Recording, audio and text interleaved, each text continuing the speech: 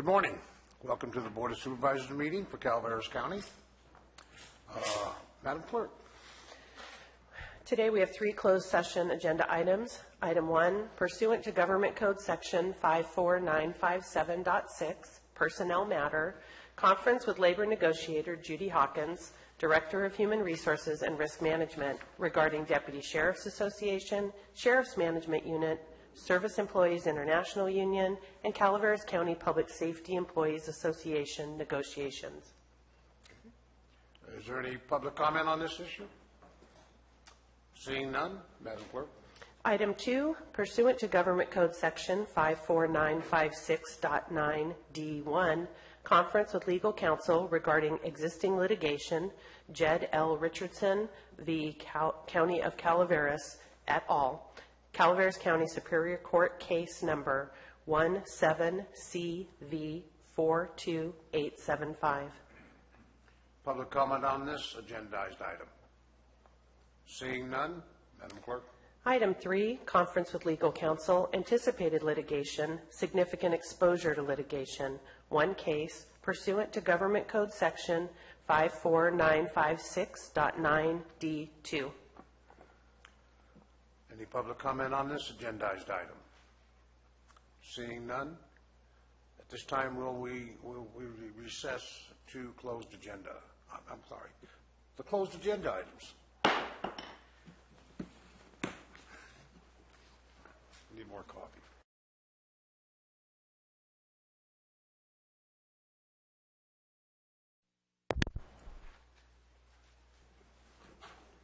Good morning, ladies and gentlemen.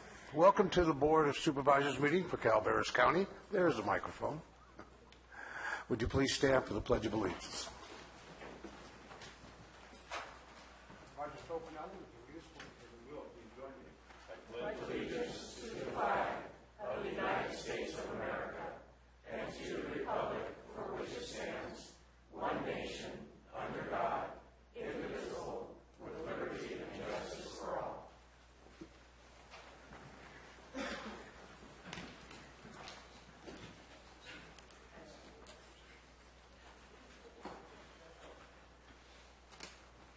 Madam Clerk.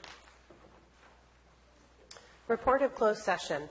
Pursuant to Government Code Section 54957.6, Personnel Matter, conference with Labor Negotiator Judy Hawkins, Director of Human Resources and Risk Management, regarding Deputy Sheriff's Association, Sheriff's Management Unit, Service Employees International Union, and Calaveras County Public Safety Employees Association negotiations. As to labor negotiations for the Deputy Sheriff's Association, the closed session is ongoing and will be reported out at the completion of the meeting. The remainder of this item, there is no reportable action taken. Item 2, pursuant to Government Code Section 54956.9D1, conference with legal counsel regarding existing litigation, Jed L. Richardson versus County of Calaveras et al., Calaveras County Superior Court case number 17CV42875. No reportable action was taken. Item 3, conference with legal counsel, anticipated litigation, significant exposure to litigation, one case, pursuant to Government Code Section 54956.9D2.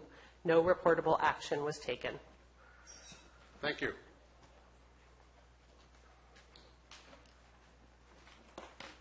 Madam Clerk. Announcements? Is there any announcements? This is a time for board members and county staff to provide updates of upcoming county events that may be of interest to the public. Is there any announcements by the Board of Supervisors at this time? Any announcement by staff? Sheriff DiBasilio. Good morning. Good morning, Board, Mr. Chair, ladies and gentlemen. How are we doing today? I'm here to just kind of give you an update on some of my staffing levels and what's going on within the Sheriff's Office. I have a letter here, excuse me, I have a letter here that was written by one of my employees that is quitting and moving on. So I'd like to take a brief moment and read it to you. I believe that you'll be getting a copy of this through HR, but just so you know. It says, "It is with deep regret that I'm leaving the Calaveras Sheriff's Office to further my career with the Stockton Police Department. I would like to discuss one specific issue as to why I am leaving. My starting wage for the Sheriff's Office was $23.24 an hour, and after 4 years of service, I currently earn $27.09. Sadly, a large portion of my earnings go towards family medical and paying my own retirement. My bottom line take-home is much less. I am now driving 40 minutes away to earn in the upper $40 an hour range, more than double what I make here. I understand we cannot compete with these types of larger agencies, but the pay discrepancy almost insulting for what we ask our deputies to do. As a 4-year deputy, the county is losing my patrol experience and someone who wanted to invest in our community. This is immeasurable to calculate on paper. I'm leaving this agency in good standing and known as one of the higher producing officers within the department, leading an arrest this past year.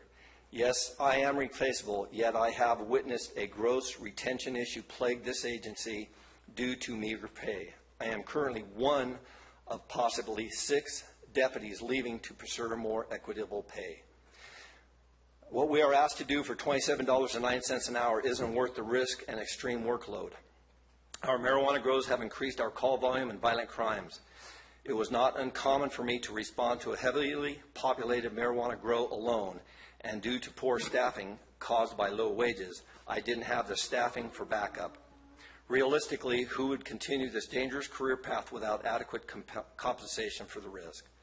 Let me make my point clear. I am grateful for my opportunity to start my career with the Calaveras Sheriff's Office.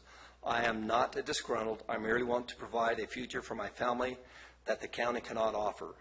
We all know deputies need more pay. I hope you realize until the gap in pay is reduced, you will continue to lose qualified officers like myself and continue to be a training ground for other agencies."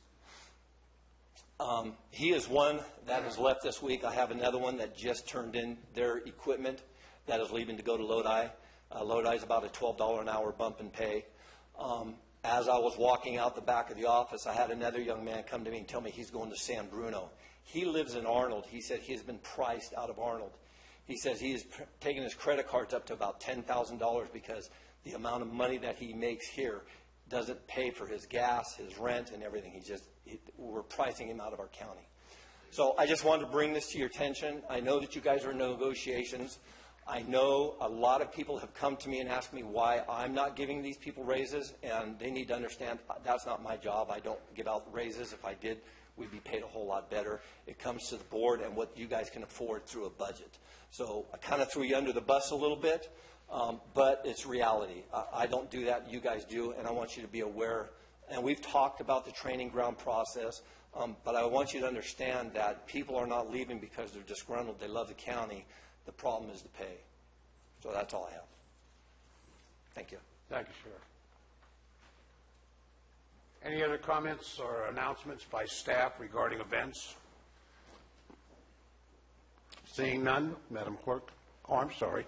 CAO Lutz. I apologize. Yeah, I'll just kind of make the first announcement with, we had been talking through closed session about the appropriate time for County Administrative Officer to report out on any key issues or items. Kind of thought that as opposed to the board report out at the end, that this would be a better time. What I just wanted to make a brief statement or announcement on was one thing we're watching very closely is the CalPERS discount rates. And on December 18th, the CalPERS board had a meeting again basically to evaluate their portfolio for the year. And the way that works, they're given the portfolio mix that that accounts for what the expected rate of return might be, but also what the risk is within that expected rate of return. Obviously, a higher rate of return equals more risk. The board voted to continue its present course with its basic portfolio mix, minimal changes, which means the discount rate is staying at 7%. And that's the number that we look at closely. One of the portfolios that they were looking at would have brought it down to 6.5%, which with every really tenth of a percent there that you see has a significant impact on our reporting requirements and the amount of unfunded liability that sits on our books, and in turn, we as the county have to be paying back. PERS has set a payment schedule for all counties, as most all counties are in the same boat with having unfunded liabilities. And so what this means is, for the time being, the numbers stay at what our current projections are, which we know is still a major challenge, which is also why we have the pension subcommittee of the board that's evaluating all the options that might be available to us to at least manage the payment and try and insulate the county from some risk. Thank you, CEO. Madam Clerk.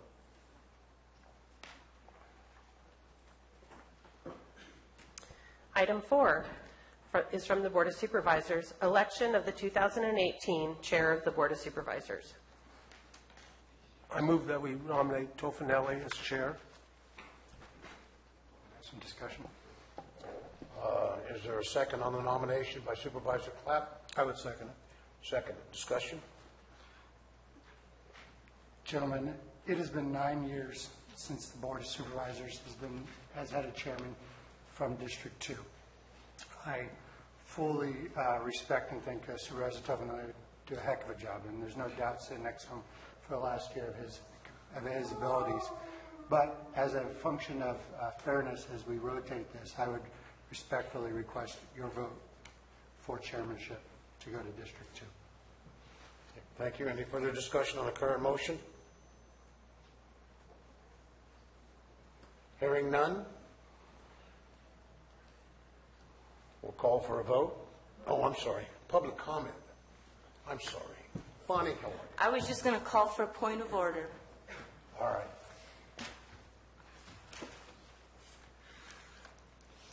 Bonnie Newman, Double Springs. I've been watching the Board of Supervisors for the past 9 years, and there's usually a natural succession or rotation of leadership roles that allow each district to have representation on this board. Only twice that I'm aware of, or that I've seen myself, that method was not followed. A few years back, Darren Spellman was passed over with cause. I liked Darren as a person. He was funny, but he was not a good supervisor. He came late, he left early, he'd walk out sometimes. He never came prepared. He never brought paperwork or reference material, kind of like Mr. Clapp does now. Then 2 years ago, a great injustice was done to this county when 3 members of this board obviously colluded and conspired to deprive District 2 of their leadership role. This impacted Chris Wright. Joe Kelly, handsome guy, funny, smart. Did I say handsome? He called those 3 board members a cabal. A cabal is a small group of secret plotters and schemers. It was obvious to me, a stooge that don't know anything, that a violation of the Brown Act had occurred. I had to get up and call for a point of order. The chairman of the board had to refer to county council to see if that was proper. Now, I also like Cliff Edson as a person, but he didn't even know proper parliamentary procedure, and yet he was voted to be the leader 2 years in a row. And District 2 was again denied leadership role. Now, if I, for any reason, think that there's been a conspiracy or a collusion or a violation of the Brown Act, you're going to have to call the cops to come in here with a straitjacket, because I'm going to go crazy. I'm going to go berserk. Because I've seen unfairness. I've seen people not acknowledged for their qualities or their leadership abilities. And I think it's time we do justice and allow everyone a proper representation. Each district deserves to have someone from their district serve as leader. Thank you. Thank you.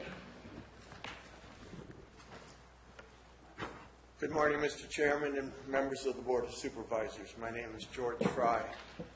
It was approximately 1 year ago that I stood before you and advocated for Jack Garamendi to be the chair of the Board of Supervisors. And my point was that District 2 did not follow in the rotation, even though there's no laws or anything, but it was just the way it's supposed to be, or has been. I can recall 3 times, I only recall 2, I can recall 3 times when they didn't follow suit. The very first time is when Tom Tryon asked Marita Calloway if he could be the chair because he had children or young adults in college and he needed the money. That was the first time. You know, I've been coming to these board meetings forever. The second time was Darryl Spellman, and I absolutely agree with Bonnie's comments about that. The third time was Mr. Cliff Edson. And although I can't prove it, it smells of a violation of the Brown Act, what went on there. Today, we have the opportunity, you do, to have Jack Garamendi be the new chair for 2018. I'm kind of disappointed, and I'm going to be frankly honest about it. I'm kind of disappointed that Supervisor Toffanelli didn't deny the motion in good faith to Supervisor Garamendi. I'm really disappointed in Clyde Clapp and Dennis Mills for having made the motion and the second. I just don't get it. I have been coming here for nearly 40 years, and if this happens today, it's just another travesty. I just don't understand. Jack is very capable. Maybe you don't know his background, but he has an undergraduate degree, he has a graduate degree. He and his wife served in the Peace Corps in South America, and he's on the Board of Regents for UC Merced. He was a reserve officer in the Army, and I just don't get it. He is so qualified. Thank you, Mr. Fry. Thank you.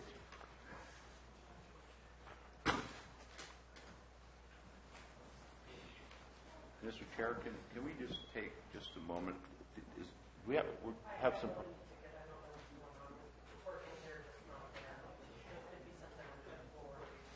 Okay, ladies and gentlemen, apparently our speaker clock is not working. There's a visual on the podium. We are keeping time with Madam Chair, so if she says you're done, you're done. Can you at least give a 30-second indication they have 30 seconds left? Robin Bench, Sheep Ranch, District 2. And I would just like to say, as a matter of fairness, I really do think that District 2 should have the opportunity to chair the next year for the Board of Supervisors. Thank you. Thank you, ma'am.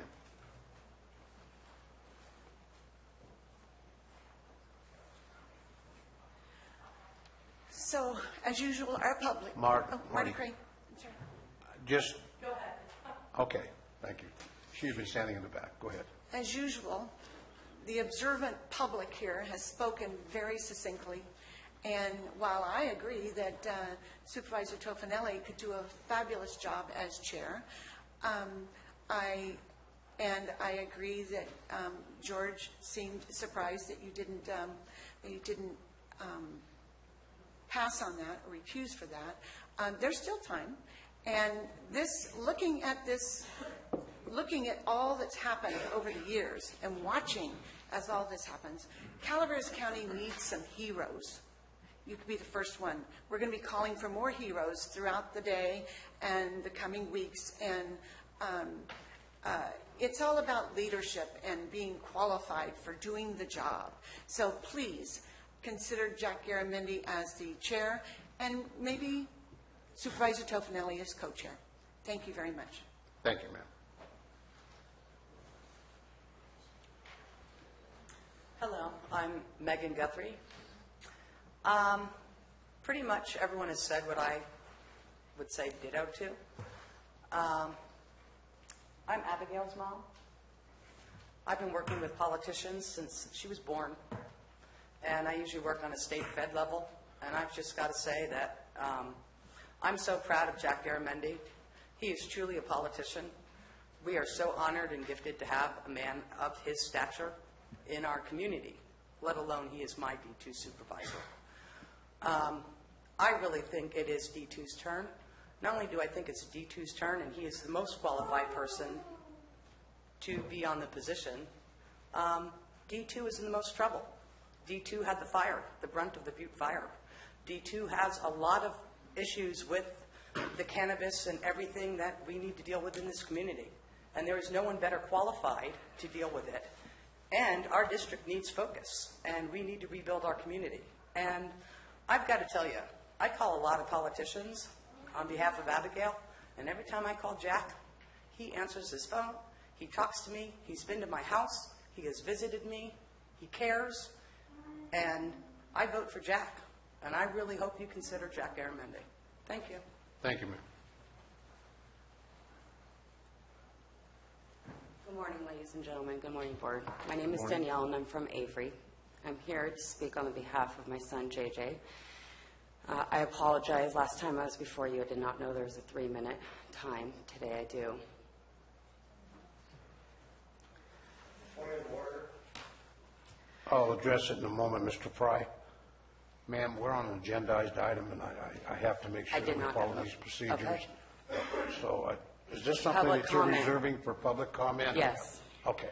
Now, this is an agendized item, Okay. and we'll hear you then. Mr. Fry, does that satisfy your point of order? Thank you, Chairman. Not a problem. Thank you, sir. Good morning.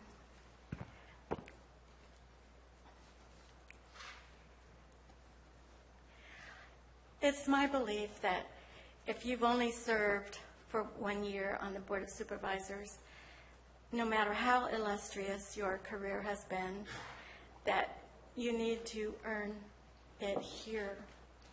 And for my part, Jack Garamendi has been a pro-pot from the get-go. Proper representation for the constituency who are out there shaking their heads about how this pot issue has been pushed down their throats is just beyond comprehension. And I hope and pray that you guys will choose a board chair that represents the constituency out there, the people that don't feel that it's worth coming here because they won't be listened to and they don't think they have any power. I'm sorry that they all sit back in their chairs watching television and doing whatever they do today or any other Board of Supervisors meeting day, but I'm pretty angry that they are just sitting there not doing anything, not calling their Board of Supervisors, not keeping up on what's going on in this county, not knowing about all the violence that has occurred because of pot. Thank you.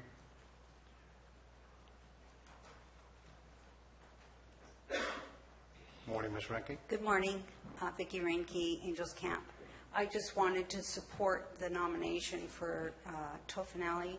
I agree with a lot of what Patricia just said about experience as a board member for the county.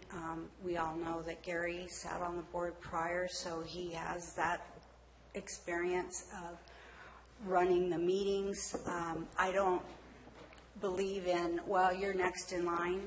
That's really not a good way to run government and your business. So anyway, I just want to say that I support that nomination, and that's the reason why. Thank you. Okay, thank you. Any further speakers? Ms. Morris?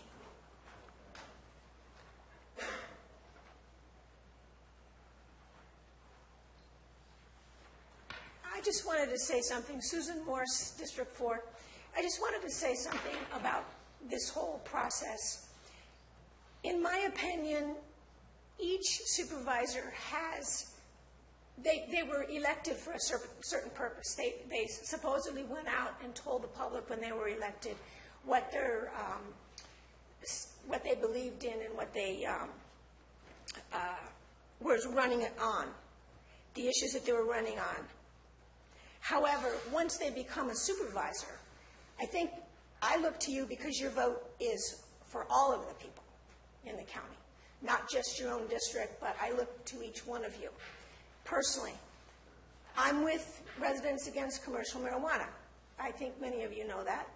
And I have received numerous calls throughout these last 2 years, mostly this last year, from District 2, where people have said, I have sent my supervisor emails and I haven't received an answer. In fact, I even received a call about maybe in October, November, where they had received email back message saying unread and deleted. These people call me for assistance, do something. I tell each one of them, talk to your supervisor, write letters, whatever. They say we don't get any responses. We don't get responses to our emails or phone calls. So because of that situation, I really think that it should be someone who is going to be the chair who will respond to his constituents plus all of the county. And I will say that most of the other supervisors have always responded to me and the people that I know. So I think that's a very huge requirement, and I can say personally, I have not contacted Supervisor Garamendi, so I can't say you haven't done it with me because I haven't done it. But I have heard over and over again, and I don't mean, I'm just telling you what I've been told and when people call me and are concerned. 30 seconds. That's it. Thank you. And I would urge you to elect Supervisor Tofanelli. Thank you, Ms. Morris. Morning, Mr. Segala. Good morning, Al Segala, Taxpayer Association. This seems to be all about pot. You know, am I wrong? Is this the issue we're debating now? Is the marijuana or cannabis? Well, hoping that it's not, and that we're really here to evaluate and select a supervisor that'll do the job in an efficient manner and a trustworthy manner. Looks like we veered away from that purpose. Even if the selection is Gary Tofanelli, vice chair can be Jack Garamendi, which means he'll be in succession for the next time. And then you'll have that balancing that's desired by at least some here in the room. Does that make sense? Thank you. Thank you. Further comments?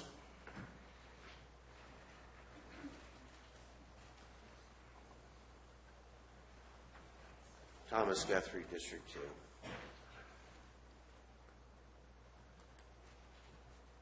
I can only speak from my own experience, but I've called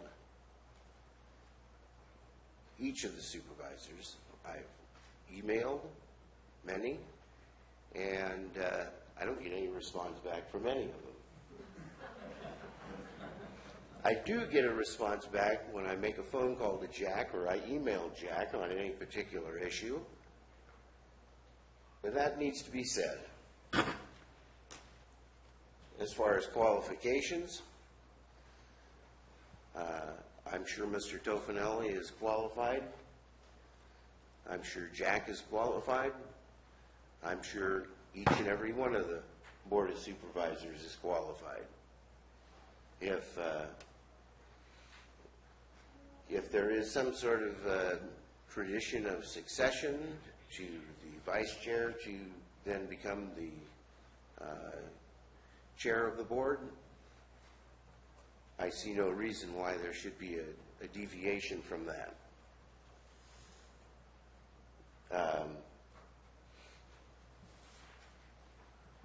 It is important that each district gets their representation. And to be denied that for so long, that being District 2, being in the chairman's seat, is not right. And I would hope that the members of the board would take that into consideration when making their decision. Thank you. Further comments by the public? Mr. Stopper? Mr. Stopper, District 5. Sorry, I just walked in, but caught on real quick. Apparently, we have a motion before us right now for Gary to be chair. Boy, 4 years, 3 out of 4, District 1. District 2, we just heard from Mr. Segala that traditionally being vice chair, succession becomes chair. This would make 3 of those last 4 years that vice chair has been District 2. Or, yeah, well, you're District 2, right, John? Yes.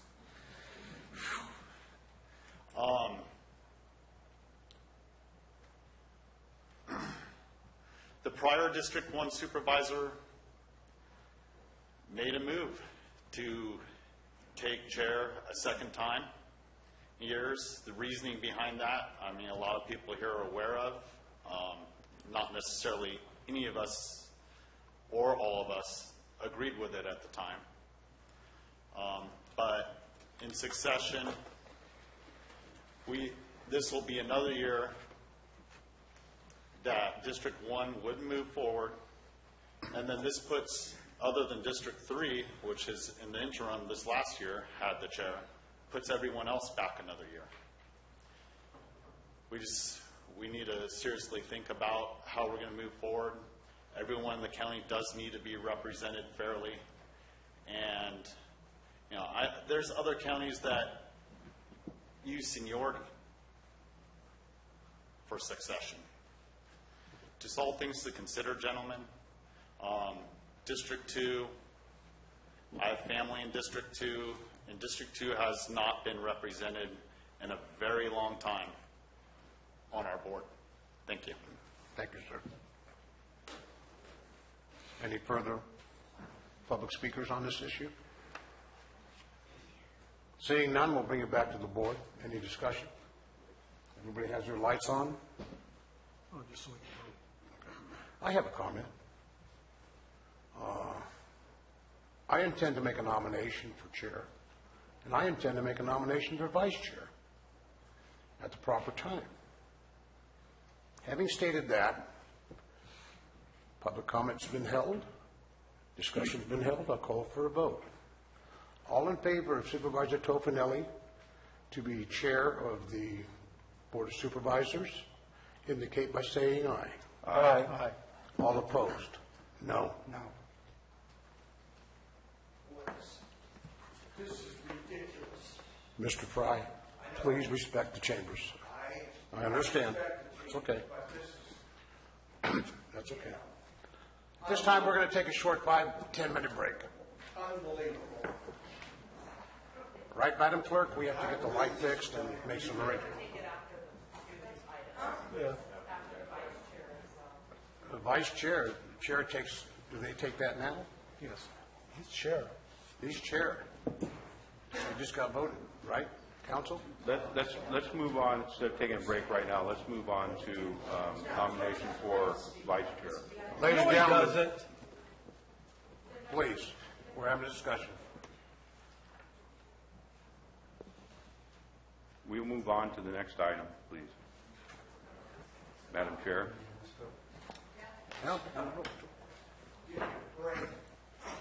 Item 5 is from the Board of Supervisors, the election of the 2018 Vice Chair of the Board of Supervisors.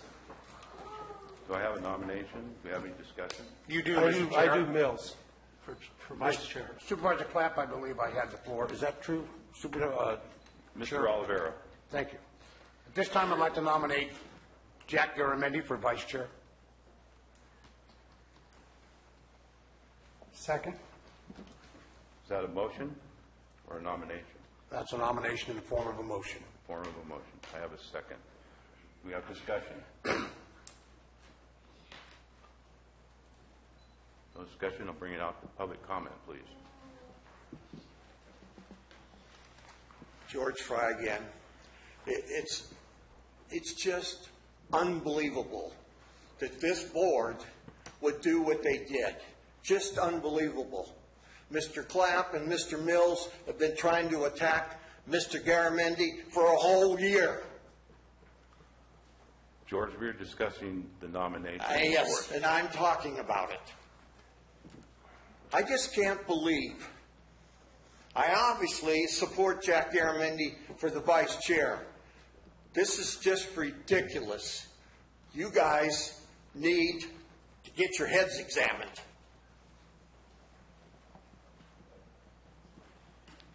Marty Crane. So, of course, I would support Jack Garamendi as vice chair. I would support him as chair. So if my math serves me, from what we've heard, this means that going into the 5th year, is it right that 4 years would have been represented by District 1? That's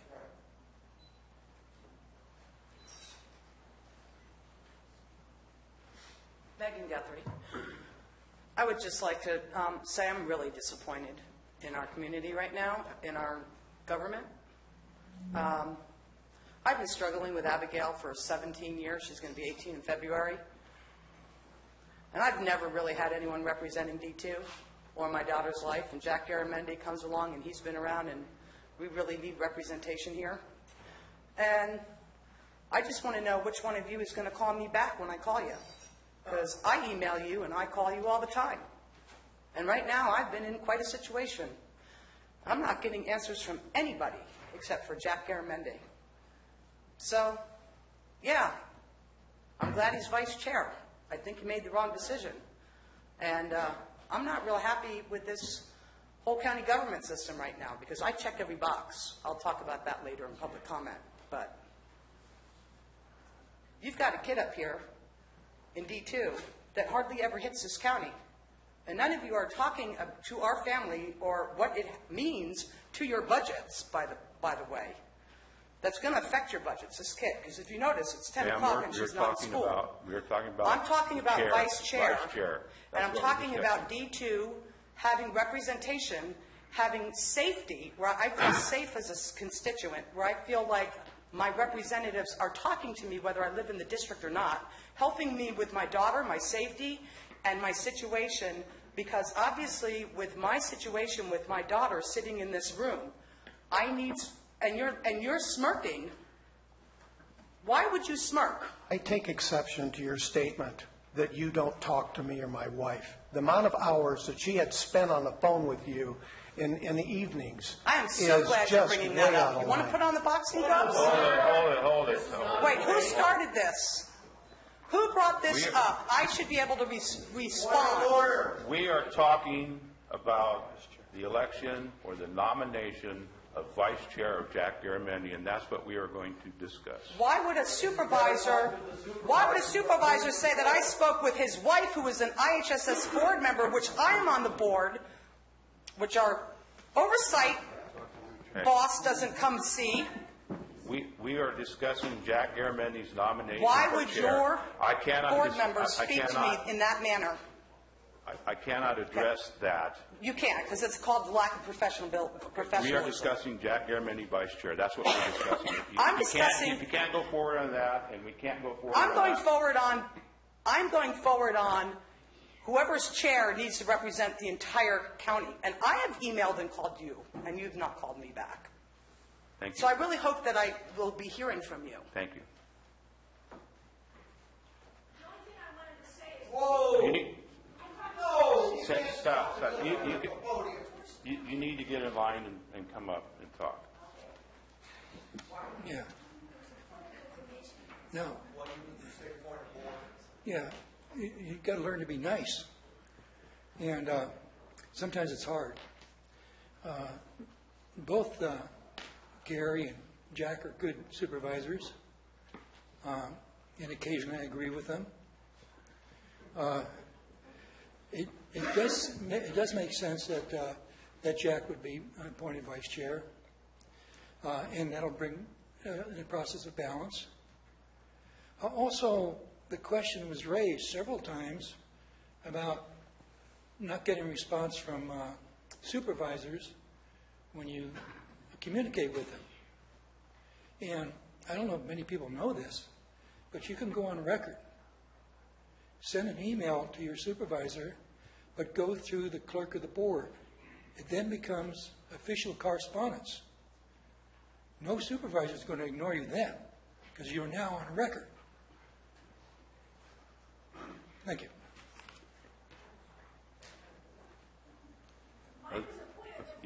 You need to come to the microphone, please.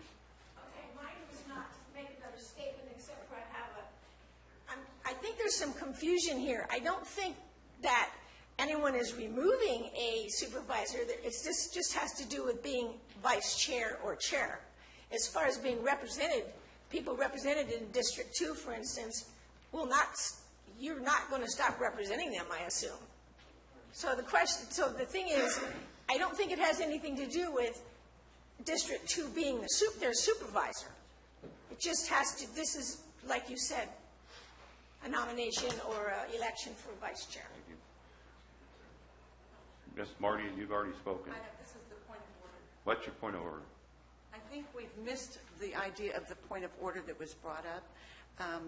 You didn't actually hear the point of order. The point of order, I believe, was that this is public comment, and we all know that sometimes people coming forth to speak at public comment want you to respond, and you always say, this is public comment, we can't respond. But we just witnessed a supervisor attacking or responding, however you want to call it. There was no attack. Well, it felt like that on that. Your point of order is... So, and I think that it is your job as chair to address that. Thank you. Next. Anybody else?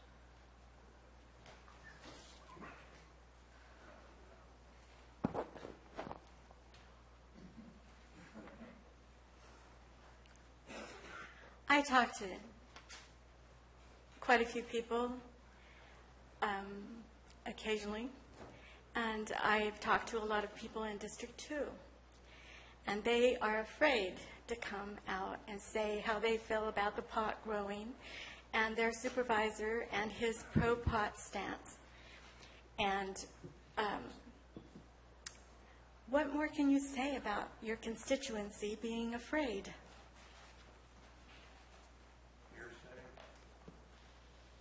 Any other public comment?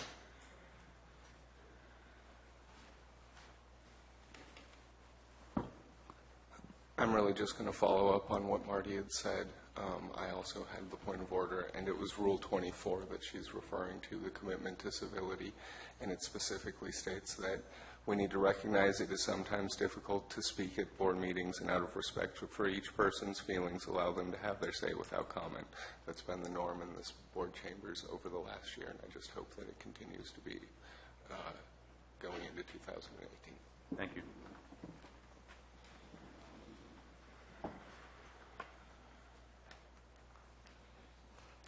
Bonnie Newman, District 1. I support Jack Garamendi's nomination for vice chair. I support his nomination for chair also. And as I said before, I think a cabal has formed here, a group of secret plotters and schemers that conspire and collude to promote their own agenda, whoever they've made promises to. And I think it's sad that you do that in front of all these people, in front of the TV, and expose yourself for being biased and unfair. And I think Mr. Garamendi will do a great job as vice chair. Gary Toffanelli is my supervisor, and I have all the confidence in the world in him. I like him as a man, and I like him as a supervisor. He did more research on the pot issue than all the rest of you combined, I think. I think, in fairness, you need to rotate leadership. Otherwise, you look like a bunch of colluders, conspirators, crooks. Thank you.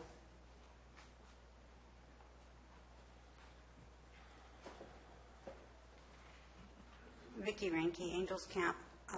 This may be a point of clarification that I had to get up and say something. The people who are coming to this microphone act like they have the only opinion in this county and that they are the only ones who support our Board of Supervisors.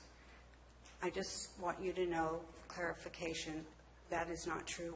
We have a lot of people in our community who support Mills, Clapp, Toffanelli on their positions on items. Thank you. Any other public comment? This is Abigail Guthrie. She wants 10 seconds of your time of silence. She does have an opinion. She does not have a voice.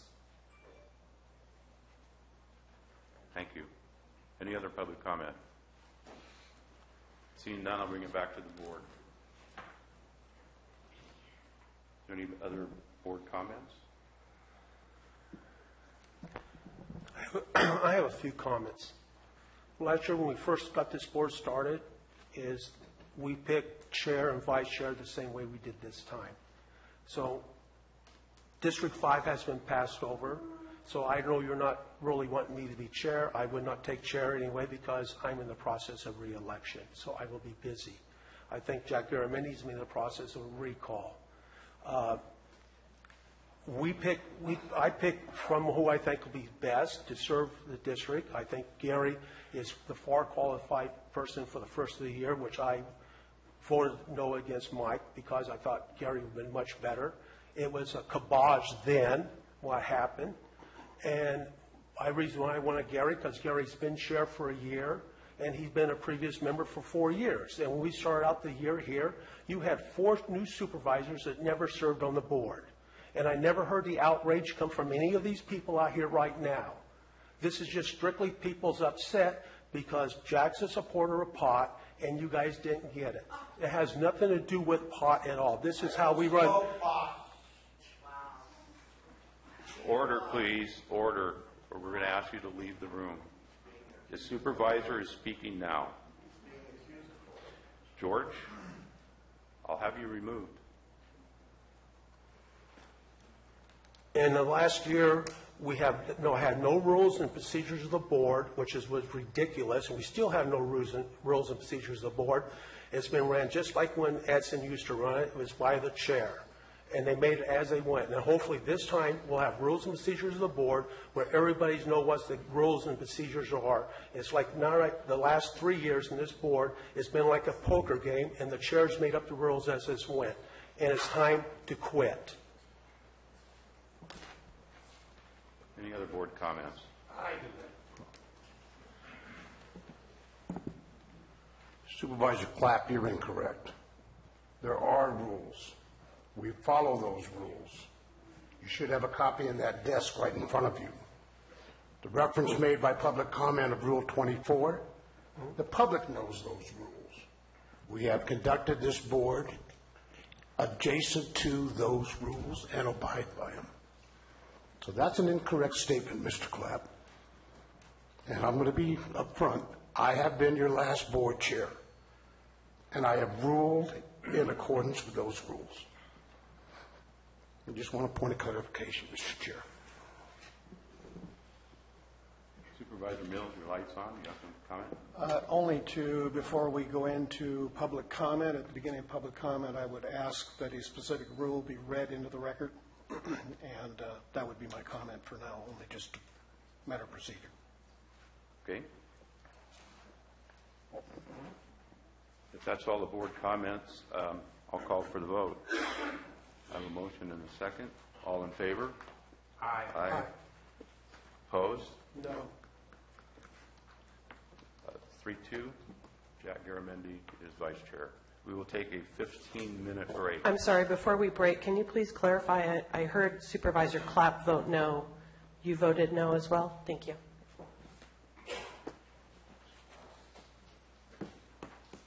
We will take a 15-minute break. You have my board rules. I gave you my board rules. I got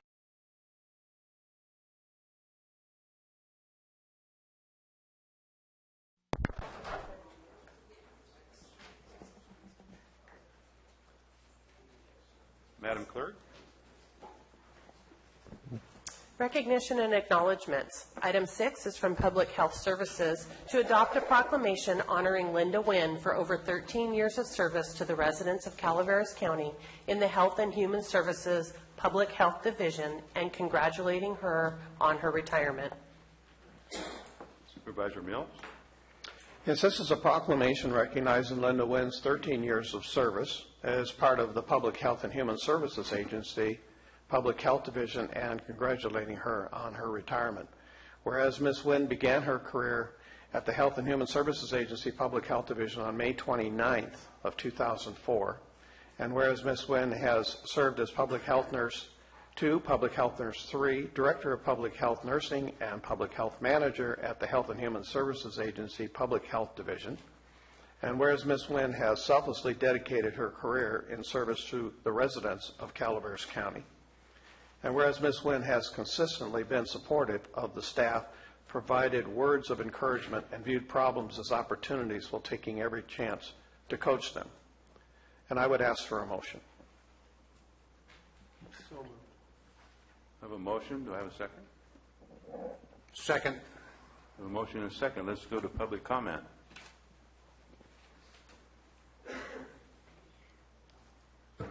Good morning, Mr. Chair, members of the board. Kristen Brinks, Health and Human Services. Last minute change. Ms. Wynn has to care for an ill family member, but on behalf of Health and Human Services, we just wanted to recognize her exceptional leadership of the Public Health Department and, again, wish her very well. And we thank you very much for recognizing her today. Will you be accepting her proclamation in her absence then? Yes, I can do that. Thank you. Any other public comment? Good morning. Terry Lane, Executive Director of First 5 Calaveras. And I'm sorry that Linda could not be here today to get your well wishes and your gratitude. She has been a big part of First 5 as she's been a commissioner the last 4 years and has always brought professionalism and updates from the county on what's happening in the health area. I also serve on the Calaveras Child Care Council and the Calaveras Dental Task Force, and Linda has been a huge part of both of those as well. And I'm happy to say that she has dedicated herself to continue with the task force and the Child Care Council even after her retirement, which is just a huge bonus for Calaveras. So thank you for acknowledging her today. Any other public comments? If not, I'll bring it back to the board. Any other discussion of the board? If not, I'll call for a vote. All in favor? Aye. Aye. Opposed? Now therefore be it proclaimed that the Board of Supervisors, County of Calaveras, this 9th day of January 2018, do hereby honor and recognize Linda Wynn for her years of service and express their appreciation to Ms. Wynn for her loyalty and leadership to the County of Calaveras, and wish her much happiness as she begins this new chapter in her life. passed and adopted by the Board of Supervisors of the County of Calaveras, State of California, this 9th day of January, 2018. Ms. Brink?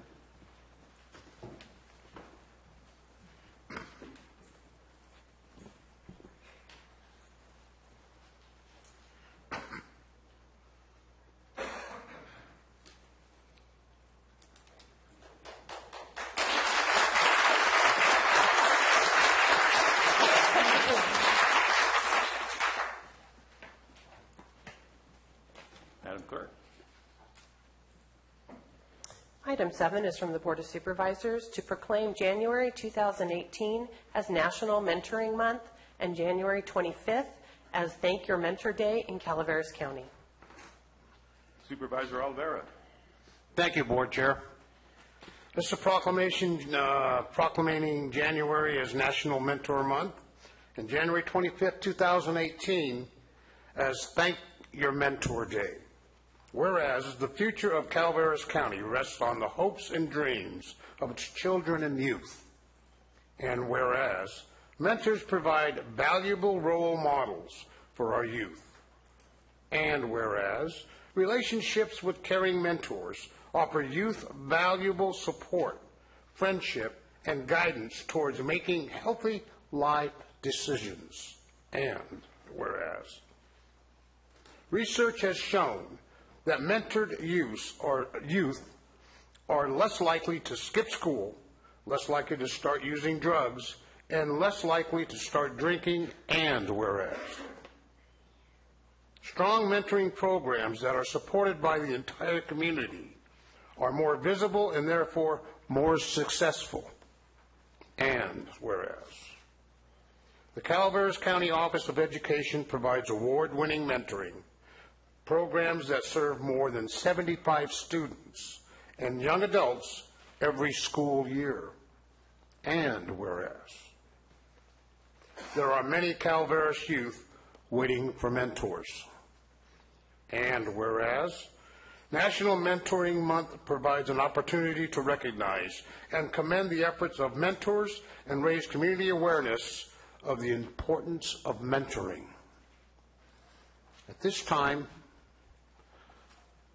I would entertain a motion, Mr. Chair, to accept this proclamation. Or you can, sir. So moved. Do I have a second? I'll second it. We have a second by Supervisor Mills. Before the vote, we have public comment.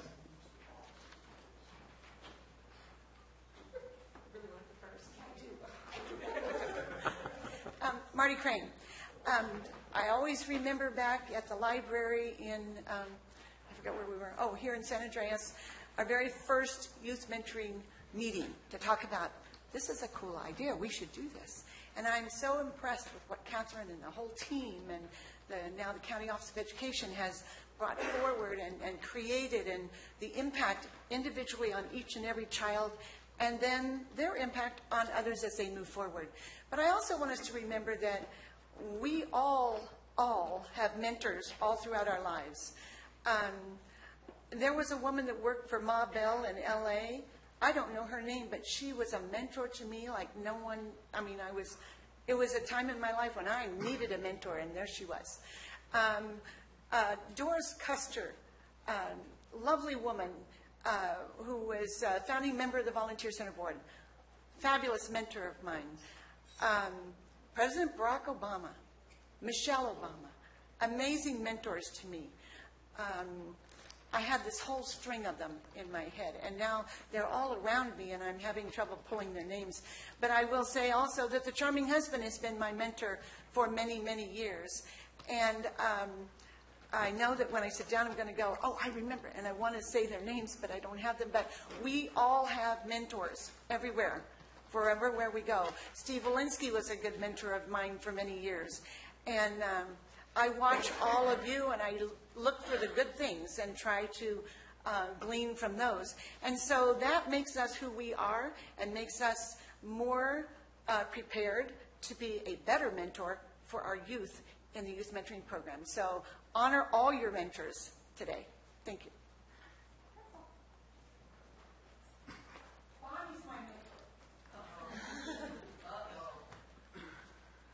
Hello, I'm I'm Katie Lackler, and I'd like to just take a second to ask if everybody here who's here to support mentoring could just stand up for a second.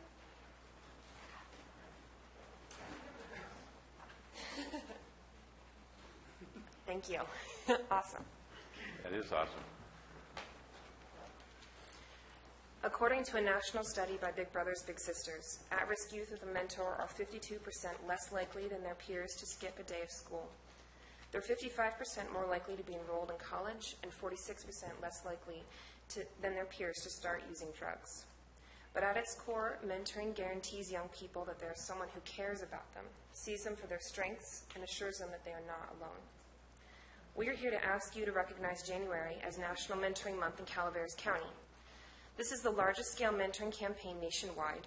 It is an opportunity to connect more young people with caring adults and to recognize the mentoring relationships that form and thrive every day. My name is Katie Lackler, and I'm the coordinator for the Calaveras Youth Mentoring Program, a best practices program that connects local youth with safe, positive mentors who offer friendship, opportunity, and support for making healthy life decisions. The mentoring program currently has 26 matches and a waiting list of approximately 10 eager boys and girls. We fully screen, monitor, and support our volunteer mentors and mentees and provide training, field trips, and mentor counsel. Volunteer mentors spend a few hours every week for at least 1 year with their mentee, having fun and building a friendship. In January, in addition to National Mentoring Month, the Calaveras Youth Mentoring Program will celebrate its 15th anniversary since its creation in 2003. In that time, the mentoring program has made 157 matches and sustained an incredible 84% success rate. This means that 84% of our matches make it to 1 year, a testament to a program structure that prioritizes time spent building and sustaining strong friendships made to endure. Calaveras Youth Mentoring Program evaluation data also consistently shows the benefits of mentoring on a young person's life. To name a few, over time, a student with a mentor improves in the areas of self-esteem, ability to build trusting relationships with adults, and outlook on his or her own future. National Mentoring Month also celebrates our F&L mentoring program, which connects high school mentors with middle school protégés and is now in its 10th year in Calaveras schools. More than 500 students have participated in F&L mentoring over the years. June McTeer, who's not able to join us today, is the coordinator for the F&L mentoring program in Calaveras County. Our cohort of mentoring programs is joined by Students with a Goal, or SWAG, Young Adult Mentoring Program. This is a new mentoring program specifically for youth ages 16 to 21. The mission of SWAG is to connect young adults with mentors who offer friendship, experience, and resources to help them develop greater self-awareness and experience a smoother road to adulthood. The SWAG program is a natural addition to the mentoring programs offered in Calaveras, contributing to a community culture where mentoring starts young and becomes a natural resource through each person's life and phases of growth. This is Christina Smith. Hello. The new coordinator for the SWAG program. She currently has 8 volunteer mentors and 11 young people enrolled or in the enrollment process, making for very vibrant monthly gatherings with topics ranging from money management to self-care. As you know, we are fortunate in Calaveras County to have some pretty amazing kids. Kids who believe in friendship, connection, and their futures. Kids who face life's challenges with strength, resilience, creativity, and hope. Kids who are willing to invite a safe adult into their lives who believes in them and wants to invest in their greatness. Your proclamation today describes the need for more mentors. Every youth who wants a mentor should have one, but not every young person gets one. There are currently 10 boys and girls throughout Calaveras County waiting for a mentor, with an even longer list of youth interested in applying for the program. So I have a list here of our young people who are waiting, so I can leave that outside if you would all refer to it, and if you know somebody who would make a good mentor for one of these young people, I'd really appreciate a call or an email. Can we give one copy to the clerk? Yes. Thank you. Thanks to strong, enduring community guidance and generosity, the Calaveras Mentoring Foundation has successfully supported our mentoring programs financially every year since the foundation was formed in 2010. This year, we are introducing a newly redesigned website and a new mentoring program poster. There are many ways you can support mentoring in Calaveras County. One of the best ways is to talk to your friends about mentoring.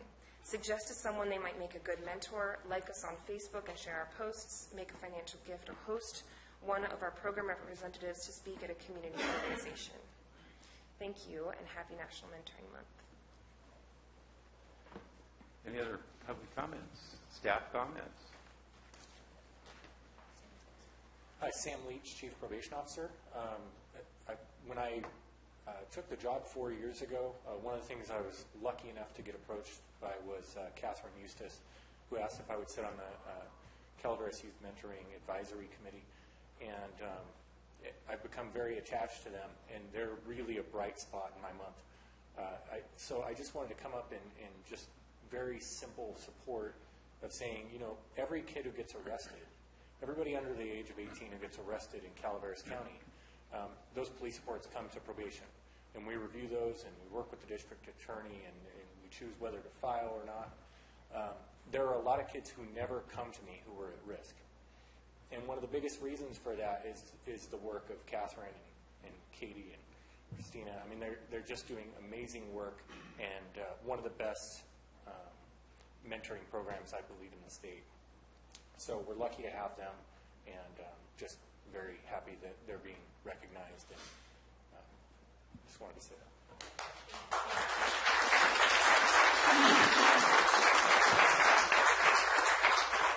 I should probably say something.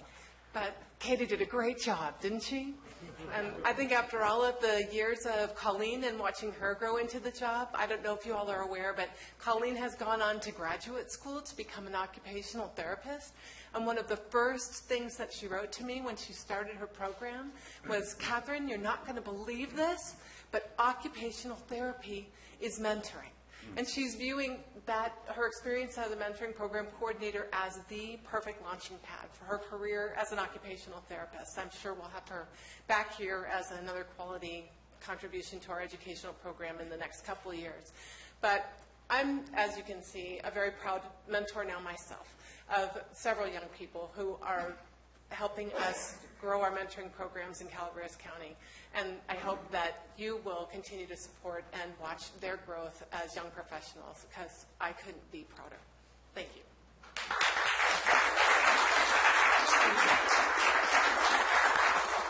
Any other public comments? If not, we'll bring it back to the board. Any comments by board members? If not, I'll call for a vote. I have a motion and a second. All in favor? Aye. Opposed? Passes 5-0. Supervisor Calaveras. Thank you.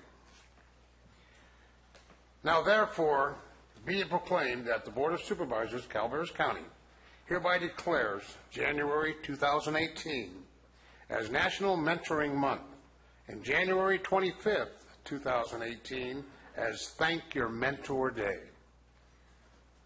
Passed and adopted this 9th day of January 2018 by the Board of Supervisors of Calaveras County. Can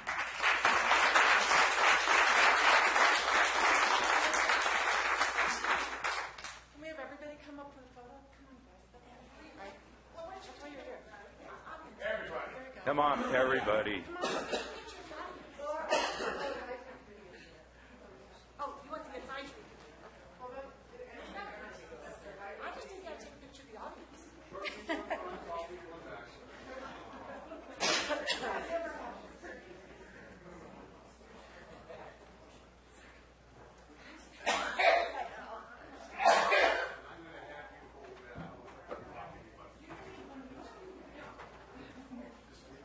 Student like you like each other.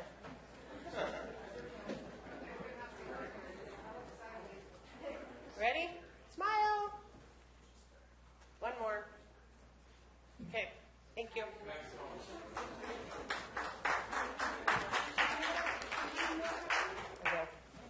Welcome. What? Yes.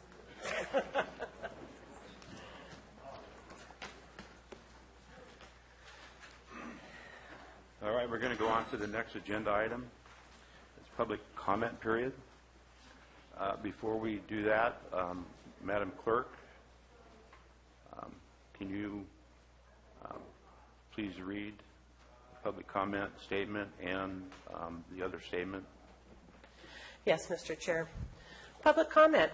Any item of interest to the public that is within the subject matter jurisdiction of the board and is not posted on the consent or regular agendas may be addressed during the public comment period. California law prohibits the board from taking action on any matter which is not posted on the agenda unless it is determined to be an emergency by the Board of Supervisors.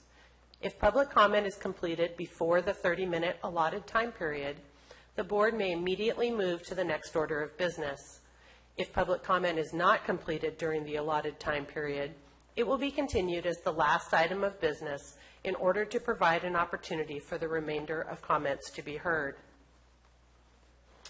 Rule 46, orderly conduct. Each person who addresses the board shall not make personal, impertinent, slanderous, or profane remarks to any member of the board, staff, or general public. Any person who makes such remarks or who utters loud, threatening, personal, or abusive language or engages in any other disorderly conduct which disrupts, disturbs, or otherwise impedes the orderly conduct of any board meeting shall, at the discretion of the board or a majority of the board, be barred from further audience before the board during that board meeting. Government Code Section 54957.9. Yeah, I want to make it perfectly clear that we're going to be civil here today. And I know there was emotions earlier today, but let's try and keep, we're all adults here. Let's try and keep them under control. You have the right to speak on anything that you wish to speak on that's not on the agenda. If you want to speak about, when you come up, speak about anything on the agenda, you'll have to wait until that comes up, that item comes up. So.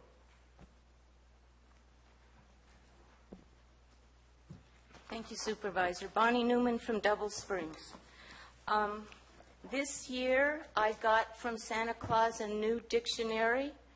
It's 20 years newer than the one I've been using, so I'm not sure I'm going to learn any new words, but this is my attempt to keep from losing my old words. I had a resolution this year, but I said, no, resolutions are to be broken. I'm going to state my intentions. No more Mr. Nice Guy for me. I'm going to speak out when I see or think something's wrong. And I'm going to talk about first a Brown Act violation.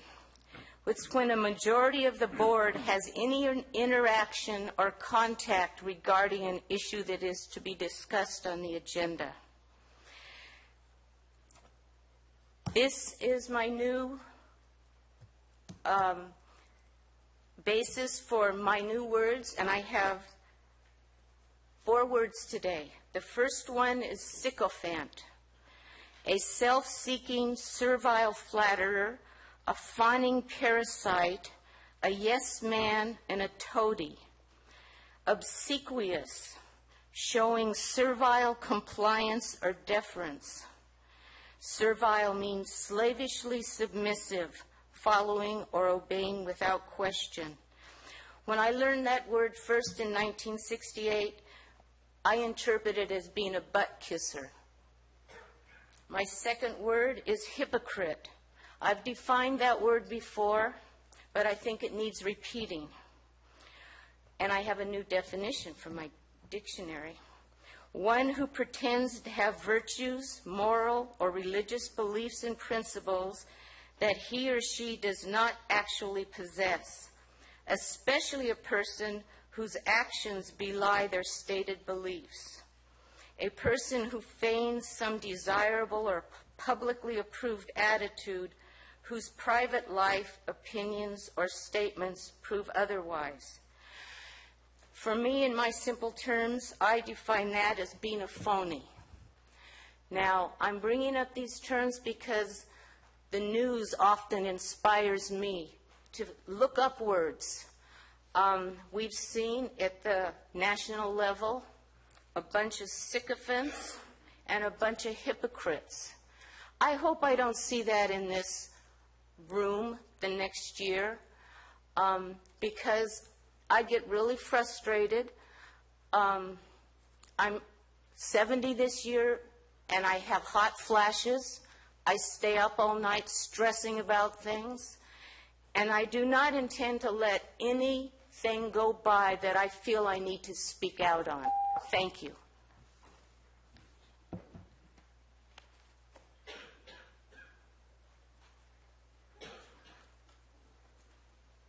Hi, good morning, ladies and gentlemen, board. Thank you for your service, Olvera, and congratulations to you, too. I'm Danielle from Avery. My son, JJ, he goes to Bret Hart.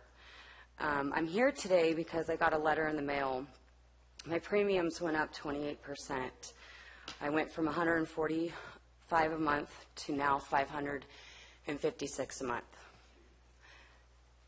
That's not being his mother, that's just being a worker in this community. I'm right above the federal poverty level where I cannot receive any help. I can also not claim him on when I go into the welfare department to maybe get some help for secondary insurance because he's considered his own person. So I am a single woman walking in there with his monies. I have over $20,000 in bills through ER. That's just flus. That's nothing here. I stand before you today uninsured. Last time I was insured. I have a few days to make a choice in that moment whether I want to give more than a third of my income now so I can have quality care and some kind of security. I go to the Angels Camp Clinic for my care, and I go down to Stockton and San Andreas for my cardiac. The doctors there seen my dire need, and they rushed me into surgery and got me my heart clearance, got me my heart monitors, my echo, my treadmill, and everything before the end of the year, knowing that my premiums are going to raise. Those are our heroes that are fighting behind the battles right now. These are the guys and men and women that are dealing with the tragedies of these numbers. Numbers just don't add up. I cannot afford that kind of insurance. I barely could afford the little that I have. Tomorrow will be 2 weeks that I had surgery. These are some pictures of my surgery. It's very well needed.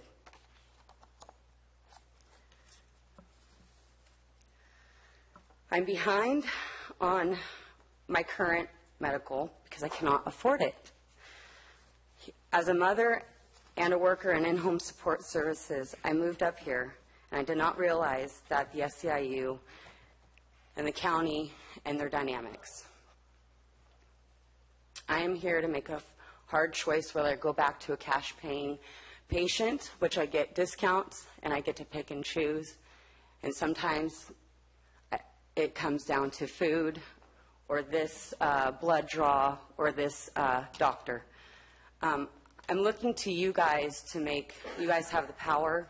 It's one thing to be unaware, but it's another thing to be aware and not do anything about it.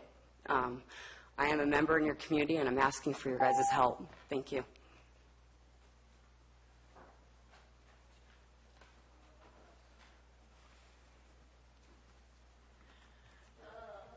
Good morning, Marty Crane. So we're welcoming in 2018, and I'd like to say let's all try to be and do better. So speaking to we, the public, and those we elect and hire to attend to the day-to-day operations of this wonderful place that we all call home. Bonnie said that we can't call these resolutions, so I think we should form some new intentions. Let's consider that we promise ourselves to keep an open mind and remain aware that our individual opinions will likely not be totally in line with others. Finding areas of common ground can only come from continued conversations and a willingness to listen and compromise. That goes both sides of the podium. Let's remember that we hire people through an election process to listen, gather, and process all the information and work through and with the board. At this point, it must be said that manipulating the processes is not working within and through the board. It must be said that encouraging the public to join the recall to eliminate a board member who holds differing opinions is not working with and through the board. It must also be said that undermining the board's planned time for deliberation by suddenly presenting a separate privately prepared draft environmental impact report is not working with and through the board. And also, failure to acknowledge and act on the fiscal instability of our county is not working with and through the board. So let's promise ourselves that we will actually interview the upcoming candidates like we would for any other critically important position in charge of overseeing the business and for setting the policies for Calaveras County. We can't continue to do what we've been doing in the past and expect us to do better. So thank you. Any other public comments?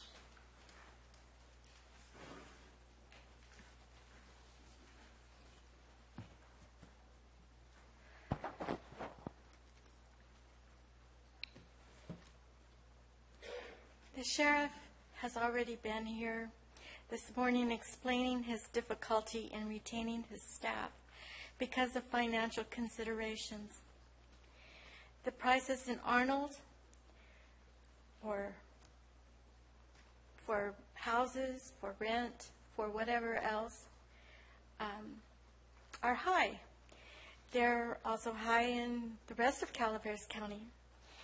And it's going to get to the point that the marijuana industry will be the only people who can afford to be in Calaveras County.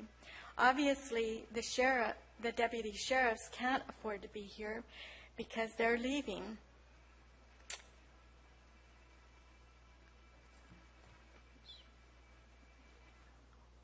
The imbalance of the finances will impact every facet of Calaveras County. And I hope you guys take that into consideration for, what happens tomorrow. In the meantime, my Toyon has been blooming, and it has a crop on it that's getting very ripe. And I have about 100 robins that usually visit me every year. And they have not come. And I'm concerned. I don't know what's happened to them. I also am concerned about California burning up at such a huge amount. I can't believe that they just wait until the fire gets to the house and then quench it so it doesn't burn the house down. There is something very, very wrong in California that this is happening. It is not just because of the drought. But if it is because of the drought, in, for instance, Kenya, when people take part of the rainforest and harvest it, the Sahara Desert takes in more of the land in a direct proportion to what has been harvested. And I think we should take that into consideration when we start allowing our vegetation to burn up. Thank you.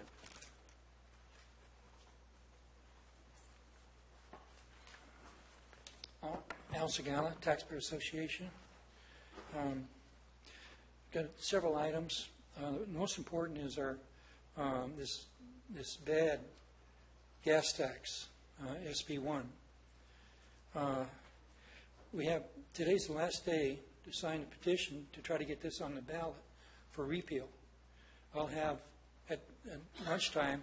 I'll have petitions in the lobby. If anybody wants to sign that, it'd be a good time.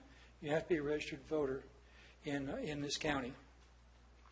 Now, along with that, I discovered a rumor that originally there was $860,000 that was set up for our county to receive funds to repair our roads from this source, from this SB1.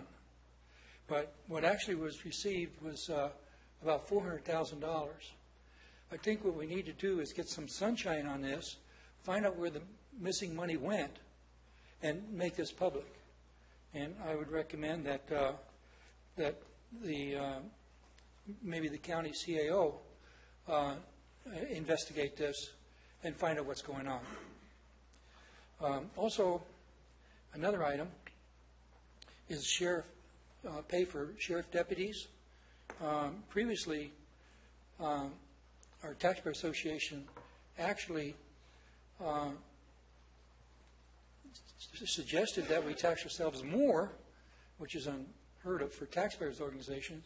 But when you think of the reason for salaries for public officials or anybody else, is to attract the best and keep the best people you can. If you have a salary structure that doesn't do that, actually destroys the integrity of the organization, such as the Sheriff's Department, you need to take serious attention to this and correct those conditions. And I think this needs to be done quickly. And so we concur with the sheriff in pointing out why some of these officers are leaving. And here again, this needs to be done under sunshine. And that's enough for now. Thank you. Any other public comments?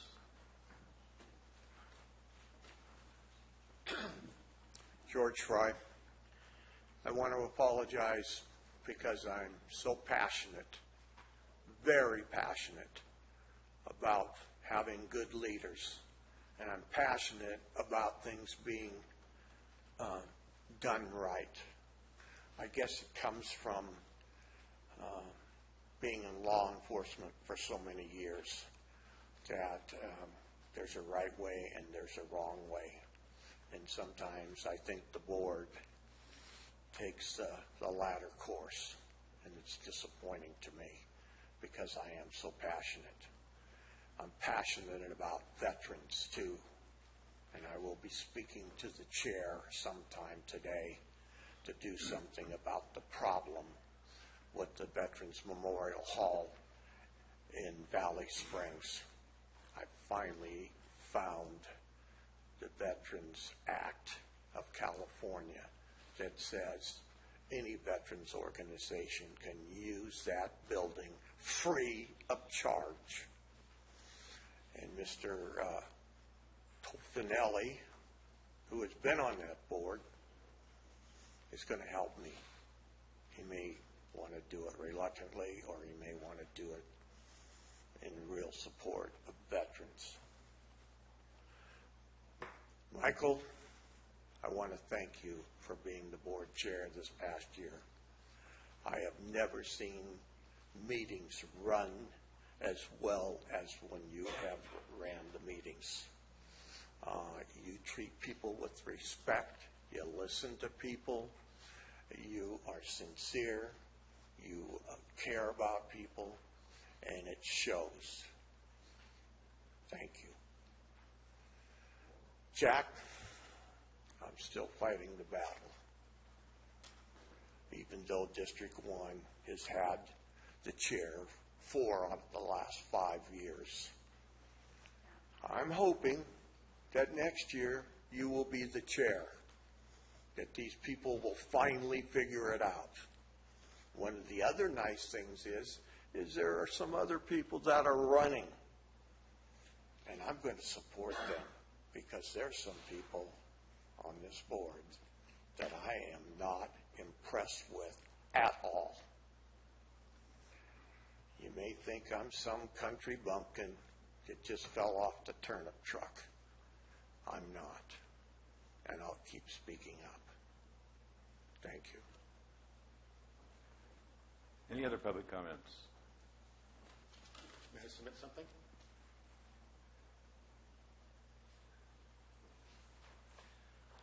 Proponent Randall Smith, District 3.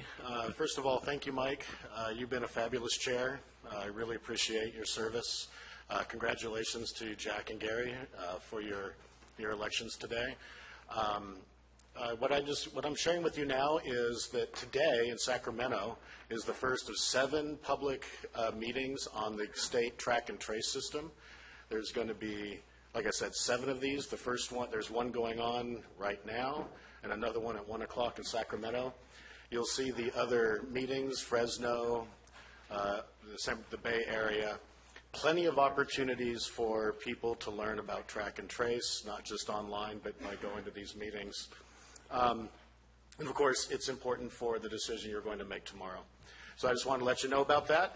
I'm off to Sacramento to learn, because that's what I do. Hopefully, that's what we're all doing up here. Thank you. Any other public comments?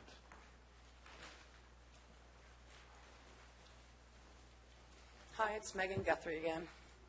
I also want to acknowledge Mr. Oliveira for this past year. I think you have done a fabulous job. I just want to really kind of just review last year and speak to last year.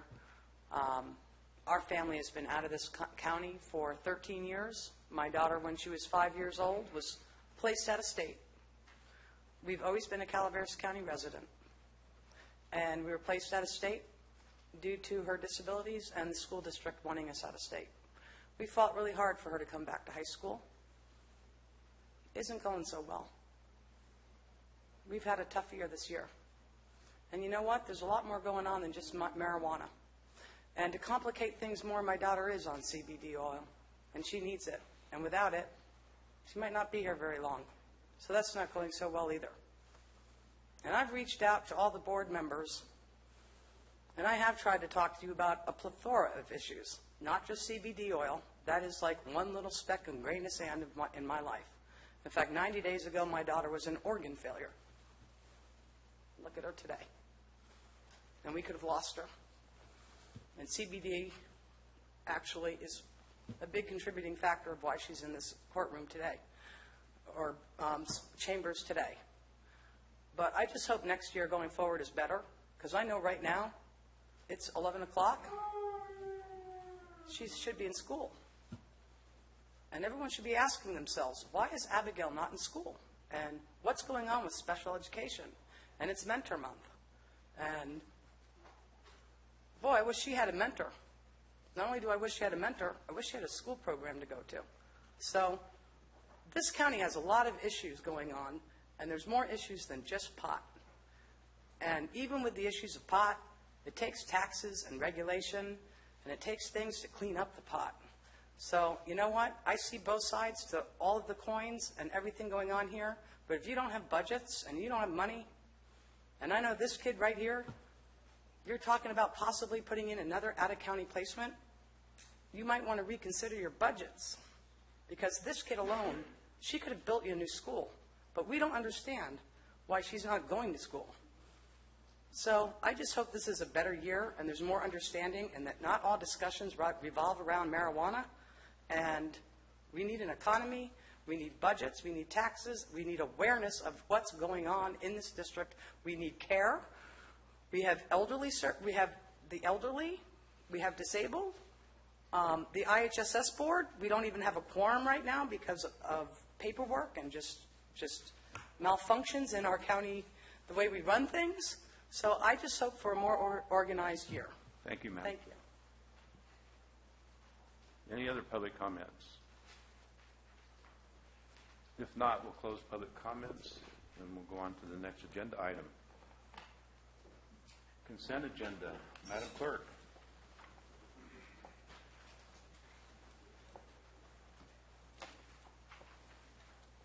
Consent agenda. Consent agenda items are expected to be routine and non-controversial. They will be acted upon by the board at one time without discussion. Any board member, staff member, or interested party may request the removal of an item from the consent agenda for later discussion. Is there any board member wish to pull any item from consent? Supervisor. Poll number, I don't know might be doing this, but I'd like to pull 18. 18. Supervisor Garamendi.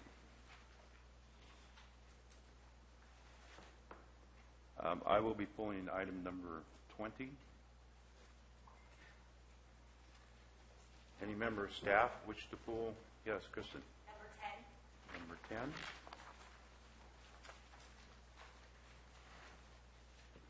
10. Any other member of staff? Yes, I've had a request to pull item 24. 24.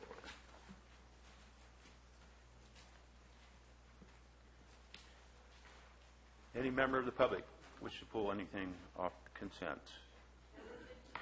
Number 15.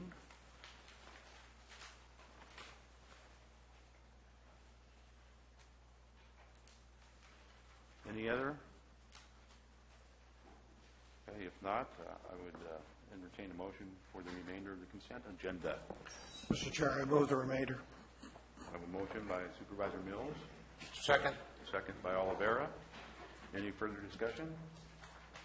If not, is there any public comments on any of the consent agenda items that have not been pulled? I didn't move quickly enough. I'd like to have item number 17 pulled. All right, we will have item 17 moved. Mr. Chair, I'll amend my motion. Mr. Chair, I'll amend my second to include item 17. Okay. Any other public comment? If not, bring it back for a vote. All in favor? Aye. Aye. Opposed? Moving on, item number 10. Madam Clerk. Item 10 is from the Health and Human Services Agency to authorize the board chair to execute an agreement with Five Claw Maintenance for janitorial services in the Human Services Building located at 509 East St. Charles Street, San Andreas, in an amount not to exceed $80,900 during the period of October 1st, 2017 through September 30th, 2018.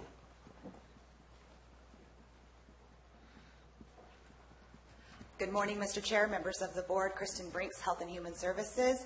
I am asking that the board pull this item and consider it at a later date per direction from Human Resources, who needs time to meet and confer with the union. This information was brought to light very last minute, and it is not, in past practice, we've always kind of operated like this, but this is something that Human Resources wishes to discuss a little further. So I respectfully request you to remove this item and consider it at a later date. Any public comments? If not, we'll bring it to the board.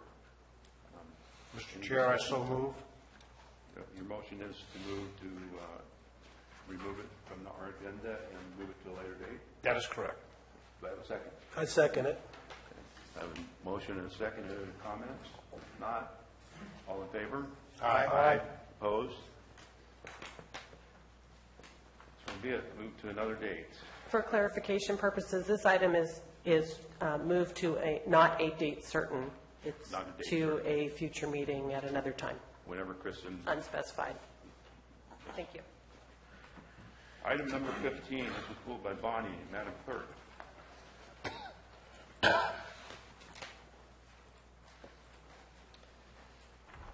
Item number 15 is from Public Health Services to authorize the board chair to sign an agreement with Denise Cintron Perales for the provision of evaluation services as mandated for the Tobacco Control Program in an amount not to exceed $116,000 for a period of July 1, 2017 through June 30th, 2021.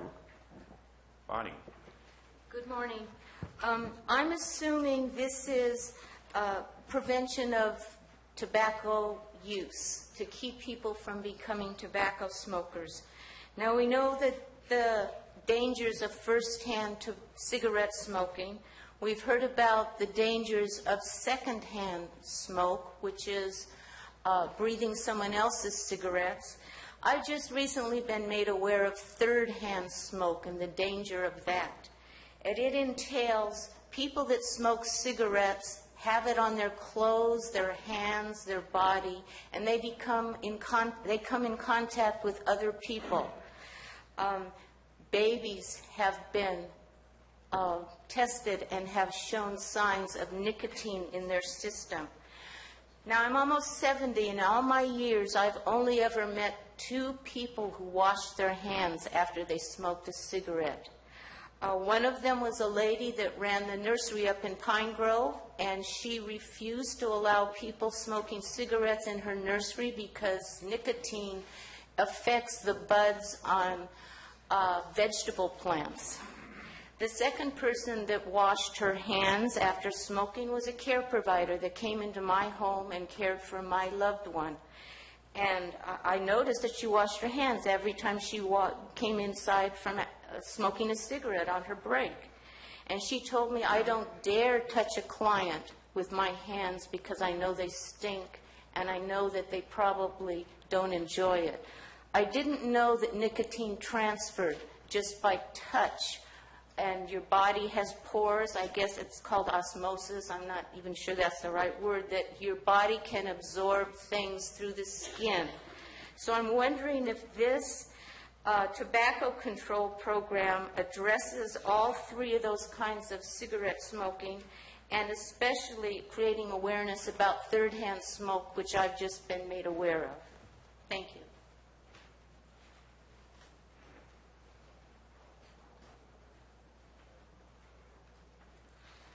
Good morning, Mr. Chair, members of the board. Kristen Brinks, Health and Human Services. To address Ms. Newman's points, this is a program, the tobacco prevention program is very well established through the California Department of Public Health. It follows science-based research and science-based education and addresses all of the newest and up-to-date science-based services. And it is it is a well-respected program. It is one that really does focus on prevention and prevention services. So I guess yes to all of her questions. George Fry. I'm curious about the expense, $116,000. To me, that's a lot of money. I would like to know, does that money come out of the general fund, or where does it come from?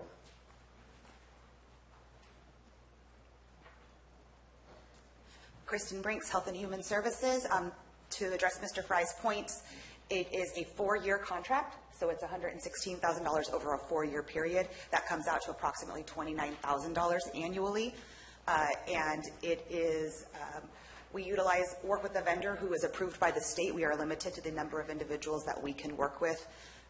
And it is not general fund. This is funding that comes from the California Department of Public Health. As you know, the Health and Human Services Agency has very, very minimal general fund as part of our budget, and this is a funding source that comes from Department of Public Health, state. Chair, I do have a question. Bonnie, was your question answered? Yes. Okay. Mm-hmm. Other public comments?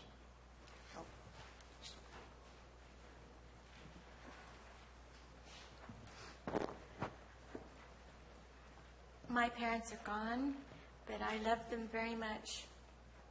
They were wonderful parents.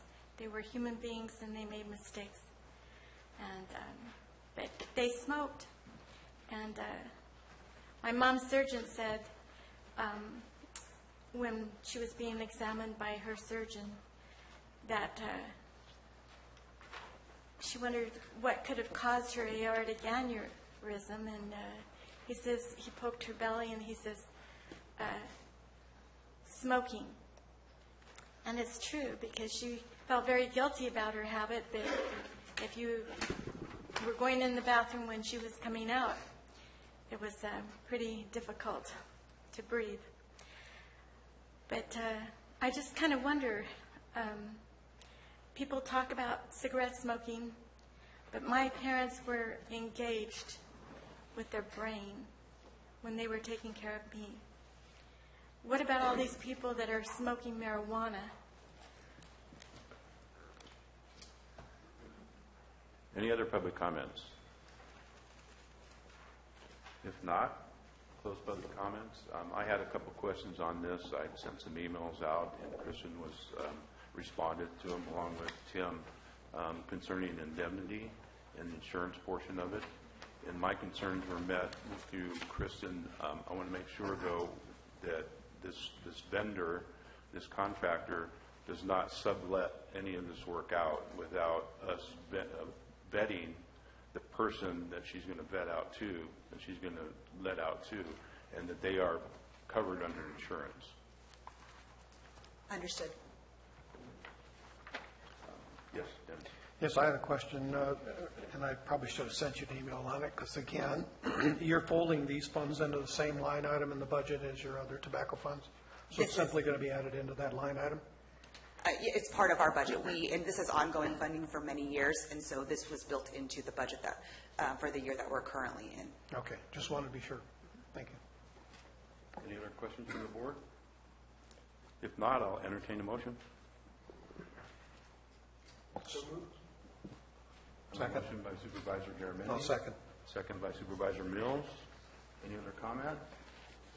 Call for the vote. All in favor? Aye. Opposed? Passes 5-0. Moving on to the next item. Item number 17. This has to do with the library. George, you pulled this item. Sorry.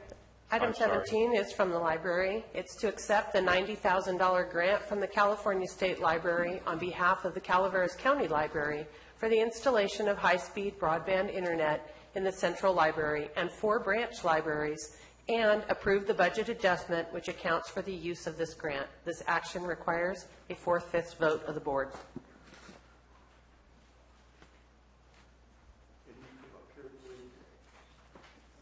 I pulled this item, not because I don't think there's anything wrong with it. There isn't.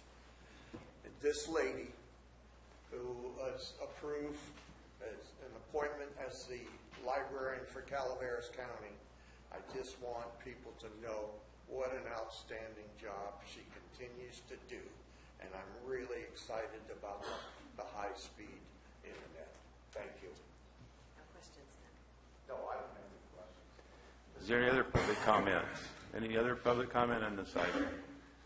If not, I'll bring it back to the board. Any board comments? If not, I'll look for a motion. So moved, so moved, Chairman. And the motion by Supervisor Oliveira. Do I have a second? Second. Second by Supervisor Clapp. Call for the vote. All in favor? Aye. Opposed? Passes 5-0. Moving on to item number 18. Madam Chair, this was pulled by Supervisor Garamendi. Item 18 is from County Council to adopt a resolution authorizing the initiation of litigation for the collection of unpaid administrative fines related to illegal cannabis cultivation citations.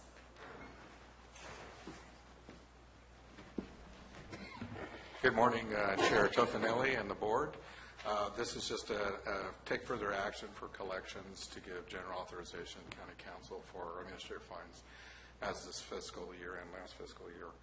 That accumulated at about 912, but a correction on that 912,000, there's about 20,000 less. I think it was 552 plus 339. So that's what we're here for, and if you have any questions, Mr. Chairman. Thank you very much, Ed. What is the, in addition to the cannabis fines that you put in the staff memo, what are the general code violations? How much money are outstanding in those accounts as well? Yes, we did some research on that because we knew that we're going to have that. We have the information. We have about 470,000 outstanding from 2014, 2017. To give exact numbers, there are a lot less citations because it's a different type of citation. We had probably about 35 in 2014, 2015 we had 51. And those 2 years we had about 800-some thousand. 2016 we had 12 citations, and in 2017 we had you got to scratch out about 24. The last fiscal year or so, out of that total 92,000 reported, we had probably over $1 million of citation fines. About 470,000 still outstanding on the code side also, which will probably come further for action on those in the future. Thank you. The resolution in our packet specifically says cannabis. I assume that you're seeking authorization to pursue all claims, not just cannabis, but all outstanding code violations, correct? I guess this one's more specific for the cannabis, but I guess it would be general in the sense, yes, general authorization for the county council. But I guess county council. I would just clarify that the resolution before the board is related to enforcement of our current cannabis regulations and citations related to that specific code section. If the board would be inclined to have a broader discussion about collections in general, because the county does not have a collections department, we could certainly bring back an item working with administration on a broader discussion of collections across the board for the county that were not related to cannabis. The resolution in front of the board today is specific to cannabis cultivation fines. It would seem like, fines are fines. We need to go collect them. If you're a homeowner in Rancho Calaveras, or you're a cannabis grower. If you break the rules, you should have to fine, and you should have the authority to pursue that. It would seem to me that we ought to make those equal, because Ed in his office and the county council's office will be pursuing that. So I would propose that we take this on as a broader resolution to actually accomplish both goals. One thing, if that's a matter of just striking cannabis from this resolution and making it broad, and we can do that now. If it's something we have to do later, then I would propose we do that later. I would recommend, because of the way that it was agendized, that if the board is inclined to have the broader discussion, to take action on this and direct staff to bring another resolution forward at maybe the next board meeting to either address either just an informational item for discussion or a resolution that broadens the authority of our office. Would it be possible to rehear them both at the same time? Because we're taking a certain class of people and we're making a special rule, and we're going to just go prosecute them. And we're not going to prosecute people who are not in that special class of people. Well, I want to clarify, there's nothing that's prohibiting us from taking action to seek fines or initiate any kind of claim against any other fine for Is there a prohibition to cannabis? No. So they would fall into that broad category as well? What I'm saying is that right now, in order for us to initiate a claim, so we actually initiate litigation against a property owner, we need to get authority from the board. So we could come to the board for each and every case, each and every property owner, to seek that authority. This is a broad authority that we're looking for. So when you say that we're kind of creating a special class, that's not necessarily the case, because this is just the blanket authority for this area, but it doesn't prohibit us from moving forward and seeking authority from the board on each and every fine or each and every citation that is issued by code compliance. Why would we not just do a blanket for everybody? We can certainly do that if that's what the board wants to do. It can include cannabis, it can include people who are not in cannabis who have code violations. Why won't we just do one big umbrella, give the county council's office the opportunity to go collect, pursue in court, instead of breaking this into two distinct groups? That would be fine by me if the board were to be inclined to table this item or just continue it. We can modify it, or just not take action, and we can agendize a broader resolution for the next board meeting. That would certainly be fine if that's what this board would like to do. I would propose that. CAO, you have some comments? Yeah, I would add, first of all, this has been, broader collections has been one of those concern items on the radar for some time. Certainly the county has authority to initiate general collections. Where this is a little different, I think, with a new program, significant volume over 2 years we see of just how much has accrued in those fines that, like many things, it became the iceberg that said, hey, we have a problem. What I would suggest, and I don't think the next meeting is timely enough to do it, but what we're undertaking is a review of collections across the county. Specifically what I had met with Human Resources and some of my staff to then start to work with each of the departments to identify just how much are we not collecting, because it is correct that we do not have a centralized collections unit where we're actually having somebody set aside that that's their desk, that's their sole job. And when you look at just these numbers, I want to see how large that overall amount could be, because it could be significantly larger, in which case I think coming back to the board with a recommendation of how do we develop a collections unit, what funding do we tag to it, what are the goals and objectives, because you can do it staffing or you can do it with firms that take it on contingency basis. Obviously then you're collecting pennies on the dollar, So most of the time you see a two-tiered approach where current is what we're going after, then the stale dated is what you send on a contingency basis, hoping to at least recoup something. For the sake of moving forward on this piece, my suggestion or recommendation would be to allow this to proceed, because if it takes a month or two to come back with a recommendation of a complete program, it's that much more time that we've lost in doing recovery of those fines. Well, in the resolution that we're looking at, that was delivered to the board, being a little bit late, but the fact of the matter is if you just cross out the word cannabis, it appears to me it would cover just about everything, including cannabis.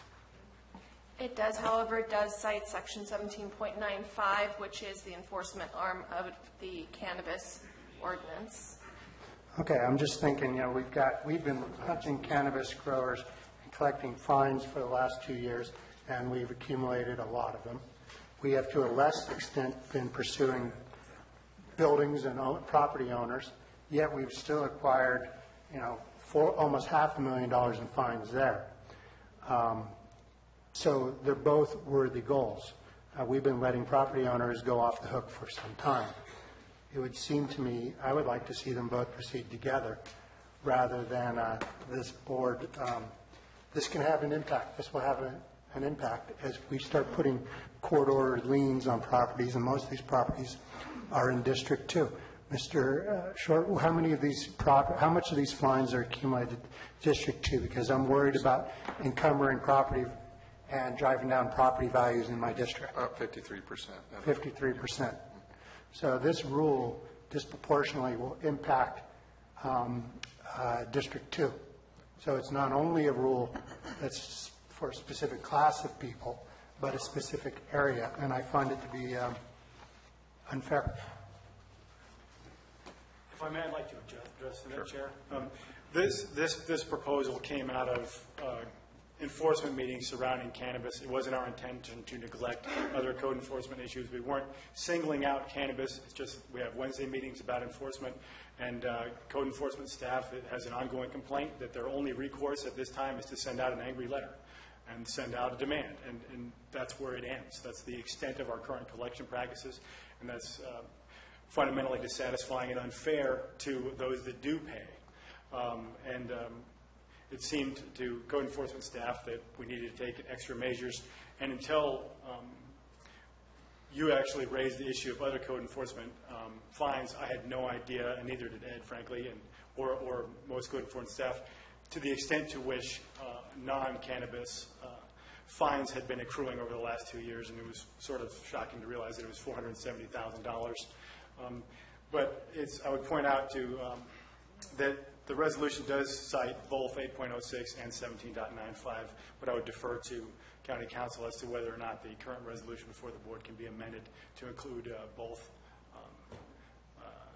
items or not. Mr. Chair? Yes. Comments for our staff? Well, let's talk about the issues that are other than cannabis. Do we have any enforcement on those issues documented through an ordinance? And I'm not trying to nitpick here. I just want to see if we're going to do this, let's do it completely.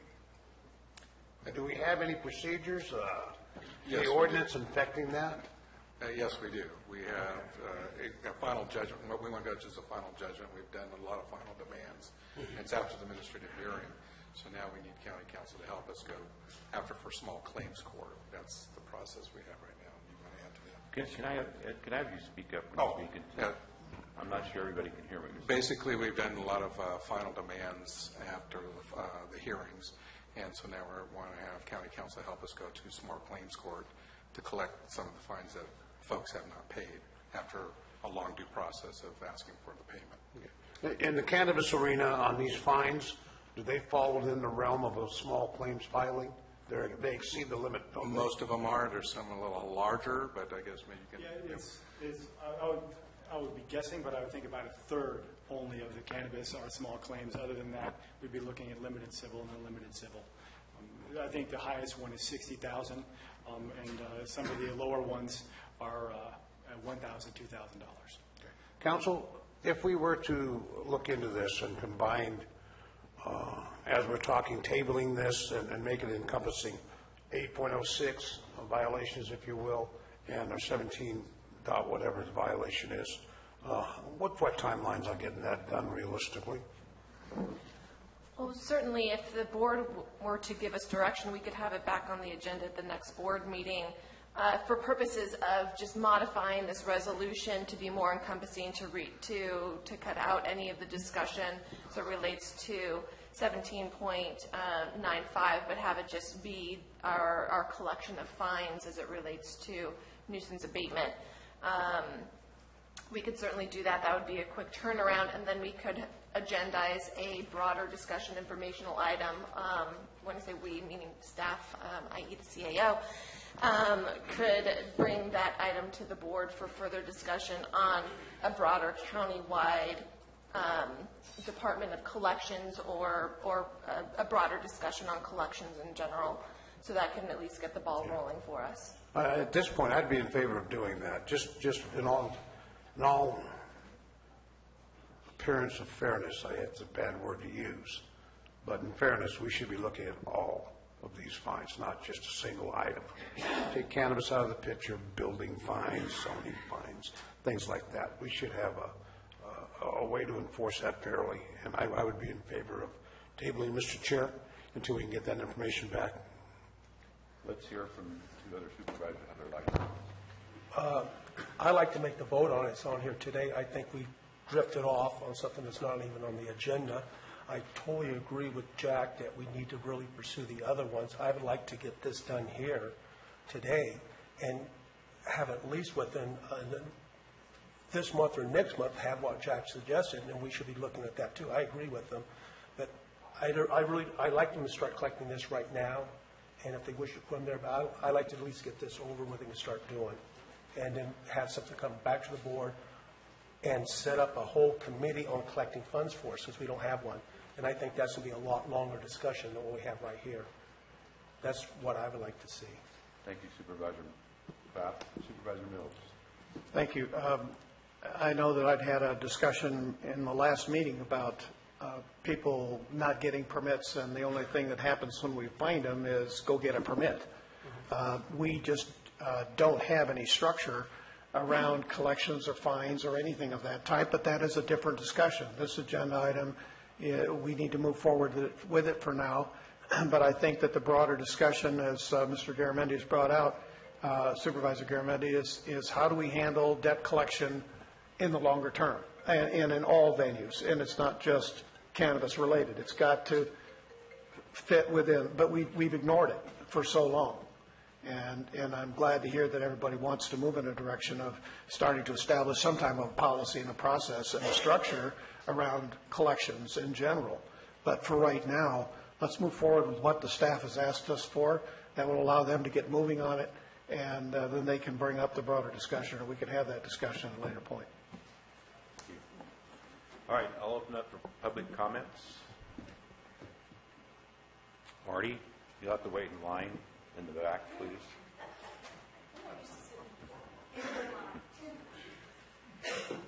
I just have Bonnie Newman from Double Springs. I'm interested in knowing how much, we've got 470 in the cannabis category. How much is in the other violations, the code violations, the building violations? How much money are we talking about? And then I may have understood that one way of pursuing this is through small claims. Do small claims, are we talking about liens on property if the people are not able to pay? How are we recouping this money if they have no money? Is it liens on their property, or how is that accomplished?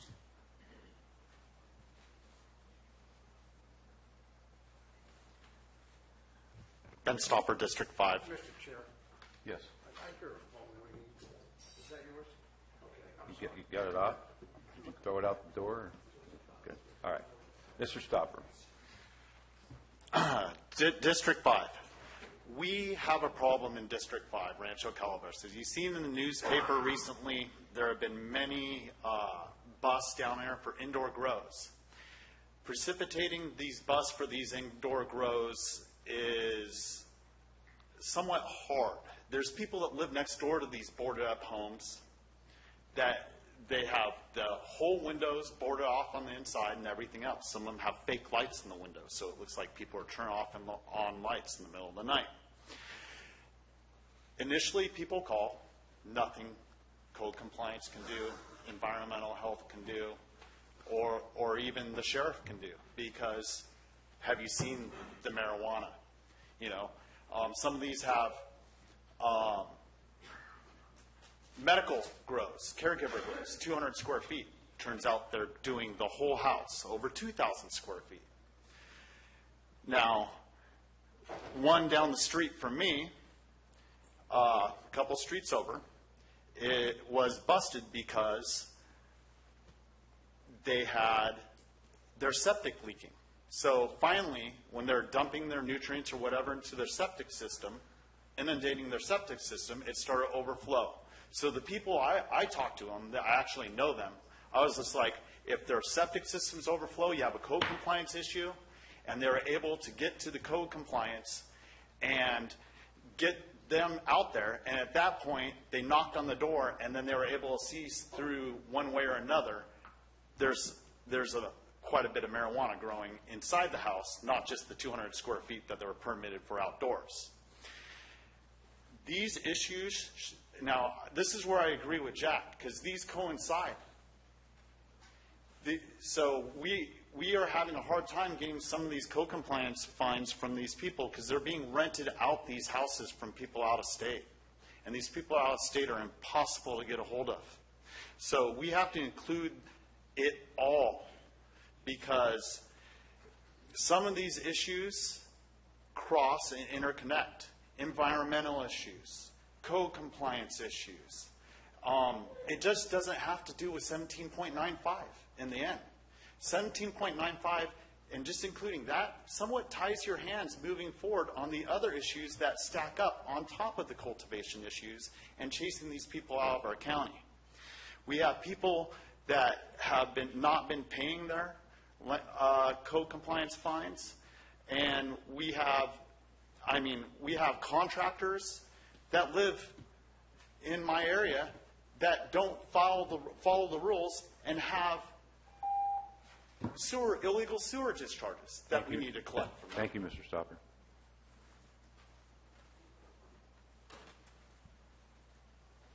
Marty Crane.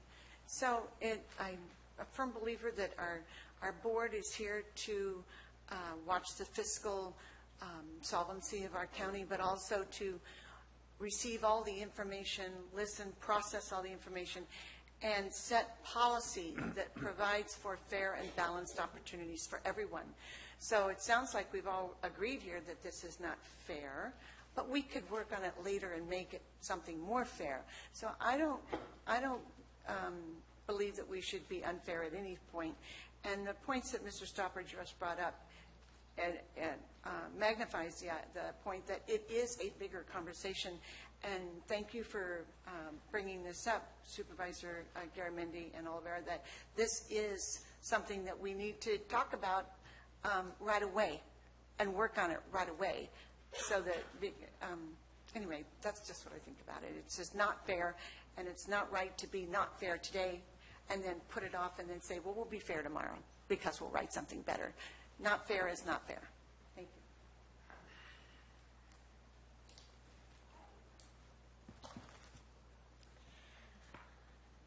you. Mr. Stopper. Will you address the board, please? Okay. But I am addressing you when I say Mr. Stopper, because Mr. Stopper is a very pro-marijuana pot growing. Patty, you need to address the board and speak to the board and not about Mr. Stopper. Well, I am addressing you. By name, you can address, say another speaker said something, but let's try and keep it. Another speaker has talked about marijuana being grown in houses. in Rancho Calaveras and filling up the houses with pot. And that's just part of the pot industry, because if you give them an inch, they will take a mile. And the repercussions of what you guys are talking about is going to persecute people that have lost their homes or their properties, or put them in situations with the Butte fire or other people. And in favor of the pot industry, and I take exception to that. Thank you.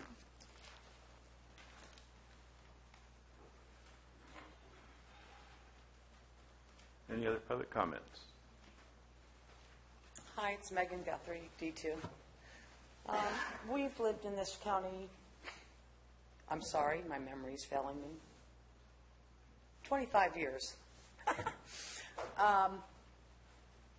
When we first bought our house, we didn't realize Calaveras County was very poor in their code compliance. And the realtor was very poor in disclosing how poor Calaveras County was in their code compliance issues, and that we bought a home not only out of code, but it was also a methamphetamine lab at one point that was not disclosed. I have a neighbor that has lived in a trailer now for 10 years, plus 10 years, and not great conditions. So, and then also in public minutes, you hear the sheriff get up and say that he really tries not to do any cannabis busts unless there's a nuisance complaint.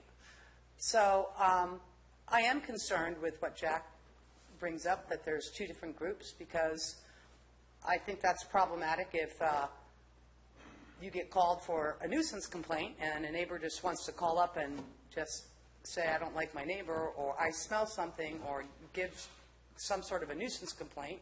The next thing you know, the police are on your property and things are escalating. I have firsthand knowledge of that. So, of things escalating out of control. And then when things escalate, there's no one to call or talk to or de-escalate, because we're in a small county. So I do believe that things should be fair. I think that we should be looking at all code compliance issues, and I do not think that it should be segregated into one group of people. Thanks. Other public comments? George Fry again. I agree with Supervisor Garamendi and Supervisor Oliveira. In late 70, about 76, 77, the code compliance was done out of the planning department, and I was chosen to do that. And we didn't have anything, any teeth to do anything. All I could do is go out and remind people that they need to clean up their locations. My favorite customer was Junkie Bill, and it took a long time and constant monitoring of him. So I would love to see something with some teeth in it that takes care of all of the code violations. Thank you. Any other public comment? If not, we'll bring it back. Staff? Just to respond to, I think one of the questions was the regular code violations. As I mentioned before, 2014 to 2015, there were 86 citations, which estimated fines of $881,500. Those were 100% collected. From 2016 to 2017, there was a total of 36 citations with a total of $543,250, which of $470,000 was not collected. A couple other notes to make that in 2014-2016, the state only allowed $50 per day per violation, as in 2017, that just subsequently just changed to $100 per day. So you see a little bit of change from the state regulation allowing us to fine a little bit more per regular code. As you know, the cannabis is $1,000 per day, so it's a little different on accumulation of fines. On the regular code side, the average of 5 violations per site, the average administrative cost is about $500. So that gives you kind of an answer to the question, some of the data that we have collected that we have today. I have a couple questions for you. Okay. Since we're dealing with 1795 specifically here, of the fines that we're speaking of and we're giving direction to and dealing with, what is the most outstanding thing that's these fines it's like channeling the fine? What is causing the fines? What is the gears behind it? Is there any specific reasons? Is it different? Is it when you go out, when code enforcement goes out to inspect for a permit, and the permits are denied, and they're not, after the permits are not denied under the urgency ordinance, they're not abating? That's correct. So it's not specifically picking on specific. It is picking somewhat on an industry, but it's an industry that they're asking for a permit, and when we go out for the permit, they're not under guise of what they're supposed to be doing, and they're being denied the permit, and they're not abating, or they're supposed to abate, and the fines are going on for either a day, 60,000, I think you said, so up to 60 days before they're abated, and so forth. Yeah, the difference over the last couple of years is that we had a cannabis ordinance and had 5.5 FTEs going out patrolling the county, issuing citations before there was no such thing. Of the 228 citations, for example, that were issued this year, the overwhelming majority never applied for a permit. There's black market growers out there in the woods. And there were, I would say, I'd be guessing, but I think it's fairly accurate to say 50 or so of those 228 had applied for permits and were denied and continued to grow nonetheless. Thank you. Do you have a breakdown on the types of violations that were non-cannabis, i.e., one speaker brought up sewage discharge. I know there's a million ways to have a violation. I think your rule book is rather thick. Yes. But if you could just in general categorize. I don't have that data right now, but it's an average of 5 violations per. A lot of times just lack of permits. Sewer is one of the bigger ones that we see, that is. But a lot of it, as you know, is permit avoidance out there is proliferate. A lot of people just don't get building permits. So sewer discharge obviously pollutes our water. Now, environmental permits. Clearly a major concern of this board. Yeah. A lot of garage conversions, a lot of buildings being built without permits. Okay. Mr. Chair, I'd be willing to make a motion. Do we have any other comments before? I think it's rather interesting that Mr. Short brought up permit avoidance. I think that's a good term.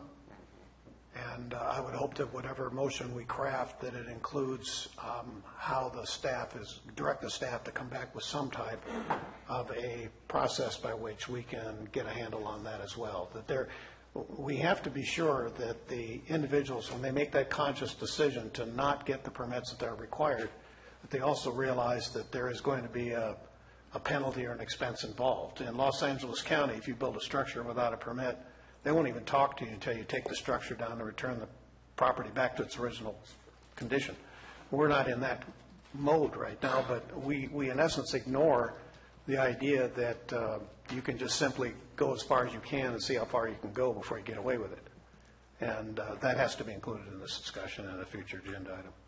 Mr. Chair, I'd like to make one more comment, if you don't mind, before there's a vote. There is nothing unfair about going after fines for a person who's broken the law, regardless of which class of law that happens to be. And if you wish to bring back a subsequent agenda item for the purposes of going after other code enforcement violations, we can certainly do that. We haven't singled out anyone for the purposes of discriminating against them. It just happens to be these are the areas of fines that I happen to work on. That's why I created this resolution. If a different attorney representing code enforcement for other matters that brought forward a different matter, that's what they would be talking about. So It's not discriminatory, and we'd like to get to work on this. And if you want to bring back a subsequent agenda item to do all code violations, we can certainly do that. Board Chair, I would also just add to that in the sense that, you know, this item was related to cannabis because that was what was brought forward by staff. Reading through the actual resolution, it references 8.06 and 17.95 because it was related to cannabis. However, 18.06 is our general nuisance.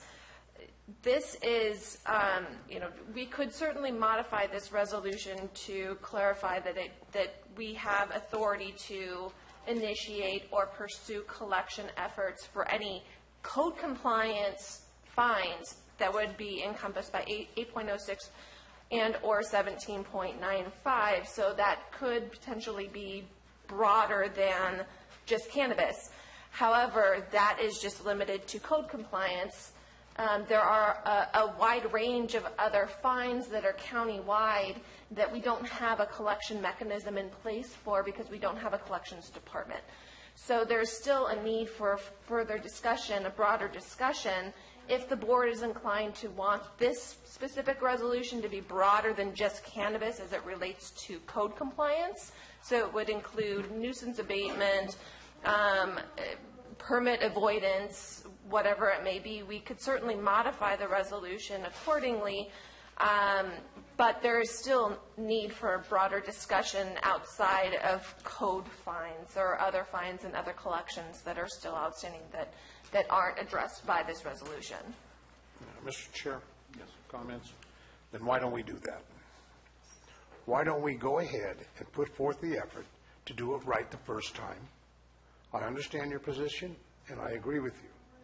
The bottom line is we need to address problems now.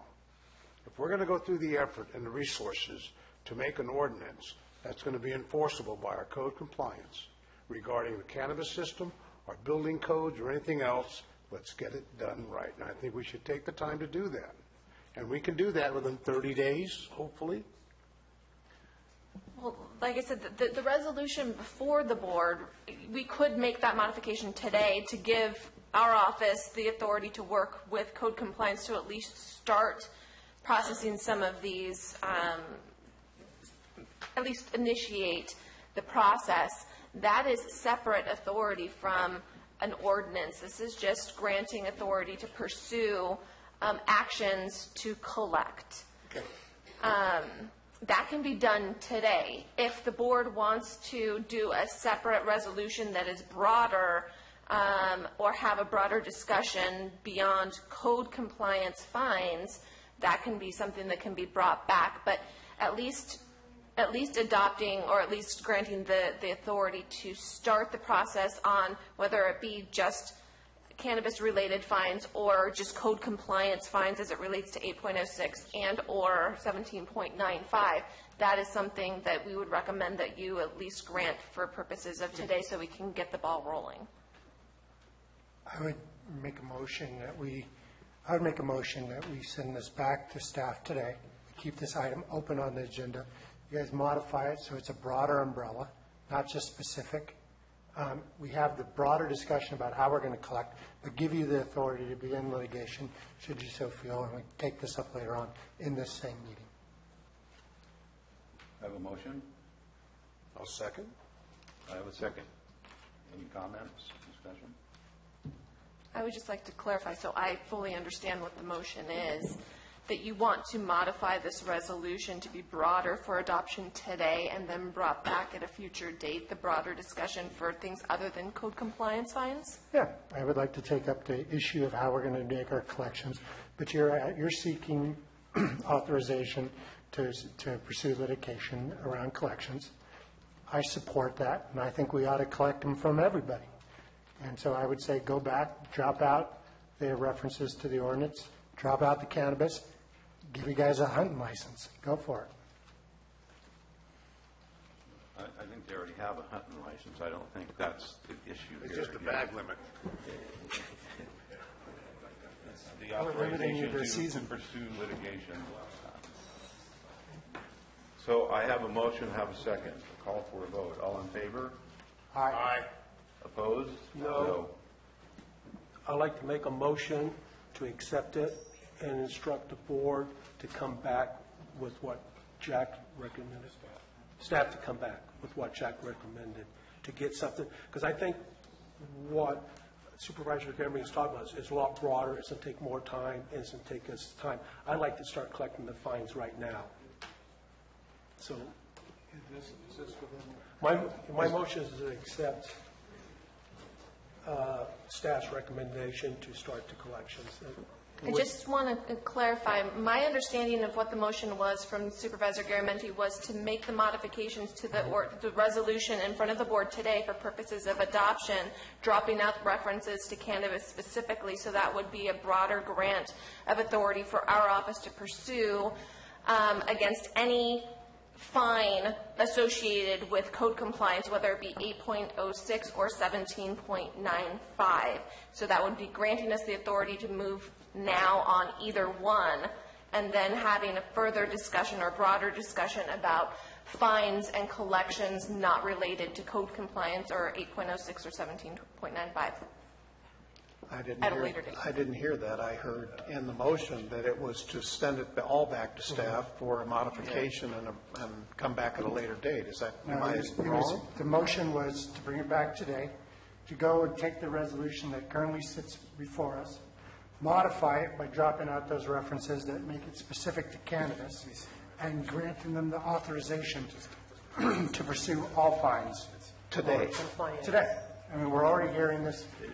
In other words, we could table this item until after lunch, allow staff to modify the resolution over the lunch period to drop references to cannabis, and allow the board to take action as it relates to enforcing 8.06 and 17.95 broader as it relates to code compliance citations and fines. Code compliance, yes, fines.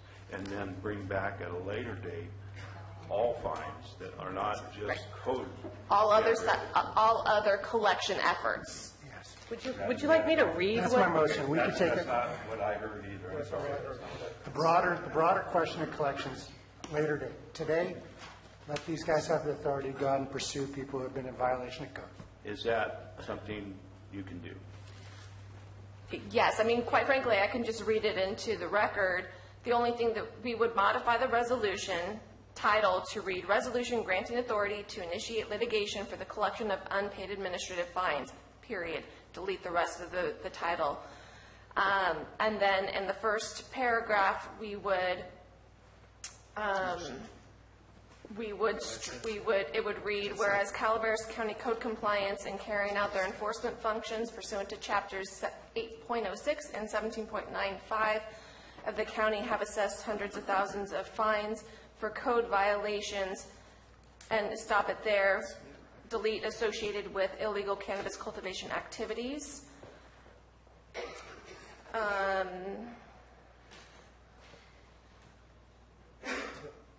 And that would be the only modifications necessary for the resolution. Would you need to lay it aside till later on in the day to do that, or could we run with it the way you have it right now? Since I read it into the record, we could certainly run with that and then provide the modified language to the clerk for posting and purposes of inclusion into the minutes. I would modify my motion to accept what you just read in the record. So I have a motion by Supervisor Clapp. Second. We have a second by Supervisor Garamendi. Madam Clerk, are you clear? Sure. Okay. So I have a motion and a second. Any other discussion? If not, I'll call for a vote. All in favor? Aye. Aye. Opposed? Passes 5-0. Thank you, gentlemen. Thank you very much. Boy, that was an effort. It's called communication.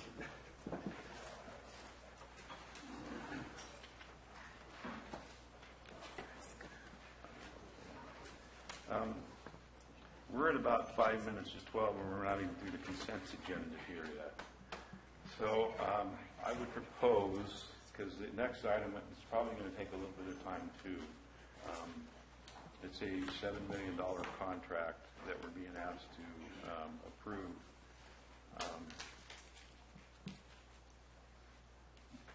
Mr. CAO, Mr. Lutz has pulled item number 24. I would ask how long and why we pulled 24. I don't imagine very long. That was at the request of Mr. Mason, our contractor for tree mortality, to be able to at least provide a summary or a report of activities within the tree mortality program. So it should be a fairly quick item, I would expect. Okay, we'll move on. Mr. Chair? Yeah. Can I make a recommendation or a suggestion? Sure. That we hear item 24 now and take a late lunch? Thank you. Does that work? Because I want to hear what he has to say. And that's what I was heading toward, that we were going to move and have, do item number 24.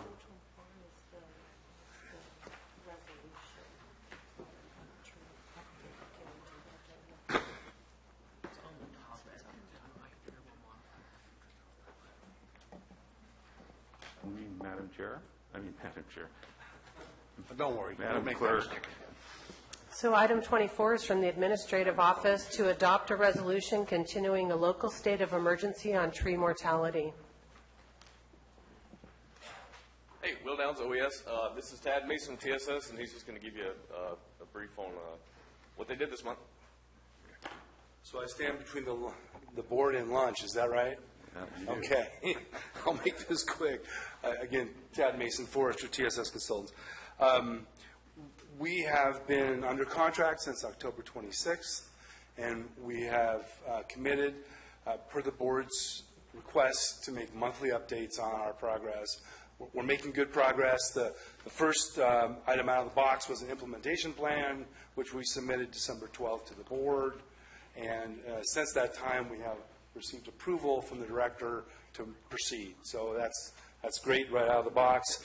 We've also created a series of documents, key documents that allow us to do the work, including a right of entry form. We worked with Will and County Council to put that together, and it is finalized. It's online, and it's being mailed out to selected residents right now in the Blue Lake Springs, Flyan Acres, Pine Brook area, which basically is project number 1 for removal of hazardous tree mortality, basically. Other documents that we've created include the cover letter for that package and an FAQ. It's really important that the residents understand what the mission is of this tree mortality mitigation project. So we've also got a phone number attached to that, so any questions that come up go right to Dr. Harris, who's basically the project manager working for me. And so there is a voice at the end of that phone number for people to call and get immediate help, hopefully, in filling out the forms. Basically, with the right of entry form signed, then, it allows us as foresters to go out onto the property and fully assess those dead trees and how best to mitigate that hazard. It allows us to measure them, get the height, get the lat and long, take a picture, everything that's consistent with CDAA, Community Disaster Assistance Agency guidelines, so that the county can apply for 75% funds to cover the costs. And then 25%, of course, is applied to CAL FIRE. We're also completely compliant with CAL FIRE procedures, so extremely important. Lastly, in the list of documents we've created is an invitation to bid. Once we have our project lined out, then we put maps for that project and the tree list together and send it out to contractors, tree service contractors, as well as licensed timber operators to actually remove those trees. So it is a process, as you can tell, and it's really important that that invitation to bid process be structured in a way that we cast a wide net to get the most cost-effective approach, and hopefully we get some local contractors involved to actually do the work. Any questions so far? Supervisor Garamendi. Thank you, Mr. Chair. Ted, I know we're running things in staggered starts, but in parallel. So I have a lot of projects going on at the same time. When do you think we'll start issuing? When are we going to have saws running in Blue Lakes? We are targeting March, April. A lot falls back on this invitation to bid process. It has to be posted up to public purchase, which is a website where contractors can tie in, and that's a 3-week to 4-week process. And once saws are running, when do we start moving north along to the next sites? We're not going to finish Blue Lake Springs and then start West Point, start staggering, correct? Right, and West Point is very high on the list, of course. In our countywide survey, we can tell you that the real concentrations are Arnold, Blue Lake, not surprising, Wilseyville, West Point. So that's the order we're working on right now. We intend to present to the Tree Mortality Task Force tomorrow our prioritized areas as we see them now. As you may have seen in the press, there's another 1 million dead trees that have been assessed in Calaveras County alone in 2017. That brings it up to 3.3 million. So there's a lot of dead trees out there many of them along county roads. So that's our focus. And, we're hoping to get with it, as you can tell. This idea of a prioritized project list is really focused on protection of life and property. Right. So, we're not going to go out there and work with the BLM or U.S. Forest Service on some outlying lands right now. We're really focused on residential areas. So if that is consistent with the board's interest, which we hope it is, we think it would be, then that's our plan. All right, well, I support that concept of how you guys are going about this. When you're ready, when we're ready to start knocking on doors up in Wilseyville, West Point, we'll coordinate together. Look Make forward sure, to that. and there's no doubt Blue Lake Springs is horrible shape, so glad we're on that. Great. And in concert with that, Supervisor, we do plan to conduct workshops. One of the first ones will be in Supervisor Oliveira's district, focused on the greater Arnold area, but we also like to have a workshop, number 2 workshop, in the West Point, Wilseyville area. We're not sure what the participation may be. We know there's a lot of out-of-county ownerships, for example, in Blue Lake Springs, but we will be holding workshops, informational, hopefully, and we'll have some participation, again, working with supervisors to make that happen. Very important. Outreach is extremely important here in communications. Supervisor Mr. Chair. Oliver. Thank you very much for your efforts. I know it's a priority, obviously, for our county, but I want to make you aware of what's happening in Sacramento. As you probably know, I'm the county representative for the Governor's Task Force. Yes. They are in the process with the 14 high-hazard counties, which we are one, of collecting data for projects already started. Tuolumne has their 42nd project in place. I say that only because they were one of the first 6 counties. As of yesterday, we are the second county in those 14s that haven't dropped a tree yet, and understandably so. I just want to make you aware, and the public aware, that funding is coming for these programs down the road. And those counties that are engaged in this work are going to get that funding. So we started a little late. We understand that. We were brought in out of the second phase. We were brought in the first 6, then we brought in on the 10th. But we have to stay on top of this, ladies and gentlemen, or we're going to lose the opportunity to miss out on $290 million worth of funding that was just released yesterday for the Reforest Service Program nationwide. So those are things that were discussed in our meeting yesterday. And I'd like to get together with you, Will. Unfortunately, I will not be able to attend the tree mortality meeting because I'll be here. But I want to relate that information so you can disseminate that. Let me know if there's anything I can do on a state level, gentlemen, to get any requests pushed through the right people and make sure we get this program successful. Thank you. Thank you, Chair. Any other board comments? If not, we'll open it for public comments. Any public comments? If not, we'll bring it back to the board. This was not an action item. It was informational. It was an action. It was adopt the resolution. Oh, yes, it was. Yeah. So I'll bring it back to the board. I'm looking for a motion. So moved, Mr. Chair. Second. I have a motion by Supervisor Oliveira, second by Supervisor Garamendi. All in favor? Aye. Opposed? Passes 5-0. We will break for lunch, and we will be back in session at 1:30. Good job.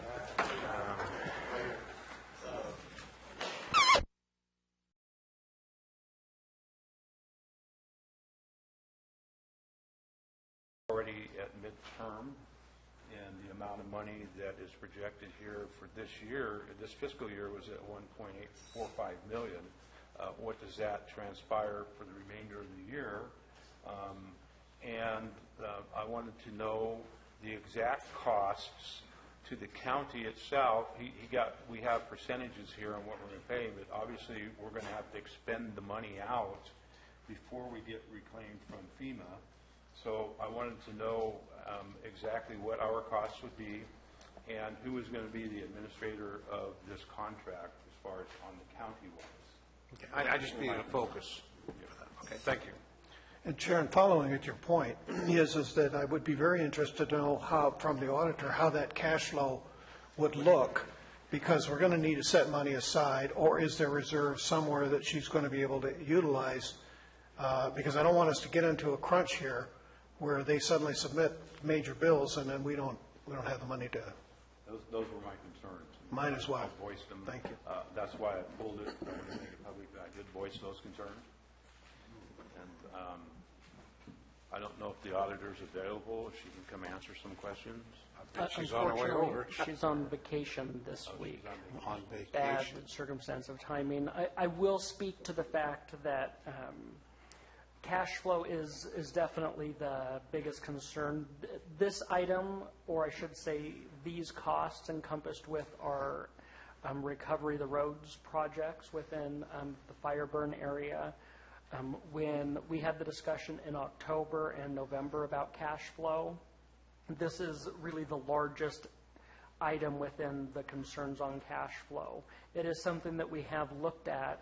At this point, we haven't needed to utilize any type of borrowing to offset that cash flow, but previously when we've gotten together, and we being county administrator, auditor, controller, and others, the discussion was all ranges from if we think the timing's quick enough to be able to do a TRAN, anticipating that we get the funds back, or if we would have to go out to short-term bonds for some of this. At this point, it's difficult to accurately predict because we're talking about a multi-year contract. Realistically, the direction has been put the gas down because we need to get these road projects completed and done within the timelines. Operationally, that doesn't always happen quite as smoothly as we like. I know that Quincy, in their bid documents, did submit an estimated timeline, which I would feel is a pretty aggressive timeline for construction projects, but that does carry over into certainly next fiscal year with how, what our cash outlay is. But it is absolutely a cash flow concern for us, and this is where, when we start to look at some of our cash flow options, this is one of the big considerations for us. Mr. Chair, we're going to discuss those options today in this agenda hearing this item. Are we going to discuss those? Yes. Well, it was my intent to bring all of this up, yes, Okay. to discuss it, because I have concerns, fiscal concerns. Supervisor Mills, you have? Yeah, thank you. I look at this as a situation where we might have to insert something as a control factor in our timeline to say that we know what we're capable financially of handling in a 90-day window or a 180-day window, et cetera, so that we have some control over to what level or scope the project's going to go during that period to be sure that we're able to meet the obligation when it's there. I didn't see that in this document anywhere, but I think it's an important direction that the board needs to discuss and possibly take, is to be sure that we are able to meet the obligation, and it might mean readjusting the timelines as to what our expectations are to get certain things completed. I could see your point. Okay. I have some other questions pertaining to FEMA funds, and where are we? Do we know where we are on recovering the funds from last year that we expended?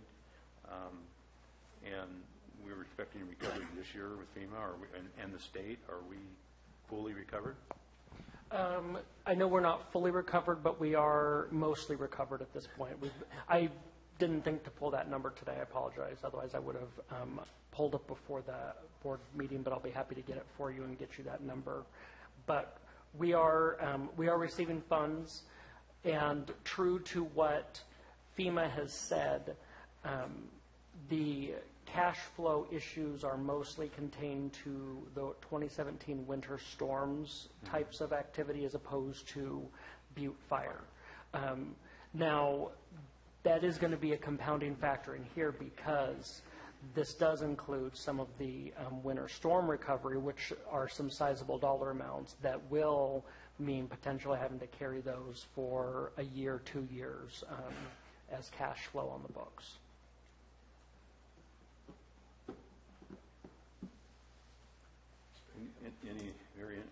Any other board comments at this time? If not, I'll open up to public comment. Hold on a second. Yeah. Does staff have any presentation they'd like to present? Or I know, Bonnie, you stood up and were up here. Good afternoon, Mr. Chairman, members of the board, Bonnie Rich Administration. I am happy to speak to the procurement process as the CAO pointed out. We do have funds budgeted in Butte Fire permanent work for this. I think after maybe we listen to other comments from the public, we might be able to answer more specific questions. Yes, and I'm aware we do this fiscal year, it says 1.845 million, but the concerns are we're already through midway point of our budget.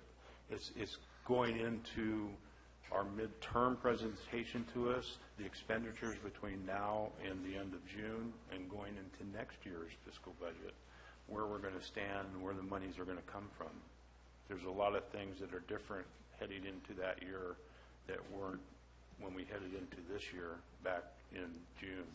My understanding, if I may, just within that particular budget unit for Butte Fire permanent work, those appropriations are there. There are no expenses to date against that budget unit. So my assumption is that those monies will carry forward into the next fiscal year, and we would be presenting to the board any adjustments that are necessary at that time. Beyond that, I don't have anything, to offer. The funds are there to get us through the first year, and as I said, Supervisor Tofanelli, I believe those funds will carry forward into the 18-19 fiscal year. Whatever funds aren't expended. Correct. Correct. But those funds, the way I We're understand it, are specifically allocated or appropriated for this work. Yes. That's my understanding. And I understand that, and that's what's presented to us here. Again, my concerns is this is a 3-year contract for $7 million. We're only talking about appropriations of, again, $1.845 million at this time because we're not into next year. Correct. Or the next following year. Correct. So whatever, absolutely would carry forward whatever we don't expend in the next 6 months if we let the contract today. So that being said, public comments.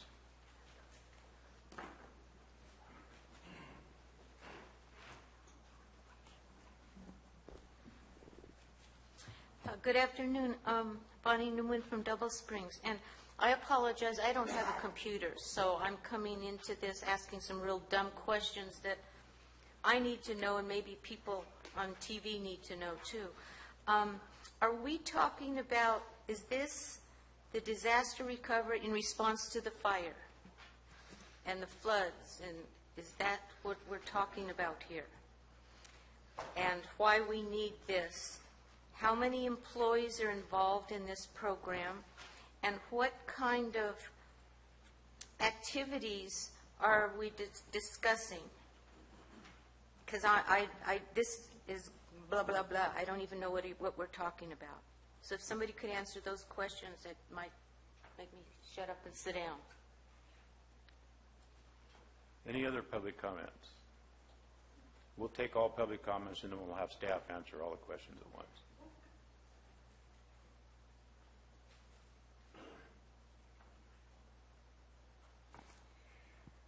I don't know how the trees that are dying. I understand you're going to try to do something with them. But I've noticed that along the roadsides, a lot of the trees are being cut down and not replaced. And I think that's really sad, because that's the only place that trees are allowed to grow in some places, because a lot of times cows, if they have trees in their field, they eat everything down to the nubbin and then they die. And so the only trees that are allowed to regenerate are along the roadsides. A 100-foot tree generates 6,000 pounds of oxygen in a year. It's my understanding that this agenda item deals with road repairs, and that contained, I don't see the correlation to tree removal, tree mortality. It's a different program. Well, not to be rude. I'm sorry. Well, to finish what I was saying. No, let's make sure we're on the right topic, please. Hold on. We need to keep on topic. Okay. So if you're heading towards somewhere that's going to meet. I am. Okay. So 6,000 pounds of carbon dioxide are cleaned from the air. 8,000 pounds. And 6,000 pounds of oxygen are put back in the air. And we are taking the roadside trees away. And to relate it to the whatever it is you guys are trying to, the mortality thing, to me, they're dead, and yes, they need to be cleaned up. But, what part of this program is about regeneration of the trees? That's what I don't understand. Why are they not correlated? Why is the... Ma'am, we're talking about road construction and redoing the roads. Right. And you're leaving the trees out, is what I'm trying to say. We have a separate issue for tree mortality. That's a separate contract that was spoke of earlier before lunch. Any other public comment? Seeing none, we'll bring it back to the board, or staff. Bonnie, can you answer the questions that were asked? So what I thought I heard, and I may ask the Director of Public Works, Jeff Krovitz, to step in, questions about the work, the employees involved, and the activities involved. And what I can tell you is that as the agenda item spells out, we are contracting for a disaster recovery program manager to assist us in all aspects of disaster recovery as it relates to Butte fire and winter storms. The staff that are involved, it will be a collaborative effort between staff and administration, staff and public works, Office of Emergency Services staff, and the auditor controller. We will all be working very closely on this contract. It will be a task order-based contract. I heard Supervisor Mills express some concern about, I think, what sounded like maybe having some controls over the work that's being done. And I believe that the task order-based contract process does that for us. It gives us the ultimate control instead of just generating a broad-based contract and issuing a notice to proceed and saying march forward and do the work. It will be very scope-specific as the county defines it. And that, I think, is all I have, unless, Jeff, if you have anything else to add? Jeff Krovitz, Public Works. Thanks, Bonnie. Ms. Newman had a question on scope of work for this contract. It's pretty varied, but the bottom line is it's taking the scope of work for repairs from declared disasters, doing enough engineering design work to be able to allow both the county and the granting agency, FEMA in this case, to execute environmental clearance. and then the final design will be done, and then construction contracts will be executed. And it's primarily for repair of disasters at disaster sites resulting from the fire and from the floods. And so it includes road repair, some culvert repair from the fire. It also includes culvert replacements from the floods, road repairs from the floods. And in addition to that, there was another question about what about replanting of the trees. There's the two grants that the county received, the Fire Mitigation Grant Program and the Hazard Mitigation Grant Program, which are both FEMA grants. Both of those grants have watershed recovery with some tree planting involved in it, but those are on private lands. And this contract also handles the administration and the execution of that work. So the outcome of this would be shovel-ready projects that we can take and say, here's a complete package and look for funding for. The funding, probably the best way to say it, the funding right now is secured or obligated for the public assistance portion, about 40 miles of roads from the Butte Fire. The funding is also secured for the two grants, the HMGP and the FMAC. We do not have authorizations yet for 2017 winter storms, but we have been required within the project worksheets that were prepared by FEMA and sent to us to do preliminary engineering so they know what the scope of work is in order to determine the environmental impacts and any required monitoring or mitigations. And so the work that's going to occur, I would say within the first 3 months of this contract, will be preliminary engineering for those work that the environmental clearance is really nominal so that we can get contracts in the ground and working this summer. Those project sites that will have a more protracted environmental clearance where we have endangered species, we have archaeological resources involved that we have to mitigate for, those will take a little bit longer, and those contracts won't be coming into play until I'm thinking sometime in late 18 or early 19. Okay. Hopefully. I'm interested, no, I need you. Are these already employed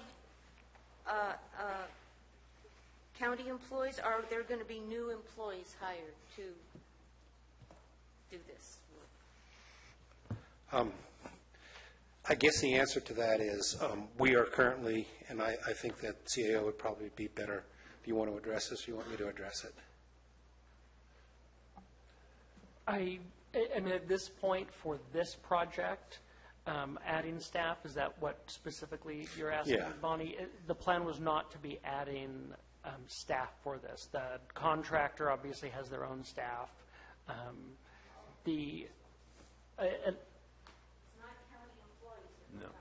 No, this is that's why the contract, the $7 million is paying for the staffing through the contractor. They're not county staff that we're adding. Okay, thank you. I'll bring it back to the board. Is there any further board discussion? Questions? If not, I'll look for a motion. I would move, Adam. Chair. Second. I have a motion and a second. All in favor? Aye. Aye. Opposed?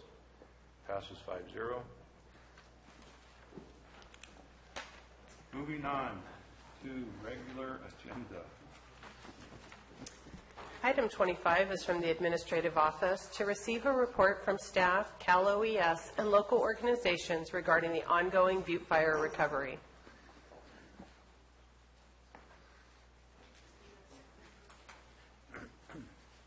Good afternoon, Brian Moss, Administrative Office. Got caught in the maze there. This is your monthly report on Butte Fire recovery. As you know, we continue to get closer and closer on the insurance end of it. I know Mel Knight is here today to talk a little bit about that as far as the insurance recovery. Speaking with Jeremy the other day, my understanding is I think we've already exceeded the amount that was possibly anticipated by FEMA and Calaveras in actually doing insurance recovery, so that's a very good thing. So with that said, unless there's specific questions from me, I will turn it over to the others. Thank you.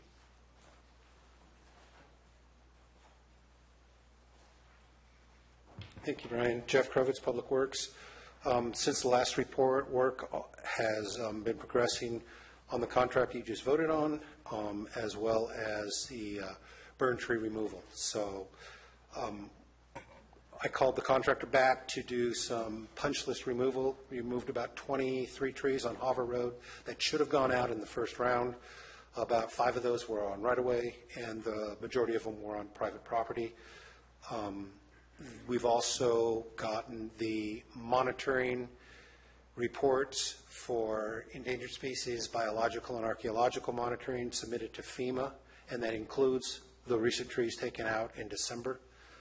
And the rest of the work that we've been doing on this particular contract for tree removal has been for insurance recovery, and I'll have Mr. Knight speak to that if you don't have any other questions on Butte Fire. I had breakfast with you last week, so. It was a good thing. Thank I you. do have one question on we had downed some trees on BLM property, and there was something going to happen there. Do we have an update on Okay, that? so the trees on BLM property through which county roads pass, FEMA does not cover those in the public assistance program. The contractor inadvertently dropped about 114 of the total 500 and some trees on BLM lands. We've negotiated with BLM. They call that a trespass. We have more negotiation to do with them, but they've given us permission to remove those trees. I've asked Phillips and Jordan to give me a cost for picking those trees up and transporting them to the Red Hill site. The logs going to the mill, the branches going to the burners. CAL FIRE is okay with that. But again, the cost for that is on the county unless we can find another method of paying for it, another grant. But right now, the public assistance grant through FEMA will not pay for the trees on BLM land. Their thinking being that as a federal agency that starts with an F and ends with an A, they are not responsible for a federal agency that starts with a B and ends with an M. Okay, thank you. Any other questions? Thank you.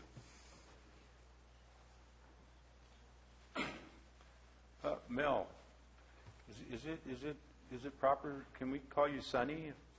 That would be fine. That's what my family had called me for many years. It still does. That's what I was told. Yeah. I have a sister-in-law and brother-in-law that are friends and I believe neighbors of Gary's. So he's actually if you were to contact my wife and say something about Mel, she would think you were referring to my daughter Melanie. But that's one of those family things. But Mel Knight, Sonny Knight, on reporting on the Butte Fire recovery. Specifically, I'm going to talk today about the structural debris program and then the initiation of some activity that relates to the tree program. Structural debris program, which you've heard quite a bit about. Just as a reminder, there were 883 actual properties involved in one way or another. We now have 75% of those definitively resolved. And no further questions, actions, or whatever posed there. We do have about 220 or 25% that for one reason or another are not totally resolved, some of which are simply that we just don't have all the information. We received some of the money, but the insurance company hasn't given us some final clearance. Others are where we've just had approximately 40 who have just completely ignored every appeal we've made, a number of those things. We intend to make a final mailing to all the property owners and state this is your status as we understand it, very factually describe what their status is. That would say something like, insurance adjuster indicates you've received $15,000. You have forwarded $12,000. If this is incorrect, please let us know. Otherwise, this is what we will be forwarding to the state. We do not intend to have any action taken by the county that relates to trying to recover or dispute or get involved where folks have chosen to not be responsive or to have what they believe is some mitigation that we are unable to actually resolve. And again, there will be a number there. Again, all in all, though, I think we've had a very, very successful program. We expect, again, we've received $5.4 million to date. We expect on this final mailing to the 220 properties, a number will continue to do some last-minute payments. In fact, at least one of the insurance companies is still making drawn-out payments. We get checks almost every day now that come in from someone who finally got their payment from their insurance company. So a lot of those things are continuing to go on. But we expect to, within the next 30 days, be prepared to do a final report to the state. We'll have an Excel spreadsheet that will state the status of each of the properties, and we will pass that on, and at some point we'll be prepared to take this $5-point-something million and transfer that, I'm assuming, to the state and federal agencies as whatever the process might be. But again, we'll be moving this to closure. I'm referring to it as a soft closure because we will indeed be generally finished, but since we are transitioning, we're taking advantage of the economies of scale and the experience of Jeremy and Tetra Tech having the contract authority to now use some of that same information on some of these same properties and some new properties as it relates to the duplication of benefit that relates to the tree program specific for right-of-way.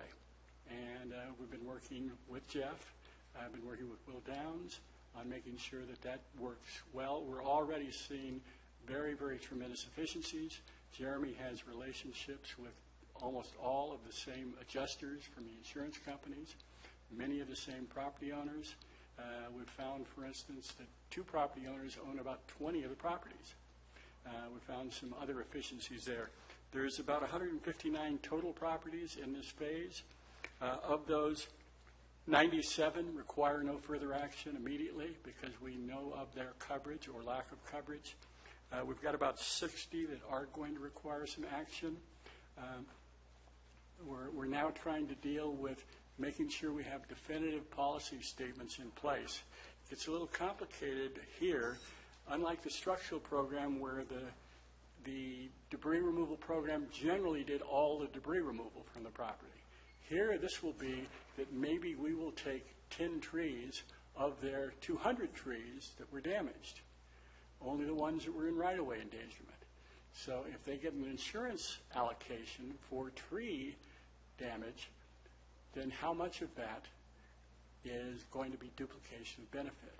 And we're working with Tetra Tech on that. We'll probably be dealing with administration and council on trying to do that. The general direction and policy has been that we are here not to try to extract the maximum amount of dollars, but rather to see that people meet whatever necessary obligation that they have. And again, trying to do this as an assistance in meeting these obligation program rather than something that is a collection program. And that's where we intend to proceed as we've proceeded with the other program as well. If you have any questions or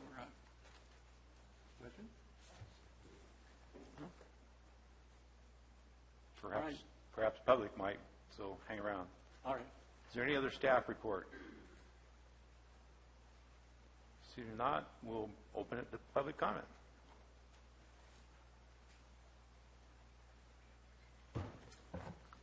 Yes, I had a question that Mr. Krovitz brought up here, that the cost of milling these things and getting rid of the refuse would be a cost to the county. I'm thinking in terms of, could we recover some of those costs at the mill at Red Hill over there by selling lumber to the public or to the homeowners in an effort to save the county costs and offer a resource to the Calaveras County residents. Is that a possibility?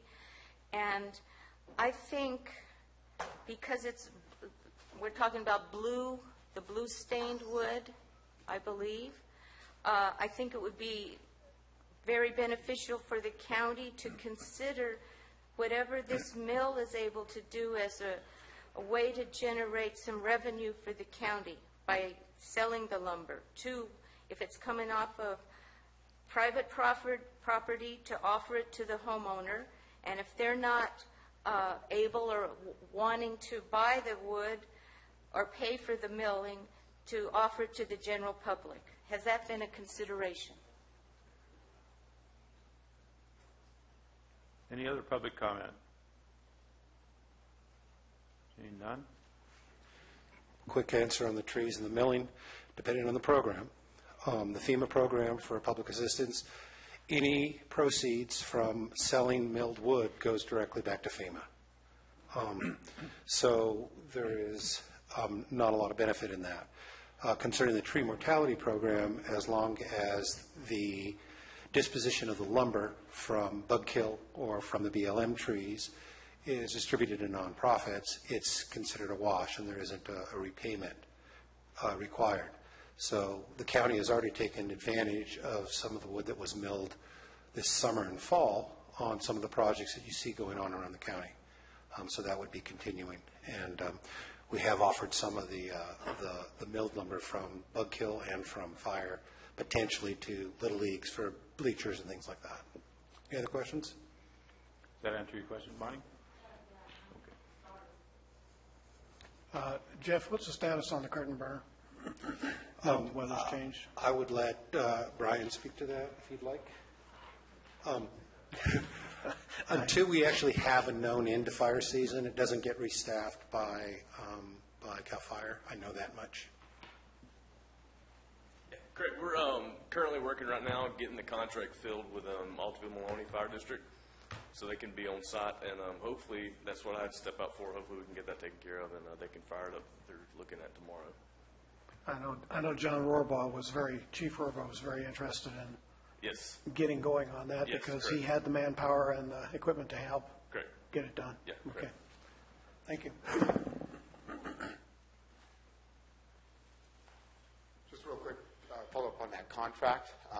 That was distributed to Altoville-Maloney's maybe 6 weeks ago. We finally got it back. They had a couple of small changes, and we are sending that back to them as we speak. So that's just a contract between the county and Altoville-Maloney's for the standby. So that has been in process and should be wrapped up. Were they going to use Murphy's Fire as a backup plan? I don't know. Because I know there was some discussion with there was some Murphy's about discussion on that. The last I heard that they were not, but that may have changed. Okay. Thank you. All right, thank you. That was an informational item, so there was no action needed. I do want to say right now that the next item I see here is a presentation, and its estimated time is 45 minutes. I see we have the coroner here, we have the tax collector here, and a tax assessor on some items, and we need to go back into closed session. We had kept one session open this morning. What I would like to do is move item 26 down to right after item 29, and go ahead and go with 27, 28, and 29, and then go to closed session and come back and do the presentation at that time. So we don't have staff sitting here all that time while we're trying to do this. Is that good? All right, so let's move to item number 27. Item 27 is from the Administrative Office to approve the attached budget adjustment for the Coroner's Office 101004050 with the drawn contingencies in the amount of $100,000. This action requires a 4/5 affirmative vote of the board. Good afternoon, Mr. Chairman and the board. I've got a guess, a short presentation here that I might as well go through. I haven't been here in about 5 years. We do this every year due to the status quo budgeting. And I'm on the wrong page for starters. Like lunch, I'm half asleep here. I did receive an email from Chairman Tofinelli over the weekend, and he was asking me of the 94 cases I investigated, I think he said 98 cases, how many cases I needed assistance with. And the answer to that is, I don't know where, or the number I guess came from the sheriff's office, how many times they've called me, but reality is we looked at over 200 cases last year. The fact of assistance is I needed assistance with every case. The Calaveras County does not provide vehicles, equipment, or any infrastructure in order to do my job. So we do that. It's all borne under contract with the local mortuaries. The actual number of cases I investigated calendar year 2017, as I said, was approximately 200 cases. Of that, 154 became actual coroner's cases. Out of that, we did 83 autopsies. And autopsies are where the, I got to think of a better term. Autopsies are where the balance of my budget is expended. So we did 83 autopsies out of that 154 cases that we kept, and then 71 of those cases would be unattended deaths, where a person has not seen a doctor in 20 days is an automatic coroner's case. A lot of those cases, if we do the extra work, we can avoid doing an autopsy, which saves the county money, obviously, so we don't have to do autopsies. Cost $1,500, and I'll get into that in a minute.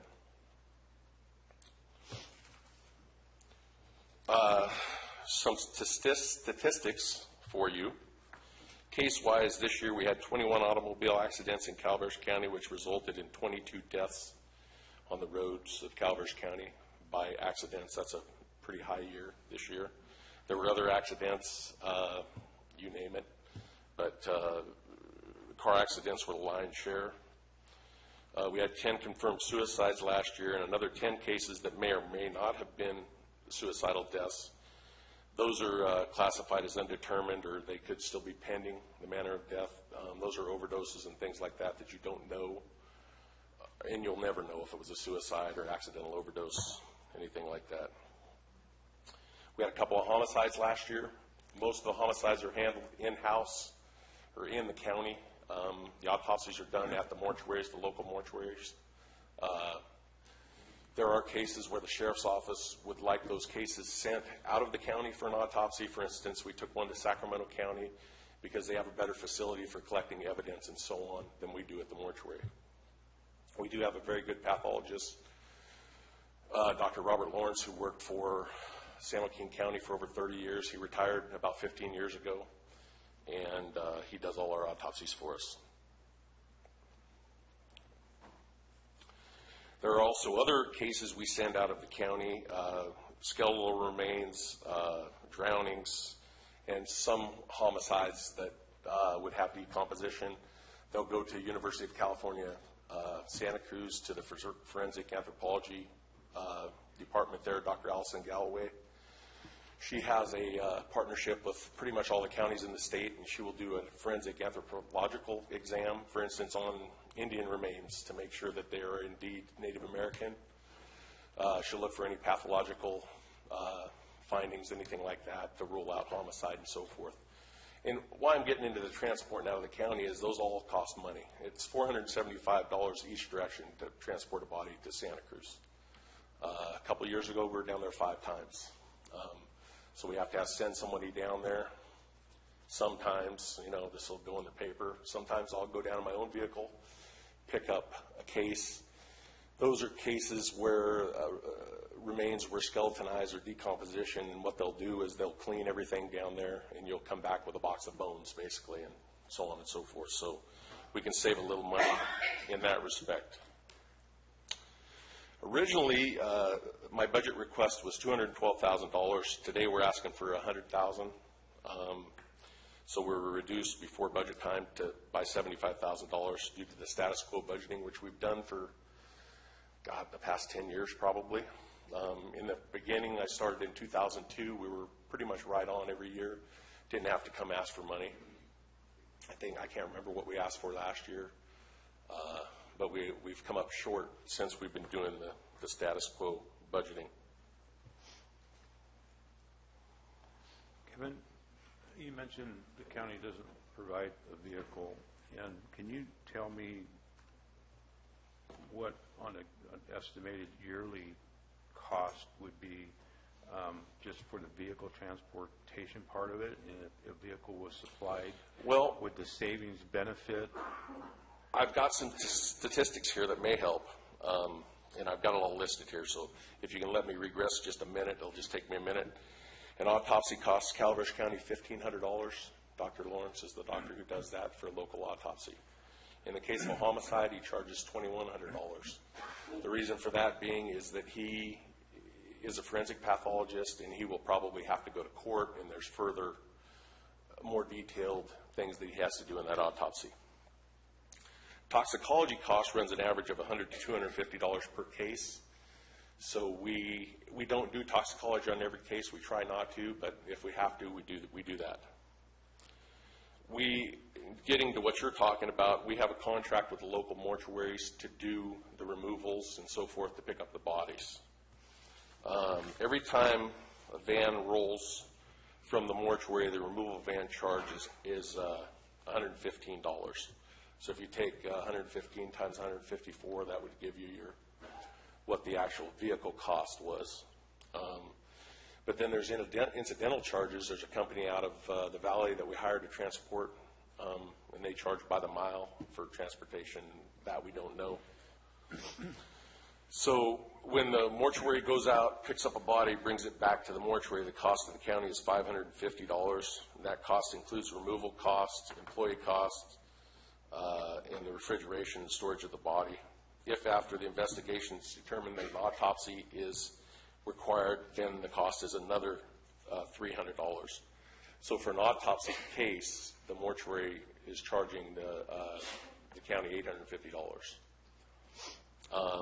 If you wanted to provide your own facility, we get a building, we get vehicles, so on and so forth. You can imagine what the cost would be. So it's actually getting done pretty cheap, in my opinion.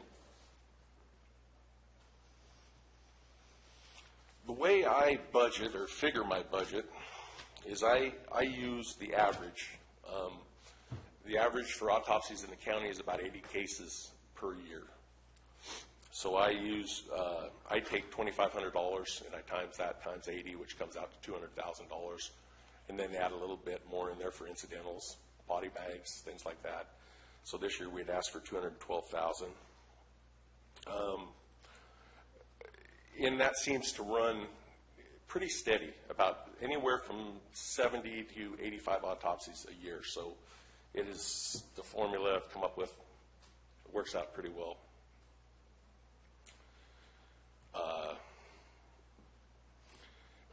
We're unique as a department. We're pretty much mandated to do what we do. It's hard to cut corners. There's really no way to do that. We don't know how many deaths there are going to be, thank God, a year. But it's really hard to estimate. I mean, we do estimate pretty closely, but we think we do a pretty good job of saving the county money, and that's pretty much all I have for you. If you have questions. More questions? Supervisor Mill. Thank you. Mr. Reggio, our year-over-year traffic fatalities doubled last year. From what Caltrans? Mr. Mills, I don't have those figures, but yeah, they were higher this year than last year. And are you able to determine? You said about 80 autopsies per year. This year, actually, 83. Yeah. So what I'm trying to get at is there a trending going on here that is starting to go up, or are you seeing something stable? Not really. I mean, a few years back, it was in the papers that we had over 20 suicides a few years back. So things just run like cycles. This. We do have a pretty high suicide rate in Calaveras County. Okay. So the next question is that based upon last year, did you ask for money last year? We did. And I don't have the exact figure, but I think it was around what we asked for this year. We've been under budgeted for years and years and years due to the status quo budgeting. And this is what we do rather than come to the meetings and sit there all day, which I don't have a lot of time. I'm the only employee. Right. We'll come and do this every year. I'm just thinking it might be better for us if we know year over year you're going to need X amount of dollars above what your initial budget looks like, and I do have your final budget worksheet right here. Yep. It would be better for us to, in essence, aim to the realistic number rather than come into a mid-year and then have to try to make up a shortfall. I'd rather that you know going into the year that you're okay for the year, and only an anomaly would drive it into a needs request for additional funding. So. Yeah, in the case of a homicide, if we get several homicides in the year, that can blow me right out of the water. And that's the whole point is if we realistically budgeted you at $325,000 rather than $224, for instance, then we would be where you need to be. Now, if we carry money to the end of the year and we need to do something, we can always transfer it into the next year. I agree. And that's where I was getting at. That was the end of my... I would much rather propose that you do away with the status quo budgeting cycle and just go back year over year and say, this is the amount of money I realistically used. And knowing what my trending is, there's where I need to be in my future budget. Sure. And I think it would save you time, it would save the board time and everybody time in trying to come to a number that works. It would, and, in my case, I'm trying to be fair, and everybody else is doing it, so I'm doing it too, and it probably saves a lot of screaming and hollering at the budget hearings. Oh, I understand. So. Supervisor Olivero. Thank you for taking the time to come in. Yes, sir.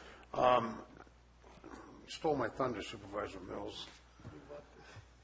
Past years, you're budgeting on status quo. And how many times have you come to the board for additional funding in the last 5 years? To be honest with you, I haven't come to the board in 5 years myself, as the CAO took care of it for me, thank goodness. Oh, really? But it was, I've come every year. Okay. But you've been short every year? Every year for at least the last 5 years, yeah. For the benefit of the folks that may not understand, what is status quo budgeting? Well, in my mind, it's budgeting at what you were budgeted at last year. In my mind, I'd like to see it budgeted at what I used last year, is what Mr. Mills said. Am I right? I don't know. It's been longer than 5 years. When I was on the board before, several times. Yeah. And usually now we were budgeted a little higher. I mean, I had to come for $30,000 one year. The past few years, it's been cut lower, and we were at $100,000 we need this year. I've got 20 some odd thousand worth of bills sitting on my desk right now. When the budget cycle started in July of this year, July 1st, I paid over $35,000 in bills that came from the last budget cycle. So, a big chunk right off the top. Just to clear up make sure we're all on the same page. You own mortuary services in the county, correct? No, I don't. You don't? You work for mortuary services? That is correct. As an employee? That is correct. And you are the elected coroner of the county? And public administrator. And public administrator? Yes, sir. Okay. In your budgeting process, do you run that through our auditor or CAO? How does that work? CAO. CAO? Okay. And you want to get rid of status quo budgeting? Well, I don't want to get rid of it, but I'd like to get budgeted realistically. I mean, there's the word. I use my formula, and if I'm doing 80 cases and they average $2,500 a piece, it's pretty simple. You mentioned you have 21 auto fatality cases. Those are investigated by CHP state. Do you receive any funding at all from the state on those cases? No. Everything's borne on by the county then, right? Correct. Because it occurred in the county on a public highway? And $2,500 a case sounds really, high. If I wanted to smoke and mirror you, I looked at 200 cases last year. We could say it cost $1,000 a case, right? Which still sounds high. But to be honest with you, the meat of my budget comes out of the autopsies. So, you have 83 autopsies at around $2,500 a piece. You're at over $200,000. Mr. I agree. This is all guesswork because in the type of field you're in and what you have to do, there's no crystal ball. I, too, would share Supervisor Mills, if we can get to more realistic budgeting, it might make it easier on everybody involved. Yeah. And I think it might make it easier for you, too. Of course. That way you can find out what you need and you have that at your fingertips instead of coming back to us and saying, hey, I need Correct. more body bags. I'd rather be duck hunting on a day like today. I understand. Okay. That's all. Thank you, Chair. Thank you. And realistically, too, is that if you start building a budget that has some contingencies built into it, then if there are unforeseens, you're not caught having to do this, which is a time waster for all of staff. I would rather It is see. understandable with the financial condition of the county and so forth, so, I understand. I'd rather see the budget plus a little bit as a contingency, and even if you don't use it, at least we're starting to think that way. Correct. Instead of being reactionary, we're going to be proactive in how we're looking at your situation. So I would rather, in the future budget cycles, that we get away from this type of budgeting and start being as close to realistic as possible of what you really need, and then you're not dealing with this. Agreed. Okay, thank you. Any other board questions or comments? Not? Okay, hold on. Supervisor Olivera. Yeah, Mr. Ruggiero, you mentioned you have bills on your desk about $20,000, $30,000. Is that what you stated? I'm not going to hold you to an exact amount. About 25,000. But 25,000? 25,000. And part of this 100,000 you're requesting would cover those? Oh, yeah. So we'd have 75,000 to go the rest of the... Yes, correct. The rest of the fiscal year with? Mm-hmm. Okay, do you think And that's it depends enough? on the month. I mean, we've had months where we've had 10 corners cases every month. Which is this very month. familiar with that one. That reflects 10 autopsies and more than that in corners cases. That amount right there. But you feel 75,000 will carry you through this year? No, it won't. I mean, I'll get to the end. I'll be probably the last month. I'll be broke, and then we'll do it again like we did last year. Okay. Pay everything in July. So. All right. Thank you, sir. Okay. Thank you, Chair. We'll open up public comment.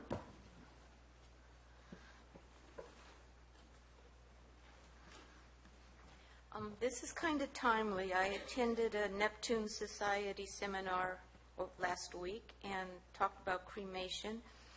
Had a lot of questions that they couldn't answer, and so maybe this gentleman can help.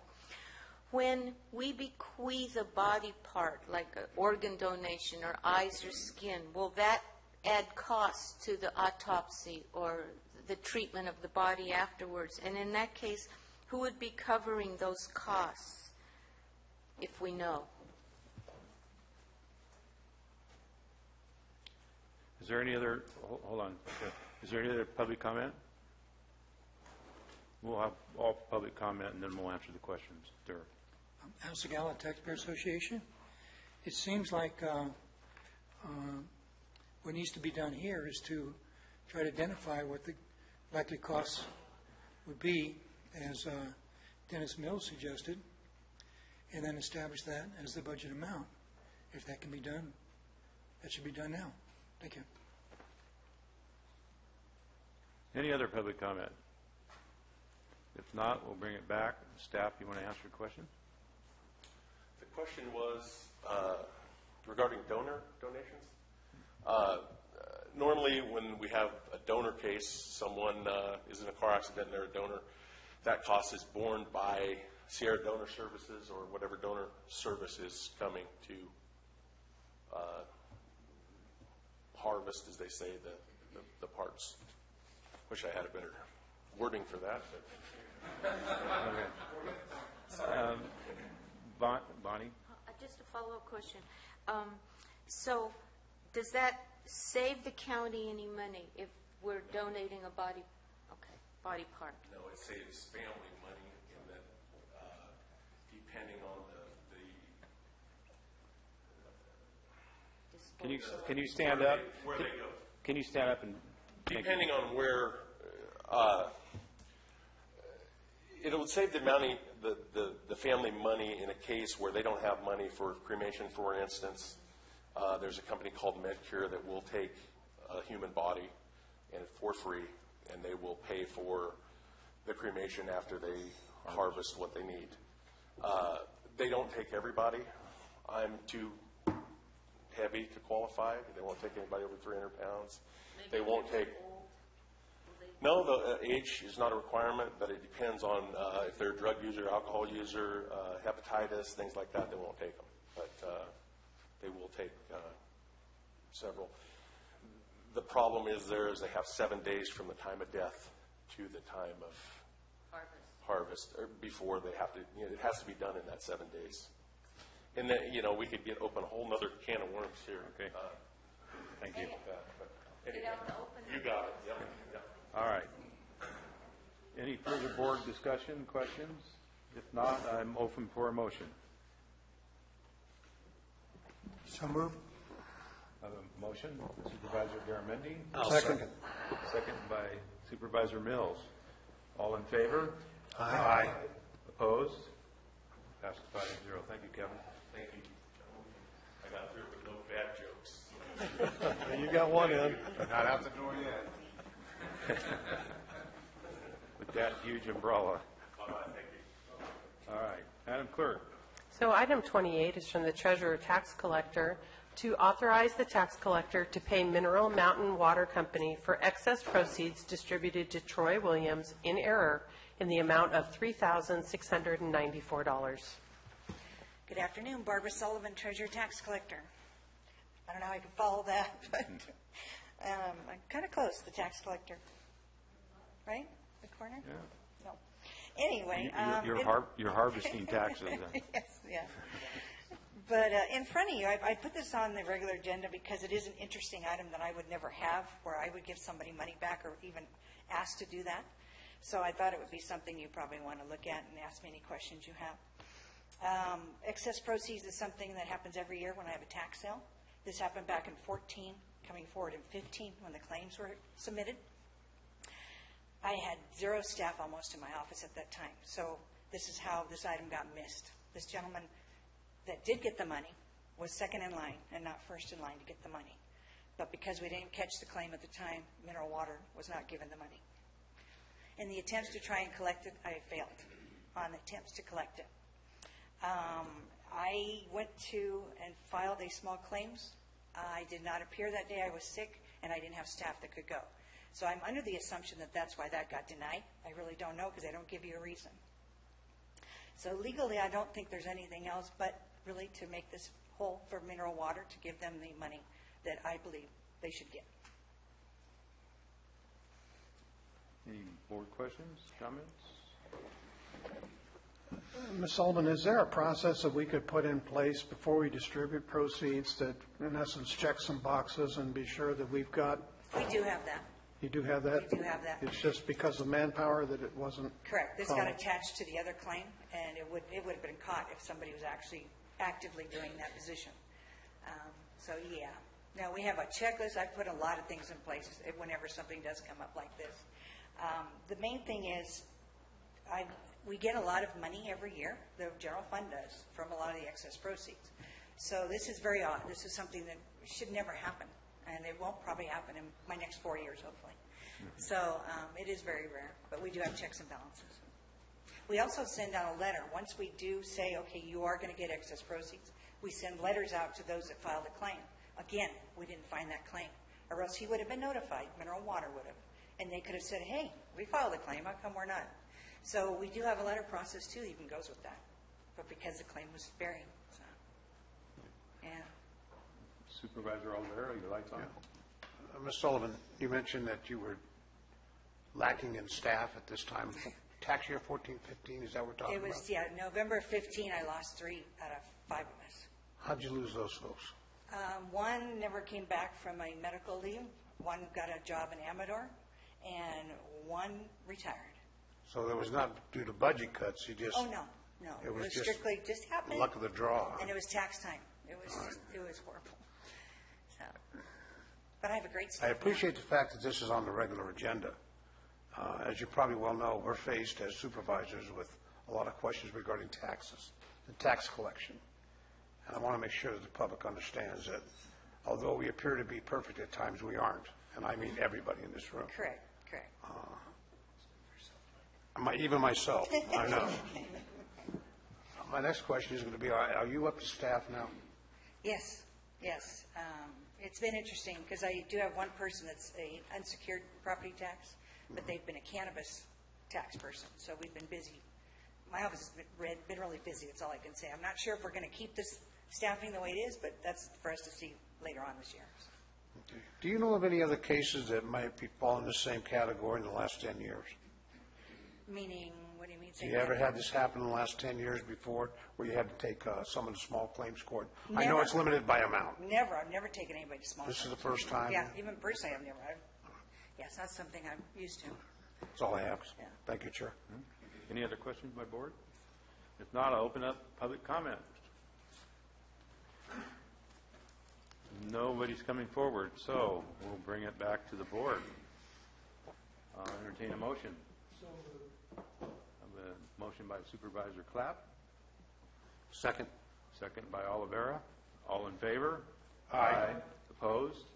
Passes 5-0. Madam Chair. I'm the clerk. Clerk. That's twice. I promise won't happen. I should get $1 for every time, right? I haven't called the CAO supervisor yet. Okay. All right, item 29 is for our first 5 Calaveras. Introduce and waive reading of an ordinance repealing ordinance number 3049 and adding chapter 2.18 to the Calaveras County Code and approve a summary publication of the ordinance prior to adoption. We have someone from first 5.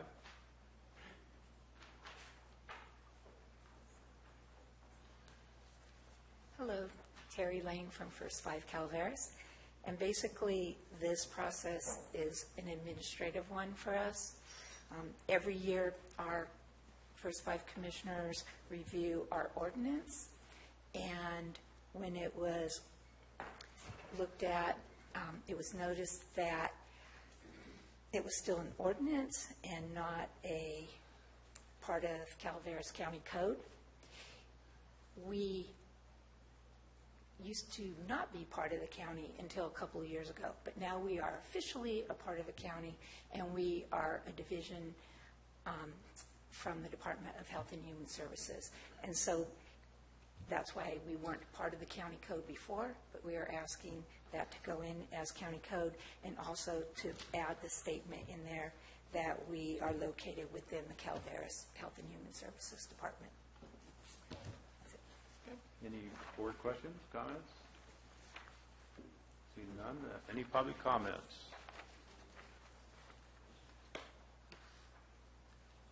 Al Sagala, Taxpayer Association. We would probably, it'd be good to know if there's any changes in the work or responsibilities or authority of the organization because of this change. Thank you.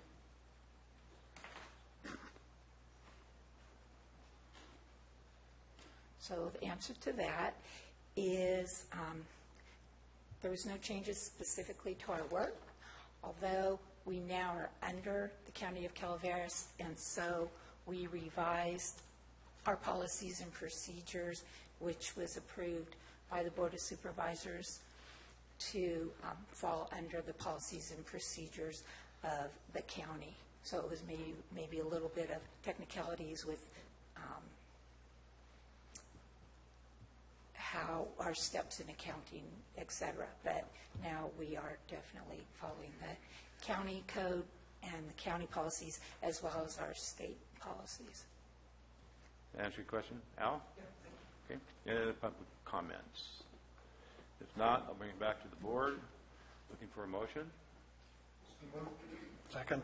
A motion and a second. Motion by Garamendi and a second by Mills. All in favor? Aye. Aye. Opposed? Passes 5-0. We will now go into closed session and come back and finish back with item number 26. Do we expect that we may be back about 3 o'clock? Do we know? I'm not sure how long this is going to take. I really can't tell, but we can say we'll probably be back in session around 3 o'clock. Okay, thank you. I'm not sure where it's going to go, so.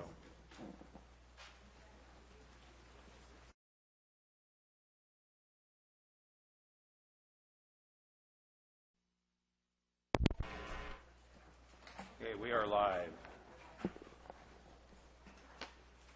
Madam Clerk.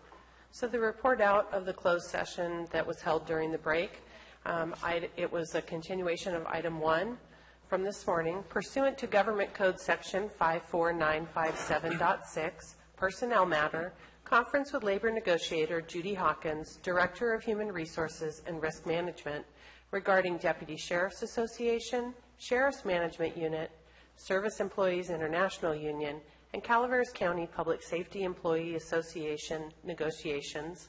As it relates to the continued portion of Item 1, labor negotiations for the Deputy Sheriff's Association, there was no reportable action taken. All right. We will now move back to item number 26. Item 26 is from the Administrative Office to receive a presentation by the Strategic Plan Committee on drafted mission, vision, and value statements, provide feedback to the committee on any necessary changes to the draft document, alternatively find that the draft is acceptable as proposed, and adopt it as the mission, vision, and value statements for the county.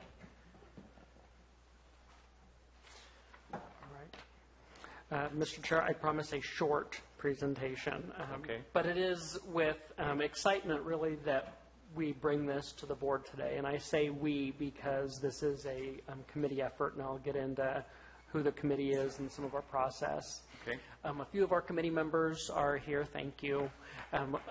More were here earlier, but it's been a longer day, and it's hard to make sure that everybody can stick around. I know that that Sam Leach had some court matters that he had to attend to, and I guess the court takes precedence over the presentation. So really just a general overview: strategic plan, mission, vision, and values. The work group was established following the two-day board workshop that occurred in August, on August 16th and 17th. And really, one of the takeaways from that workshop was a recognition that the county is operating without unified mission, vision, and value statements, and also that we are not utilizing any type of an operational strategic plan. So through the process of those workshops, as the board will recall, there was a lot of discussion about what are the key pressing issues with the county, what are the concerns. One of the other elements was what are the organizational strengths, how do we as Calaveras kind of define ourselves, and what then would that look like as a public-facing piece, but then also an internal-facing piece to help give that information and impression to our staff. So the work group was formed, came together to draft statements and a plan, to really vet that language with county staff, and then bring a recommendation back to the board for adoption. So our work group members, and this was voluntary, I don't know that there were many, if any, voluntold positions coming onto the workshop. These are really people who wanted to be engaged in this process. And it was comprised of department heads and county administrative officer. It included, and this is in alphabetical order so as not to provide preference to any position or person, Kristen Brinks with Health and Human Services Agency, Leslie Davis, the county assessor, Rick DiBasilio, the county sheriff, Nancy Giddens, the county librarian, Judy Hawkins, Human Resources Director, Sam Leach, the Chief Probation Officer, myself, County Administrative Officer, Stan Moore, Information Technology Director, Megan Stedfeld, County Counsel, and also Rebecca Turney, the County Clerk, Recorder, Registrar of Voters. So as you can see, I think it was a nice cross-section of elected, appointed departments, service departments, both internal service departments, but then external-facing departments. I think that was a really a nice blend because it gave a lot of perspective when we got to the meeting. So the first step then, the group met a number of times through October and November. And the first steps really were taking those sheets that were drafted specifically related to the mission, vision, values for the county, and try and make some unified sense out of that, since these were a bunch of different groups, 5 different groups that came up with different ideas on flip charts. That was definitely an initial challenge, just to say, okay, what is the direction? What are the theme, the elements that are going through this? And I will say a lot of discussion came out of the group. I'm looking over at some of our members, and it was really interesting because it was a very spirited discussion, and I can tell you, first of all, online thesaurus is very helpful, as is dictionary, because there was literally a lot of debate on single words because words matter. Words matter because of the cultural significance on how people read it. Words matter because of a stigma that might be attached to it. I mean, there are so many factors that went into what word we use is important.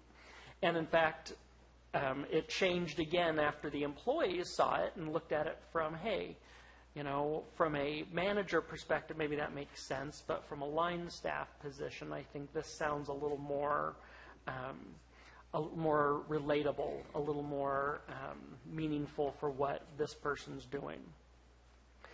So the preliminary draft was given to the department heads in November. That was the first opportunity for all the department heads to look at it and say, this is what the committee came up with. We'd like to now send this out to county staff for input. Following that, then, we did send it out to all staff with an introductory memo basically describing the process and asking them for their honest feedback. Ultimately, it's important that county employees have an opportunity to comment, to provide their input, because this is something that, you know, ideally we want, you know, the county to be operating with, and it should be meaningful and connected to that employee day in, day out. So in December, after we got the feedback from the employees, the group came together for a final time to incorporate some of those changes. As I said, some of it was really about words, you know, the meaning or the cultural context behind one word or another word. And it was through that meeting that we came up with our final draft of each of the statements that are before you today. So first, the first item is the mission statement. The draft mission statement that the group has come up with is Calaveras County Government, serving, strengthening, and supporting our community. And I would say any members of the group, if I would like to acknowledge this has been a huge group effort. It is not by any means one person's effort. I'm giving this presentation, but I'd be more than happy if any group member wants to come up and add their input during this piece. But then, of course, at the end, I would ask that anyone who wants to kind of make a comment about their thoughts, please do. So serving, strengthening, and supporting our community, it was chosen in part because recognizing there's a fierce level of independence throughout Calaveras County. And what we were trying to acknowledge here is, you know, government does provide essential services, but there was more emphasis on the support piece. I think that the sheriff, who unfortunately isn't here, said it most bluntly on the first day, which is really, you know, we get it, you don't want us to really be bothering you, but we're here when you need us. What was essentially the one-side spirit of what he was thinking about, but it's true to a large degree where, in general, our residents like limited government, and they want to know that we're there to support the community where it's needed, but not overreach. So we kept it as succinct, as broad as possible, but also trying to, you know, denote that we're serving our community, we're working to strengthen the community and provide support to our community. The vision statement, which on our rewrite, I'll say this one, and vision statements are tough. This one probably had the most disagreements back and forth and questions and difficulty in coming up with a final one. The one that we are bringing to the board today is Calaveras County, a community of agricultural, historic, and recreational abundance where residents and visitors can enjoy safety and prosperity. Now, the goal, obviously, on a vision statement is this is where we want to see ourselves. This is when you're planning, you're looking on the horizon and saying this is what we want. I think what we tried to look at is what are the areas that we know as residents the absolute, beauty of this county, the bounty of being able to go, find hiking trails, fishing rivers, go up into the mountains, camping. There is a lot of recreational, but there's also huge historic significance with the gold rush. Agricultural, we were kind of bantering on, are we an agricultural county? What does that mean? Coming from a very, very large agricultural county to a smaller agricultural county, nonetheless, what strikes me going into work every day is I love looking at the cows on the field grazing, and the significance of that's agriculture. That is broadly defined our agricultural commodities down to on the valley floor where we have quite a few orchards. So we wanted to pay homage to what we see as our key assets, but also recognizing that our historically biggest priorities, and I think continue to be, we want whoever they are, whether it's a resident or a visitor, to be able to enjoy safety and prosperity in this county when they are here. And then last on our value statements, the value statements that we came up with is integrity. We hold ourselves to high ethical standards. Balance, we value our heritage while striving for continuous improvement. Resilience, we respond creatively to challenges. And service, we serve the public with hard work, civility, and respect. Each of these statements, again, went through a lot of iterations, a lot of, what does that word mean? How do we want to, what are the connotations? But I think each was important for their different reasons, and really trying to emphasize, one, to our current employees, but two, to prospective employees, that these are values that we hold the most important. We expect integrity. We expect our staff and officials to operate ethically.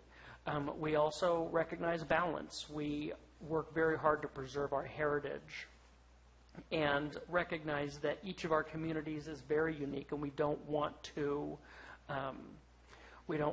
change the uniqueness of what is a difference, on how Copperopolis defines itself to how Murphy's to how McCollum Hill. Every community here, I think, would, absolutely talk about their own heritage, but we're also looking for ways that we can help, leverage that heritage to provide prosperity and growth. And then resilience is, this county is absolutely, an example of resilience. We have been through so much, the economic downturn, the Butte fire, the storms, now tree mortality, and continue to respond with resilience, because that's how we keep going. That's how we keep up the good fight. And then service. Service, I think, is that essential piece of recognizing that we are serving the public, and we serve them with hard work, we serve them with civility and respect. And certainly in some of our departments, we have public that are coming to us and they're not happy, but we also, being public servants, need to keep that perspective in mind of civility and respect.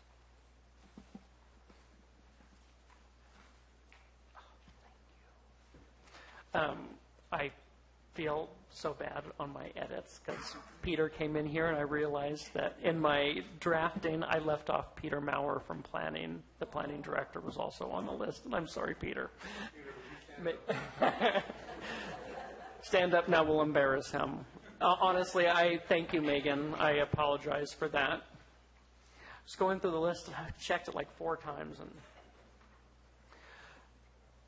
And at this point, before I talk about feedback and next steps, do any of our work group members want to talk about any of the particular statements, any comments? Okay, I just wanted to double check of who's left over here.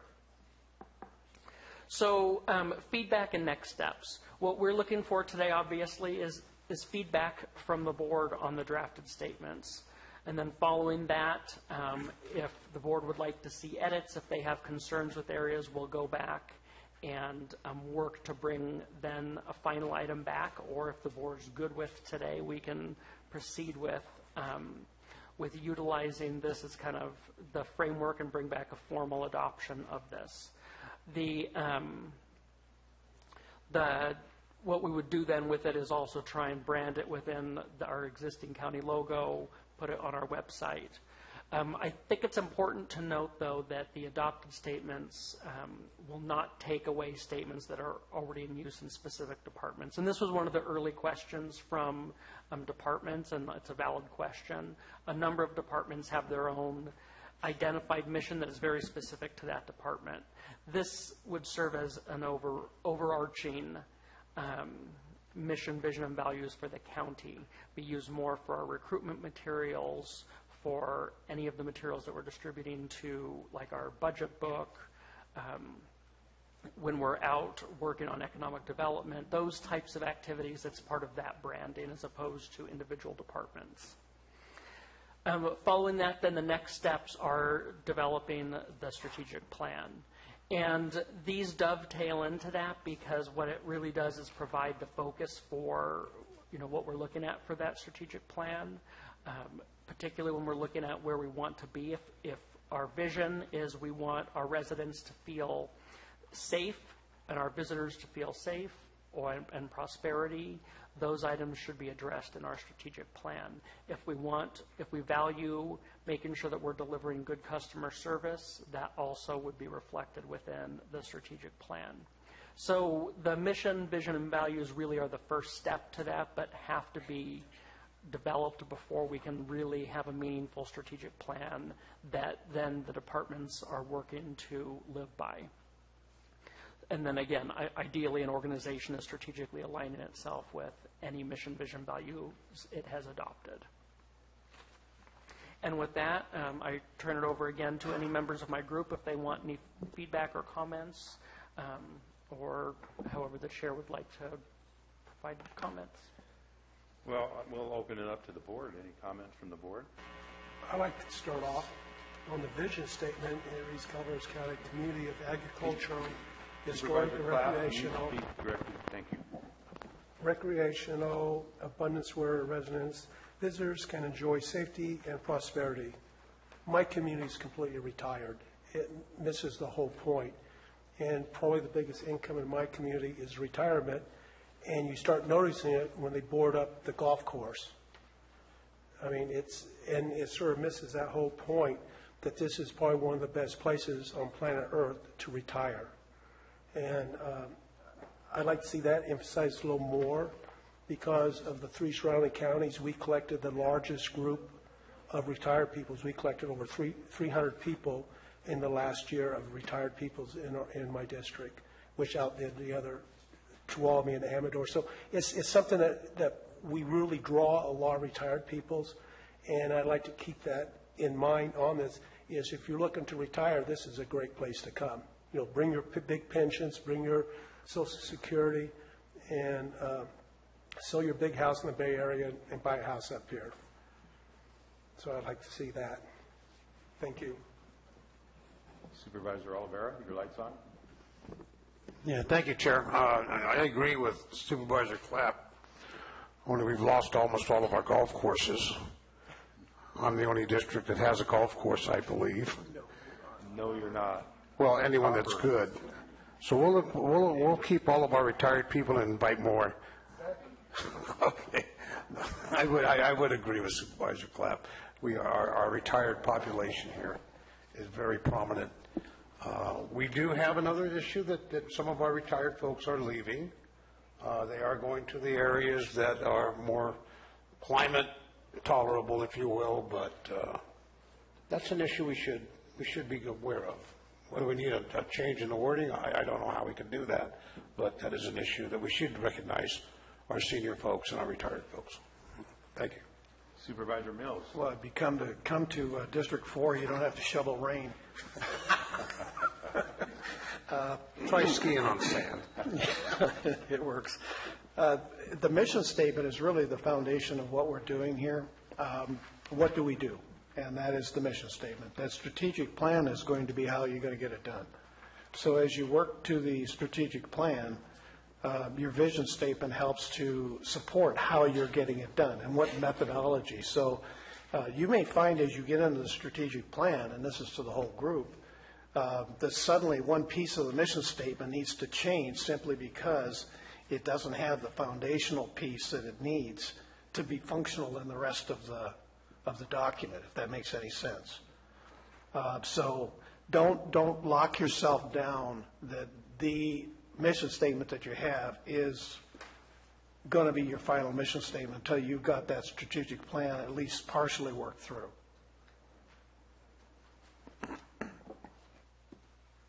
Supervisor Garamendi.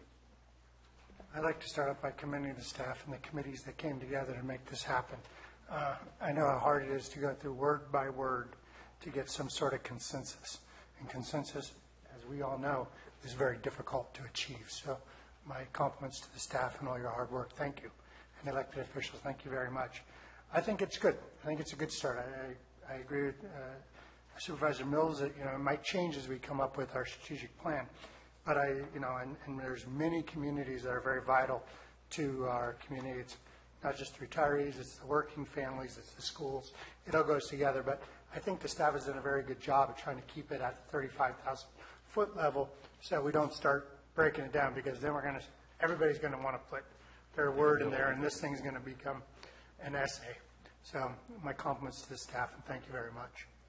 I echo those sentiments too. I know it was very difficult trying to hone this down and get as short as possible, but yet the biggest meaning that you all wanted to put in there.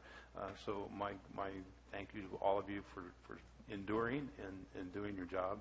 And I echo the sentiments of my fellow supervisors here also as far as reflection. And we are, at least in the upper part and in Clyde's district and Supervisor Clapp's district and somewhat my district, a retirement community.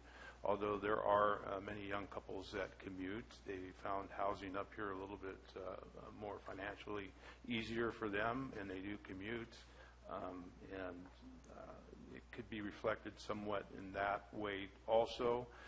But I'm very pleased with what you've came up with. I think it's a very good job. So with that being said, I would open it up to public comments. Marty Crane. This is just the kind of conversation I would have loved to have been involved with. It sounds like it was exciting from the minute you got there to the minute you left each time.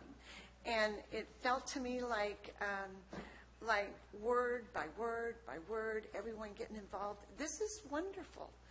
And building our strategic plan moving forward, this is a great foundation to start with. And it doesn't, I don't feel alienated, and I'm 68 years old. I don't feel alienated with this at all. And I know a lot of young families that wouldn't feel alienated. They'd feel welcome. So kudos. This is great. Thank you.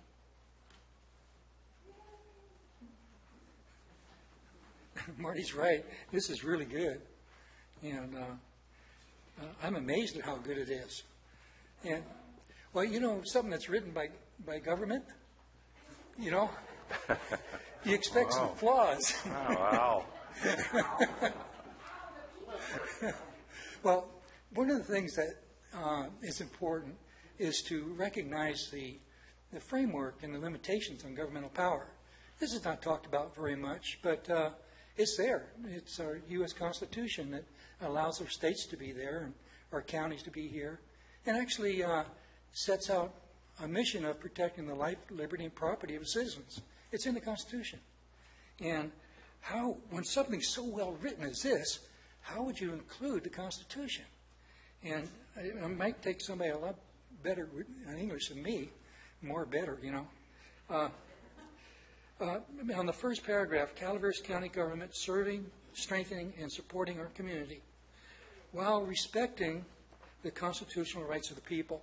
I think that would round it up just perfectly. Something similar to that. Thank you.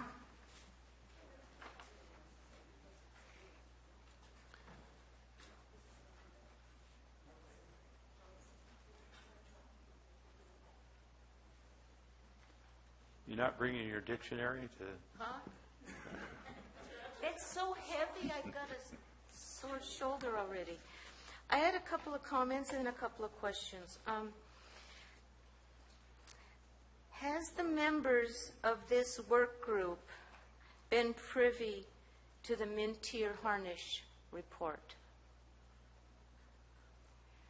I know there's some people that are trying to keep the public from seeing this information, but until there's transparency, I'm always going to be skeptical. I'm always going to be suspicious that someone's trying to pull something over on us. So I'm just asking, have the people that participated on this work group seen the Mintier Harnish report? I would imagine not. Okay, since we spent $1 million on it, I think it's time we get to see it. It's outdated. I go back and I read minutes from 4 or 5 years ago. Those are outdated, but they certainly give me a clear picture of what's coming or what has been done. I think that's real important. Then I had some ideas on the mission statement. As good as it is,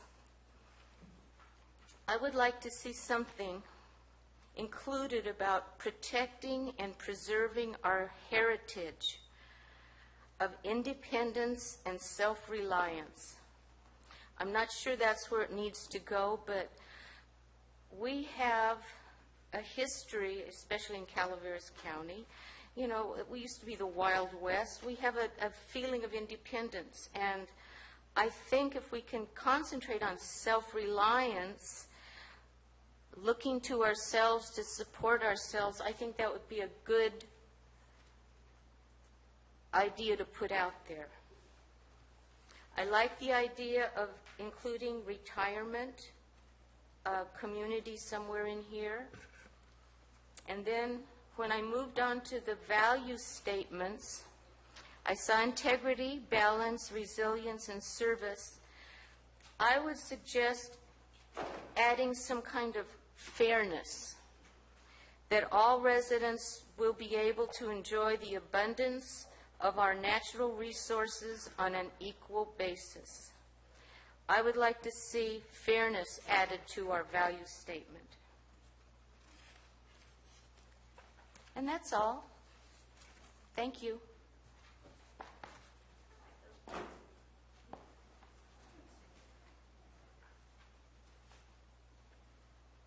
any other public comments? Yes, hi, Lisa Muter-Tees. I just wanted to say to be cautious on using the word retirement. We don't have any facilities for the retirees. I sell houses left and right for people that have to leave our county because of that. So I think we need to work on the general plan alongside this plan that you guys have done that's wonderful, and carry on with getting some industry and jobs and bringing retirees here that have facilities to go to. Thanks.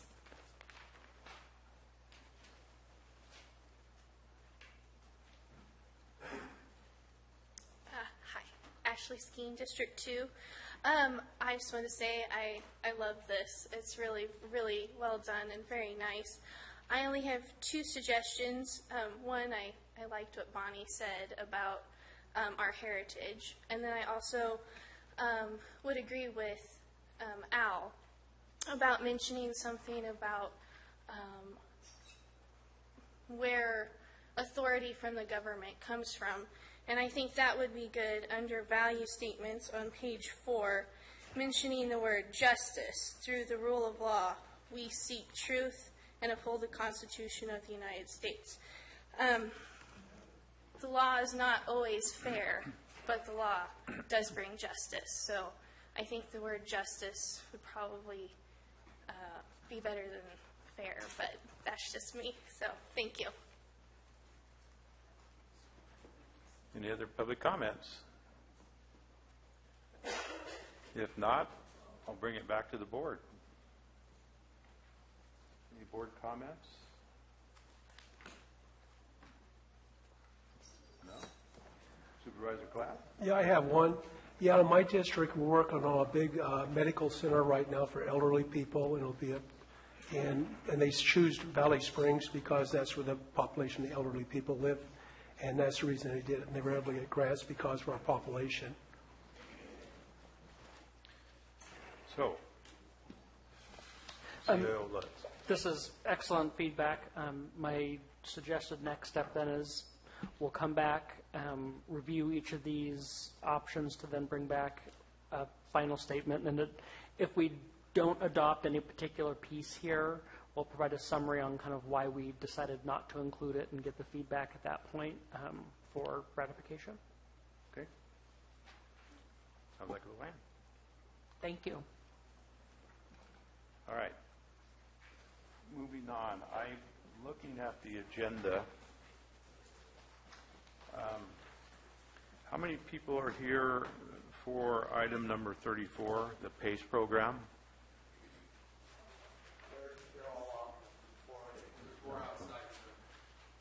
I'm noticing that we have an estimated time of 1 hour and 45 minutes for this.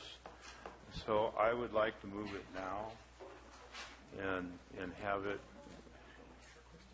Okay. So why don't we take a couple-minute break, and then we'll bring item 34 and go do it, and then go back to the board's items.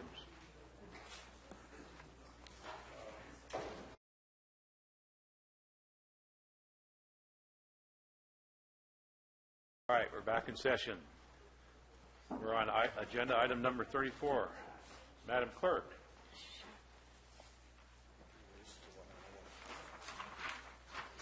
Item 34 is from the Administrative Office to adopt a resolution to terminate the PACE program in Calaveras County. CEO Lutz, this is your agenda item. Yes, and I'm today here to present this item is Krista Von Lotta. I'm one of my staff in the office. She's assisted by Brian Moss, but again, I think Krista will be probably doing the bulk of the presentation. So.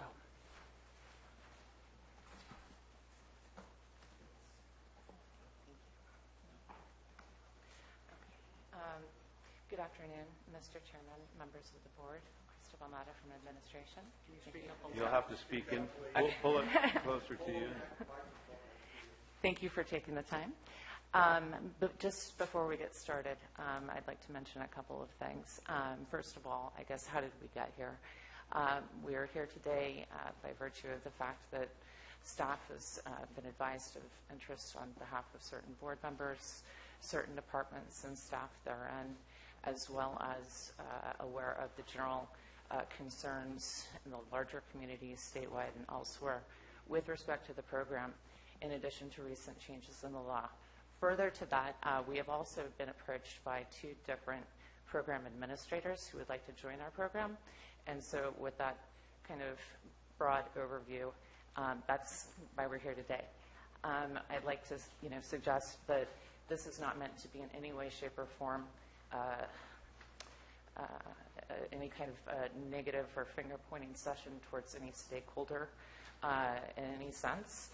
We really just want to get kind of all the issues out in the open and then let the board choose how to proceed from there. With that, let's go to our second slide. Can we hold for just a second, Supervisor Olvera? Yes. Maybe you can clear something up on the board packet. This indicates to terminate the PACE program in Calaveras County. Correct. Do we have a PACE program in Calaveras County? We do indeed. When was that enacted, for my own information? October 11 of 2016, after approximately 14 months of contemplation, which was originated in August of 2015 by the then CAF. Okay, thank you. And also, should the board have any questions as we go, please, no, I invite you to do so. Thank you for doing that, and it'll certainly help. You might note as we go, this can be quite dense, this material. So, okay, so what is PACE? Property Assessed Clean Energy. The idea behind it, in short, is to make energy efficiency type improvements to homes, primarily with respect to items fixed to the home, which should, one hopes, reduce the cost over time and benefit the environment. The players here, Golden State Finance Authority, they're the public agency that manages the program with respect to Calaveras County. They contract with Y-Green. Y-Green is the program administrator. The county, the board, back in October of 2016, and by virtue of county staff and the tax collector participates in this program on behalf of Golden State Finance Authority, which I'll refer to as GSFA often, and Y-Green, and then clearly our consumers, residents, and the contractors and others who implement the improvements.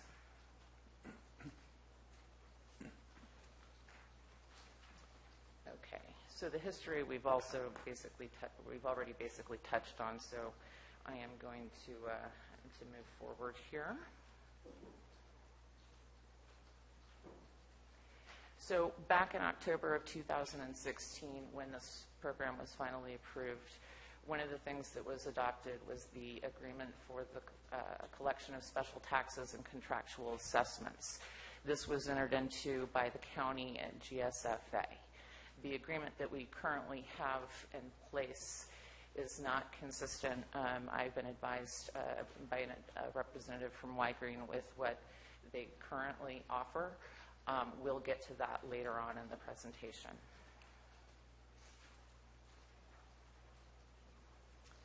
Okay, so as of the writing of this item, there were 9 PACE financing projects on the tax rolls in the county.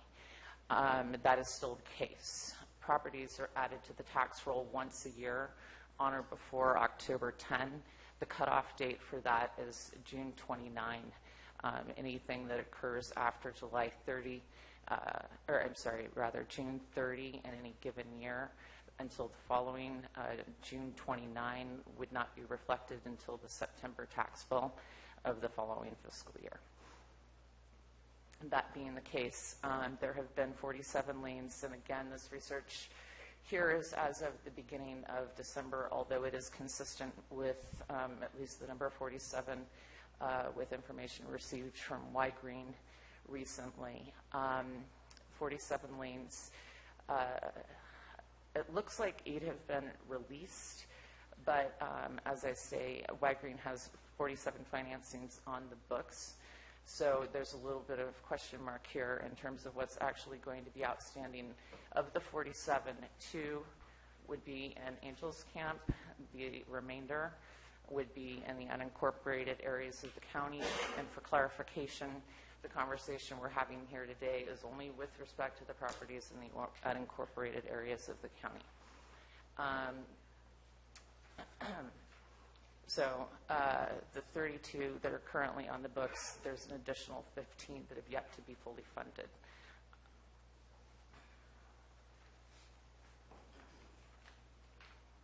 Fully funded meaning that the contracts are completed and Y-Green's received, or the owner has received the funding that's flowed through to the contractor. Okay, so of the 9 assessments that were on the tax rolls as of December 14th of last year, 3 of which were delinquent on that date. Since that time, one has been paid.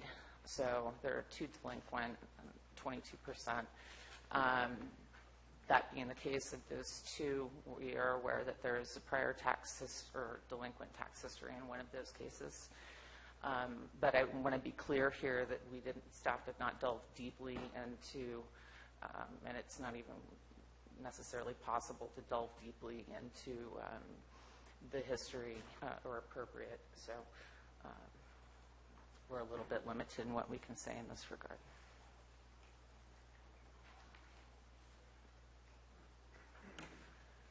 So of those 9 financings, only 2 of them fell under the median as reported by CATFA, rather. On their website, the most recent data that they had as of December was back from March of 2017. Their median assessment amount, annual assessment amount, was almost $2,400 at a term of 15 years, based on a principal amount of just under $20,000. So those numbers are higher here in Calaveras County. We don't know why. I don't know why. One of the issues with the program is that it's difficult to tie and to know when someone enters into one of these assessments how that's actually going to manifest in terms of savings, be it either through their insurance, their energy bills, heating bills, et cetera.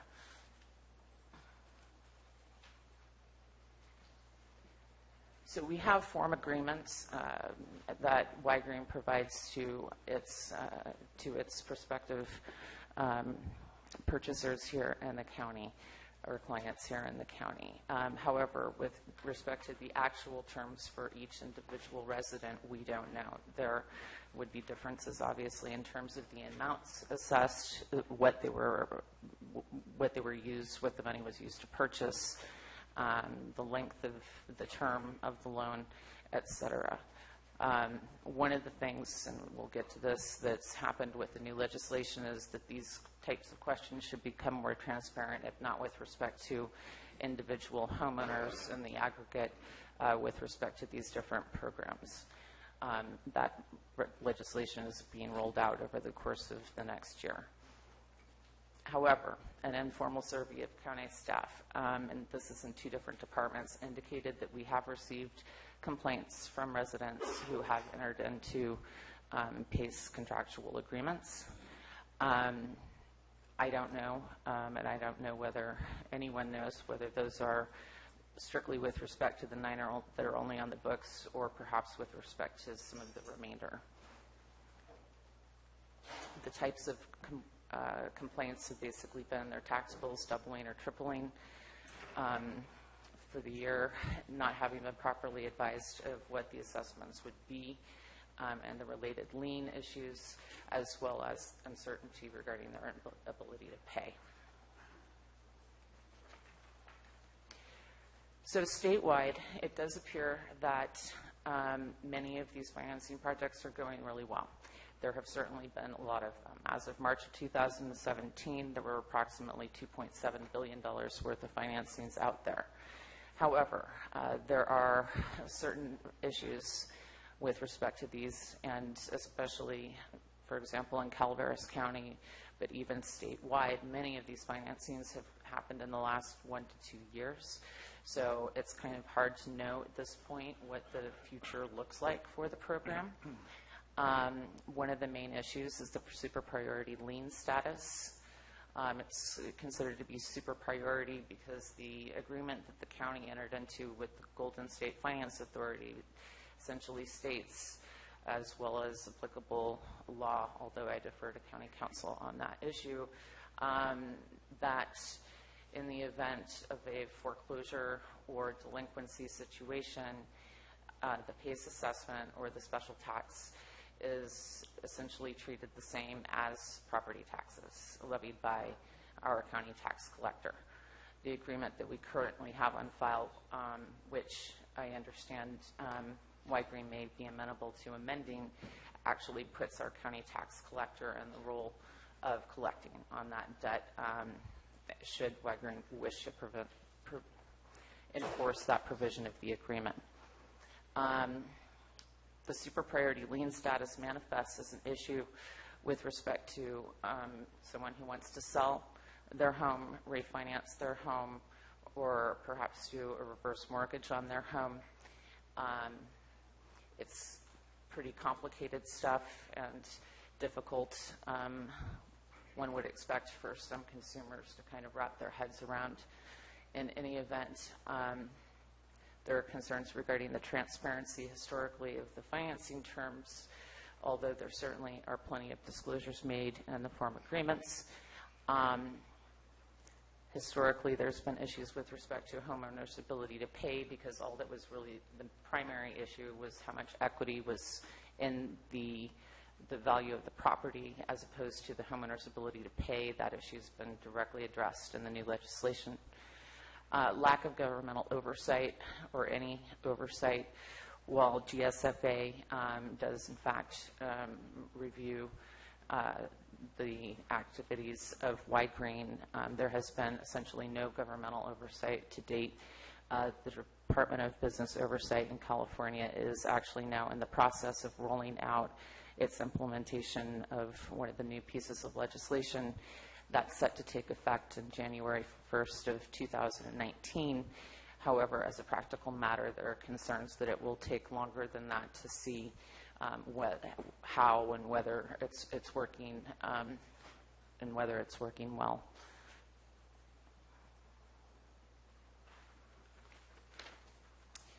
So with a view towards the super lien priority status that the PACE assessment has, Freddie Mac and Fannie Mae will now purchase mortgage loans for properties that have this assessment,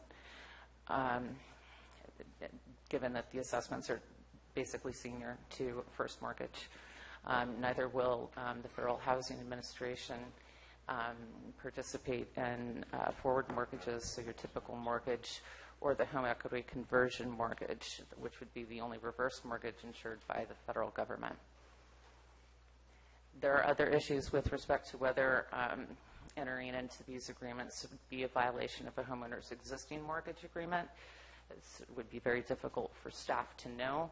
There is a covenant and a representation, rather, in the form documents where homeowners are asked to state that it wouldn't be a violation.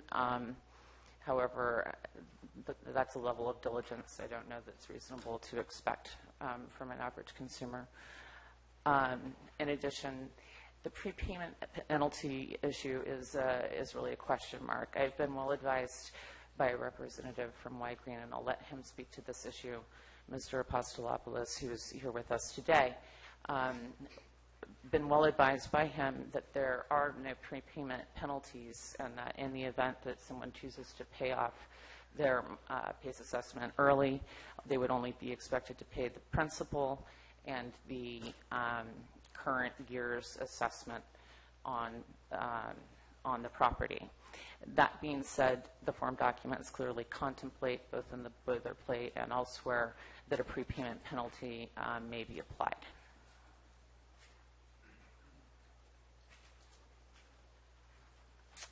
Okay, so new legislation specifically intended to address many of the concerns we've discussed. SB 242 talks about oral disclosures that must be made. SB 242, and I find this to be illuminating in terms of what it says about the way the program has functioned to date. It prohibits kickbacks. Prohibits contractors from giving a different price for a project financed by a PACE assessment than would be provided if paid in cash by the property owner. Places limitations on those who may solicit property owners on behalf of the program administrator. These are all good things. On the other hand, it is of concern that there seems to be a disjunct between what happens theoretically at the Y-Green level, for example, where they have form agreements, they're making proper disclosures, et cetera, and what's happening boots on the ground, and that gives rise to these types of regulations needing to be enacted.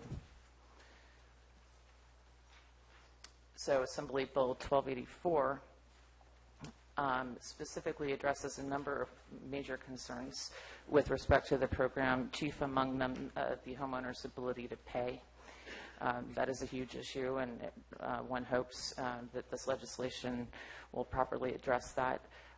It includes valuation models for the assessment of the property value, reporting obligations so that the program itself statewide can become a bit more transparent, as well as training and other requirements with respect to the solicitors and the solicitor agents who act more or less on behalf of the program administrators, as well as licensing requirements for the program administrators. As discussed earlier, the Department of Business Oversight also further to this legislation will be licensing the program administrators and regulating the industry starting January 1 of next year.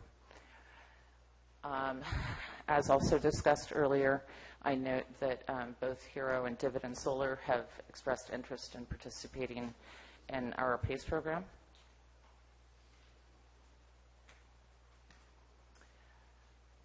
So the overarching concern of staff with respect to this item is that despite the new legislation and the hope that the new legislation addresses the concerns that may have affected some of our residents and appear to certainly have affected some people statewide, that there are still a lot of question marks, and that in reality it will probably be some time. A reasonable guess might be 1 to 2 years before there would be sufficient information and oversight with which to properly evaluate the program.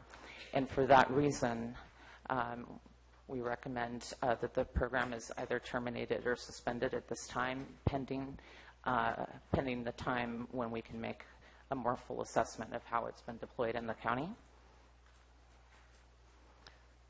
Certainly, I'm going to actually go back here. Should the board decide to do that, I'd like to note that nothing would be nullified with respect to previously executed contracts. In fact, with respect to any contracts executed within 30 days after GSFA were to receive notice from the board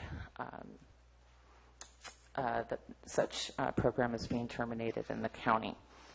Should the board not wish to terminate, we also suggest that the board may consider expanding the existing program scope by considering the admission of HERO or any other program administrator, and of course leaving the program alone or directing staff to do more research. Thank you.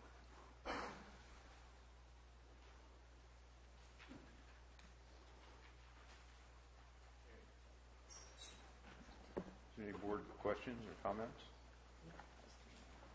Supervisor Mills? I would like to hear from other members of staff on this matter, if they're available to give us their take. That would mean if the... Do we have other staff members here? We have Barbara. And we have a member of the Auditor Controller's Office here also.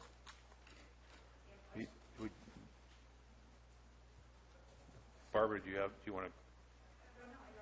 I mean, basically it's covered. Maybe the main problem with what I hear, is that would be interesting? Basically, it's when they go to sign the dotted line, they've been told it's going to be a monthly cost, and it ends up being 2 lump sums in their tax payments. So they stop right there. A lot of people stop because they don't realize how much that cost is. I've been told the interest rates were pretty high. Basically, the people that haven't gone through are the ones I've heard from. So I don't know if they've gone to anybody else. The other dissatisfaction I had was that it was not going to be stripped off the roll at the end of the year if they did not pay. It needed to be stripped off the roll and sent back to the finance company if we're not collected. So I'm assuming it's staying on there is what we read into it. Pardon me. We have been advised that White Green would be amenable to potentially amending our agreement. However, the agreement we have in place right now does not contemplate removing delinquent assessments from the tax rolls. That's huge, because that's like co-compliance issues, similar liens. If they, excuse me, if they stay on, that's when they go to tax sale, because they cannot pay the bill. Yeah. So that's why a lot of properties go to tax sale. So that was one of my main concerns. So, yes. Mr. Chair.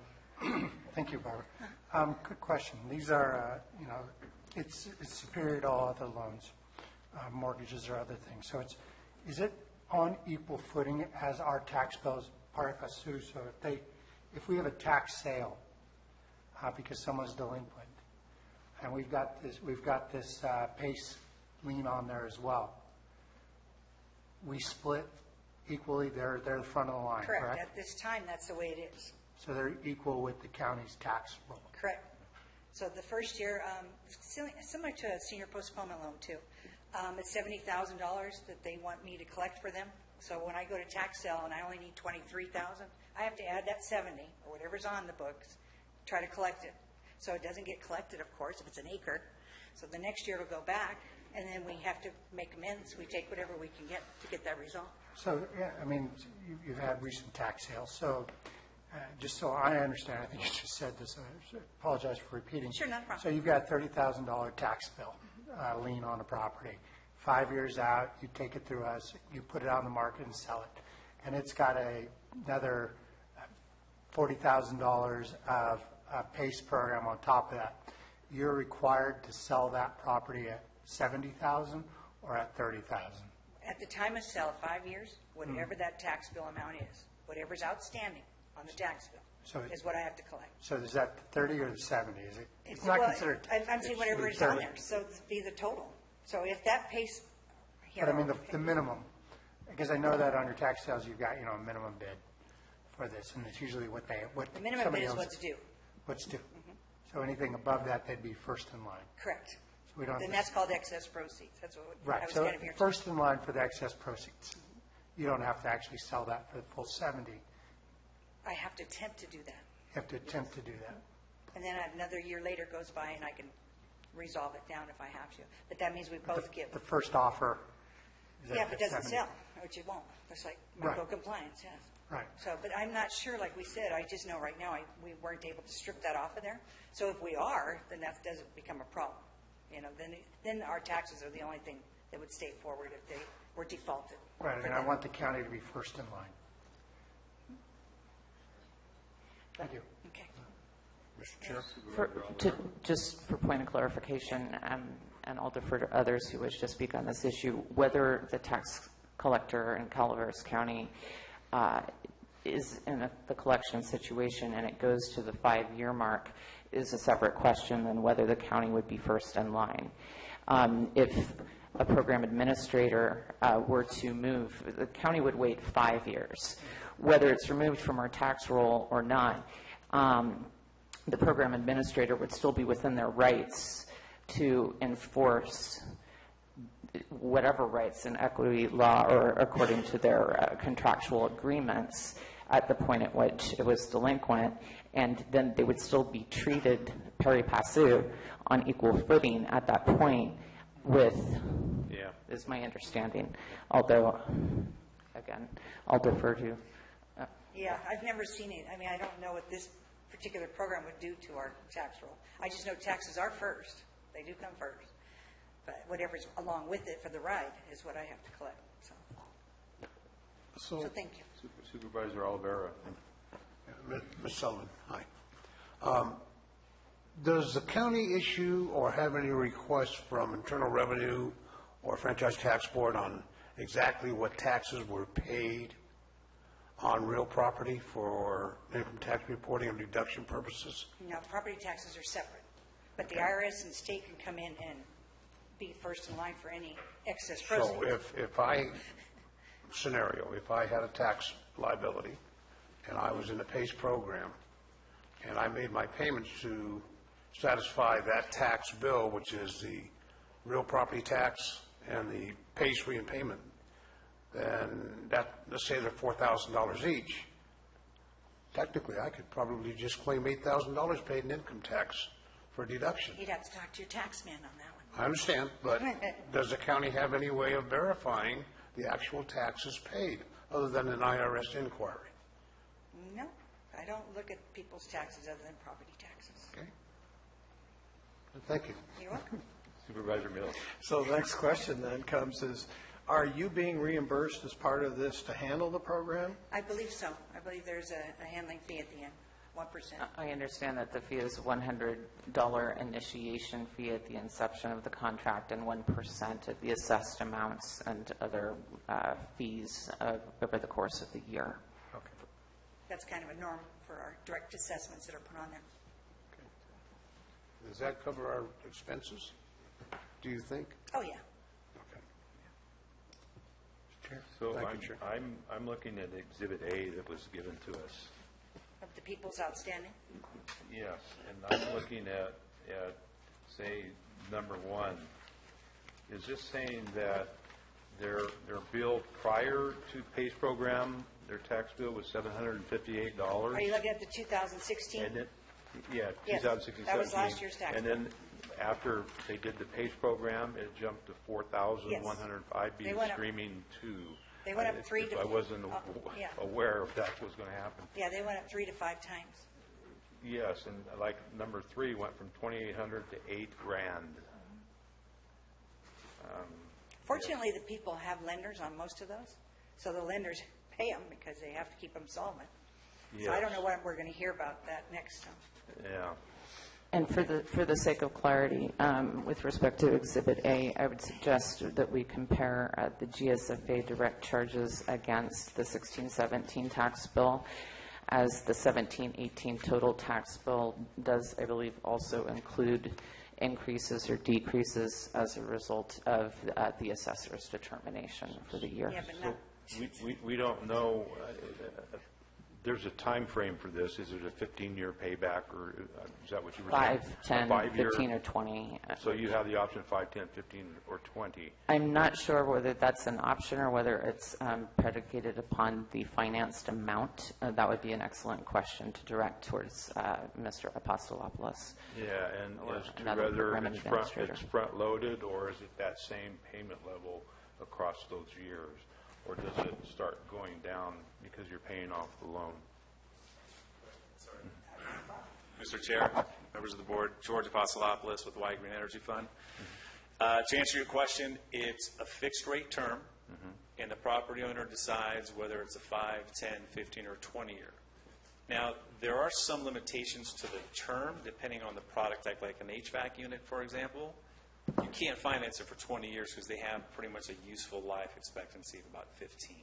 So you can only finance it for up to 15 years max. But those are fixed rates, and the payment never changes for that term. Thank you. Whatever term, sure. Any other questions? I have a question. This is for whoever can answer it. You represent Y-Green. Do we have an exclusive contract with you, or they're mentioned there are 2 other groups No. that are interested? Not It's exclusive. No. So we can invite in competition. Absolutely. Absolutely welcome it. Also, can somebody explain this loss reserve program, this $10 million? Sure. And how, what we're reserving and how we're insured? So the Loss Reserve Program was created in 2013. It is a $10 million fund. The idea with the fund, as I understand it, is that in a default or foreclosure situation, should the mortgage, the first lien mortgage holder, be out due to its incentive, shall we say, to pay the PACE assessment to keep its collateral for its proper loan sound, they can be reimbursed by the Loss Reserve Program. So on its face, the program is good. There are requirements that must be met in order for a program administrator to opt in to the Loss Reserve Program, and to date there has been no charge made against the program. So no one has actually submitted to be reimbursed from it. However, I note that were there to be a bubble with respect to the $2.7 billion of PACE financings on the books right now, $10 million might not go very far. That's $10 million statewide? Correct. Correct. Yeah. Okay. Thank you. Mr. Chair? Yes. Supervisor Oliver. Will we be hearing a presentation by Y Green? I understand representatives are here. Are you going to be making a presentation? I'm just asking if there's a schedule. It was not scheduled. Okay. CAO said it was not scheduled to do so. If we are done asking questions at the board level, though, I'd like to open it up to public comment. Now, there is one more question I'd like to ask, and maybe Y Green can answer. What is your interest rate on a 15-year, $40,000 balance? The interest rate on the 15-year right now, I believe, is about 7.5%. But in some cases, it can even be lower, depending on what type of contractors that are out there. There are different programs where the contractors can assist, can basically use almost like a buy down to the rate, and therefore the rates can be a lot lower for those particular and projects. finance is offered through your program to select companies under your advisement? Excuse me? Financing is available through companies under your advisement for this? We have oversight over it. So if you're referring to our specific company with the contractors that represent our company, they're heavily vetted through the state licensing board, through social media. We have a contractor compliance department. which just about every PACE provider, if not all PACE providers, have. So these, we heavily vet our contracts to make sure they represent the program correctly. Now, do you have a sliding scale interest rate, or is it qualification, disqualification? It's based on the term. So if it's a 5-year, 10, 15, 20, et cetera. Okay, what's your highest rate and highest term? I want to say the standard highest rate's on a 25-year, it's about 8.25%. And those are just specific to solar. Okay. And we can go as low as 5, 4, 4.75 on a 5-year.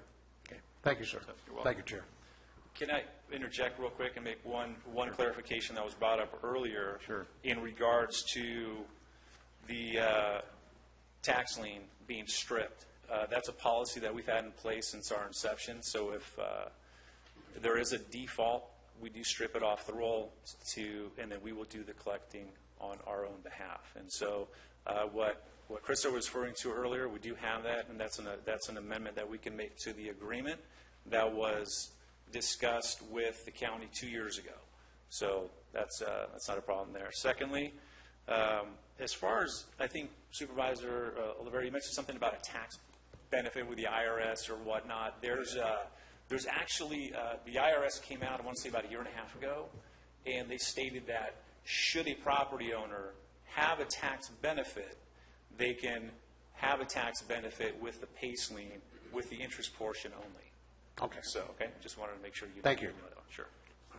Not the construction cost. Okay, we'll open up to public comment. Is there any public comment?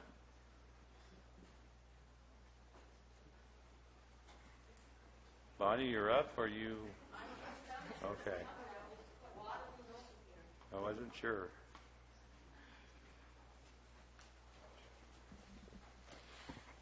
Yes, Bonnie Newman from Double Springs. A couple of years ago, I thought, oh man, what a good deal, but I'm sorry, this program sounds like a swindle. And I think it might initially be attractive to seniors, or it might be aimed at seniors. And I'm just wondering how many participants in this program in our county are seniors? And has there been any loss of homes by liens that are attached to these folks, or their inability to pay this rate or make these payments? I'm real skeptical, and I think it sounds like a swindle. You might be giving people a false impression that, you're going to come out smelling like a rose somehow, and they end up, collapsing. Anyway, that's my opinion. And I would like to know if any seniors are involved in this program, because I think they might end up holding the short end of the stick, losing their home or going into bankruptcy or something, all because of this that isn't real clear. And it wasn't clear to me a couple of years ago when I thought, hey, this sounds like I'm going to look into I'm glad I didn't. Okay, we'll answer any questions at the end of public comment. Well, good afternoon. My name is Coy Knapp, and I'm the president of the board of Calaveras Association of Realtors. We represent 269 local realtor members, and we are here today in support of the staff recommendation to terminate authorization of property assessed clean energy financing through Y-Green. Now, I want to clear up some inaccuracies. First off, I am the past chair of Land Use and Environmental for the California Association of Realtors, and I sit on the National Association of Realtors for the Land Use and Environmental. So I know a little bit about green energy and this program. The Calaveras Association of Realtors, California Association, or the Calaveras Association of Realtors and the California Association of Realtors and the National Association of Realtors did not commit our valuable time, energy, or resources to fight against PACE because we don't like green energy upgrades. We are not opposed to home improvements. In fact, we love energy upgrades. We think they're great, and I think they're good for the economy. We're here because we care about homeowners. I'm going to step off a little bit. I've got a script here, but here's one thing. She just mentioned about seniors. Let me tell you a quick story about my mom. She's 79 years old, and she was sitting on her porch one day, and somebody came up and asked her you know, what's her cable service? And she told them, and they talked her into saying, hey, I've got this better deal, I've got everything for you, and we can really make it cheaper, better, and she went right into it. Come to find out, my mom was paying more money for this cable, more money for everything. The service was horrible, and it was just a really bad situation for her. Now let's look at mom coming there, and a contractor walks up to her and does the very exact same thing. Hey, I can give you a new heater. I can give you a new roof. And it's not going to cost you hardly anything. It'll just go right on your tax bill. My mom's a very proud woman, and she would have listened to that and probably jumped right into it. So that answers that lady's question right there. It's happened to a lot of people up and down California here, and it's scary. We are here because our homeowners are a community impact of this policy on real estate transaction that is hurting families and senior citizens up and down the state of California. Property Assessed Clean Energy, known as PACE, is a deeply flawed public policy. We commend you for taking a chance on it. It was a good idea that was gone really, really bad. Homeowners are being hurt. Our housing market is impacted. I do appreciate all the comments that we're hearing about it from the gentlemen that are here from White Green. Sir, your time is up. Okay, thank you.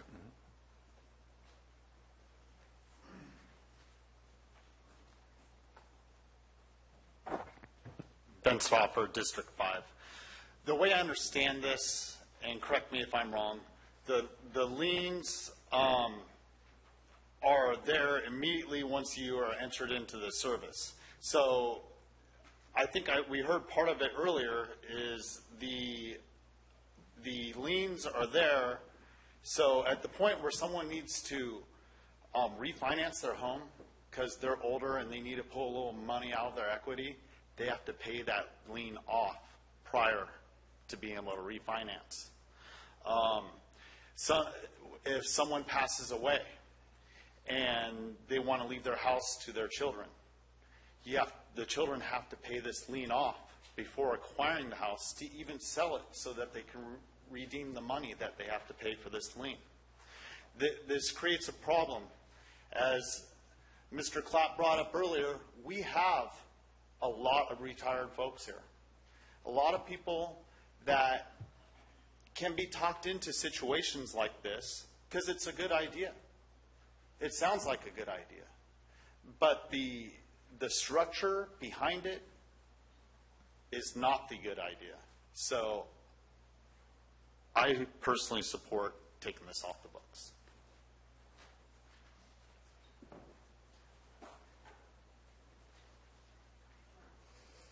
Good afternoon, Supervisors. My name is Robert Bendorf. I'm the Market Development Manager for the HERO Financing Program. By Renovate America, we are not currently in the county. Obviously, would like that to change, but I think that there are some concerns with maybe the current program, Y-Green, that's in the county, but then also as PACE overall. So I actually have copies of our disclosures that I would love to hand out to you. Maybe you can follow along with me, or we can kind of talk about them as we go. I tried to bring as many as I possibly could while trying to be conscious of saving paper.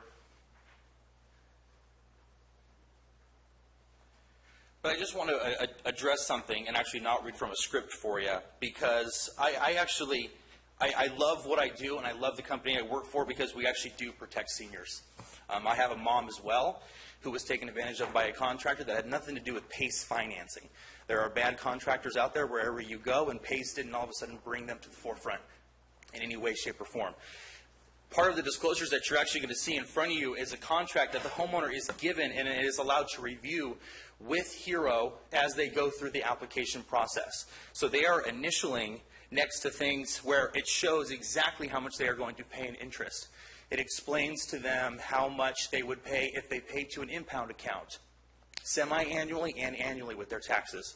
There are many disclosures that are also in there about home sale and refinance. The first initial that a homeowner has to give is, I understand that it may be required to pay off the remaining balance of this obligation by the mortgage lender refinancing my home. If I sell my home, the buyer or their mortgage lender may require me to pay off the balance of this obligation as a condition of sale. highlighted in bold that the payments will be on their property taxes, tax benefits to consult a tax advisor, statutory penalties. If your property tax is late, the amount due will be subject to 10% penalty, late fee, and 1.5% monthly interest penalty as established by state law, and your property may be subject to foreclosure. I think everything is in line with what your treasurer's law is. And we disclose that to the homeowner right up front. They have to initial a quarter of an inch away from it and acknowledge that. And in addition to signing it, because we can all get a little bit of a hand cramp and just start signing over and over again, I totally understand that. But in addition to this disclosure, the homeowner must, without a doubt, unequivocal, they must speak to a representative at HERO who goes over every one of these initials with them. The call ranges from anywhere from 15 to 20 minutes, where we describe everything that is in front of you right now, explaining to the homeowner that they have a right to cancel, they have a right to not sign a completion certificate, which makes us not pay the contractor until they do exactly what they promised. And when it comes to senior citizens, we have specialists at our headquarters, dozens of them, that are specialized in working with senior citizens over the age of 64. Anyone that is over the age of 64 actually gets a secondary senior specialist that goes over their contract and makes sure that they completely understand it. So people like... Your time is up, sir. Yeah. His mom, my grandparents, they're all protected. Your time is up, sir. Thank you. I appreciate it.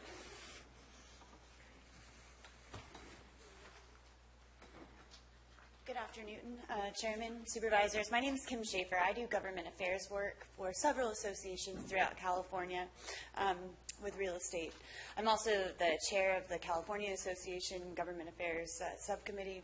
I work with associations up and down the state of California, and I'm here today representing Calaveras County. I want to first address specifically what this gentleman from HERO was just talking about. It's really important to note that there is no standardized system, or HERO's system is very different from Y-Green's, how they deal generally with consumers, their different rules, etc. I'm not sure if you guys realize this, but the way, and this is, I think, where the biggest problem is. The contractor is acting as the person that is providing finance education. They're also acting as basically the lender. They're in the home. It's really nice that the gentleman printed out those disclosures for you. The homeowner does not get that opportunity. They are signing this whole entire thing, putting a super lien priority on their house on an iPad with the contractor in their home. Now, I know for sure. Can you address the board? Sorry, yeah, I know for sure that HERO does do the confirmed term calls, but again, the contractors and the board. I don't think that you can make a decision that will impact your ability to sell, refinance, do a reverse mortgage on your home in 20 minutes on an iPad.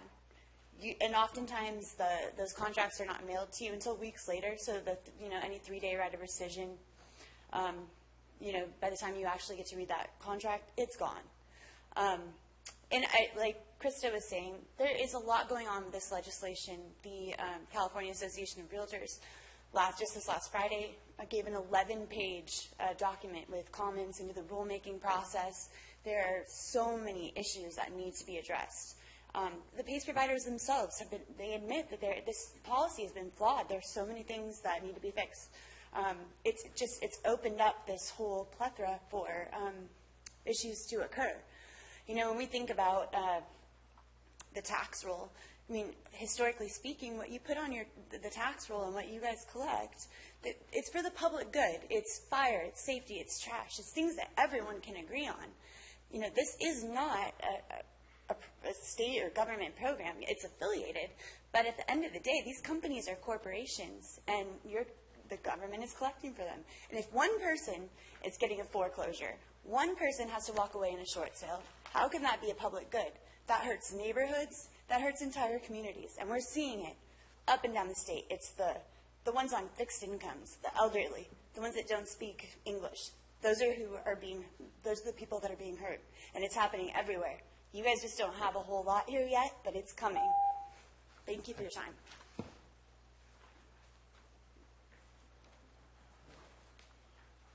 Good afternoon, members of the board. My name is Joan Irish. As you know, the program's original intent was to provide cost-effective energy-saving improvements to homeowners. Unfortunately, due to the program's lack of oversight and predatory lending practices, we are seeing property owners making uninformed choices which can put them at risk for losing their property. We did not oppose this program when it was adopted, but we can no longer ignore the intended consequences of PACE. It will have detrimental impact on the real estate industry throughout Calaveras County and the state of California. Several municipalities in California, such as the cities of Bakersfield, Ridgecrest, and the county of Kern, have recently elected to remove the PACE program from their communities because of the widespread problems for homeowners. Many more municipalities are also reevaluating, as you are today. It is important to note the governor did sign new legislation that does attempt to fix some of the problems with PACE. The legislation is vague and will continue to be addressed in rulemaking by the California Department of Business Oversight. And again, that legislation would not go into full effect until January 2019. PACE providers admit that there are serious problems and flaws with the PACE financing. We urge you to repeal PACE financing in Calaveras County until all of these issues with PACE have been addressed and the legislation is fully implemented. Now is the time to set policy to protect the constituents of Calaveras County from bad actors. Here are just a few reasons we oppose PACE financing. Of course, they've discussed predatory lending. They are honing in qualification is based on home equity rather than on a borrower's ability to repay, which violates the U.S. Department of Treasury's prohibition against predatory lending practices. No financial oversight. Most of the contractors pitching PACE financing options have no financial expertise, and their offers of promises are not currently being scrutinized by the financial institutions or government agencies. Price inflation. PACE contractors often inflate their prices for energy-efficient renovations, often charging far more than fair market value. Not good for the public good. This type of financing not be allowed on the property tax roll. Assessments should only be placed on the property tax roll for the overall good of the public, such as fire, trash, and safety assessments. Even school bonds must be passed by the voters. Structured as a property tax assessment. Because the amount borrowed is structured as a property tax assessment, it attaches to the property itself rather than the owner, which negatively affects the owner's ability either to sell the property or to refinance it and restricts the potential buyer's ability to qualify for a mortgage on the property. Thank you, ma'am. Thank you.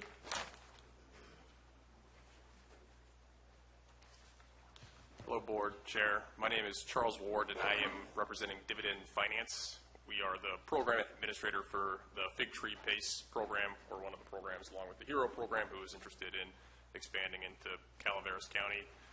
And I just want to discuss that PACE is just another financing choice for folks who want to do these type of upgrades. And our company does other forms of financing as well for renewable energy projects. So we'll do traditional credit-based solar loans. We'll do also PACE loans. And so when contractors that we're partnered with go into a home, if they are in an area where PACE has been approved, they can work with the property owner to choose the financing that works best for them. And there are differences on interest rates, on terms, and service. And so in some cases, PACE is a better option for them. And if it's their decision to use PACE, and there are all these everything is fully disclosed. There's the confirmed term call. So, they do know what they are signing up for when they decide to use PACE. And, it's an option. It's completely voluntary. So, no one has to use it if they don't want to. But this just gives them another opportunity to do these type of clean energy upgrades to their home and finance it through their property taxes if they choose to do so. So, I think there's a lot of talk of the recent legislation that was passed. Over the past 2 years, there's been 3 pieces of legislation that have expanded consumer protections and governmental oversight throughout the state. SB 2693, AB 1284, SB 242. So these pieces of legislation have been enacted to help expand the program. Perhaps there were some issues early on, and I think it's telling that the PACE industry got together with a bunch of stakeholders, realtors, government agencies, mortgage bankers, consumer or low-income consumer folks, and got together and said, hey, there are some issues here, and we're here to come to the table to fix them. And we put together some pieces of legislation that address some of the issues that have been brought up tonight. So, we certainly, as an industry, don't want to have any of the negative externalities that may have happened in the past. And moving forward, we want to keep expanding and improving the program. So, we encourage the board to, not move forward with the recommendation and consider expansion of the program to other administrators. So, thank you.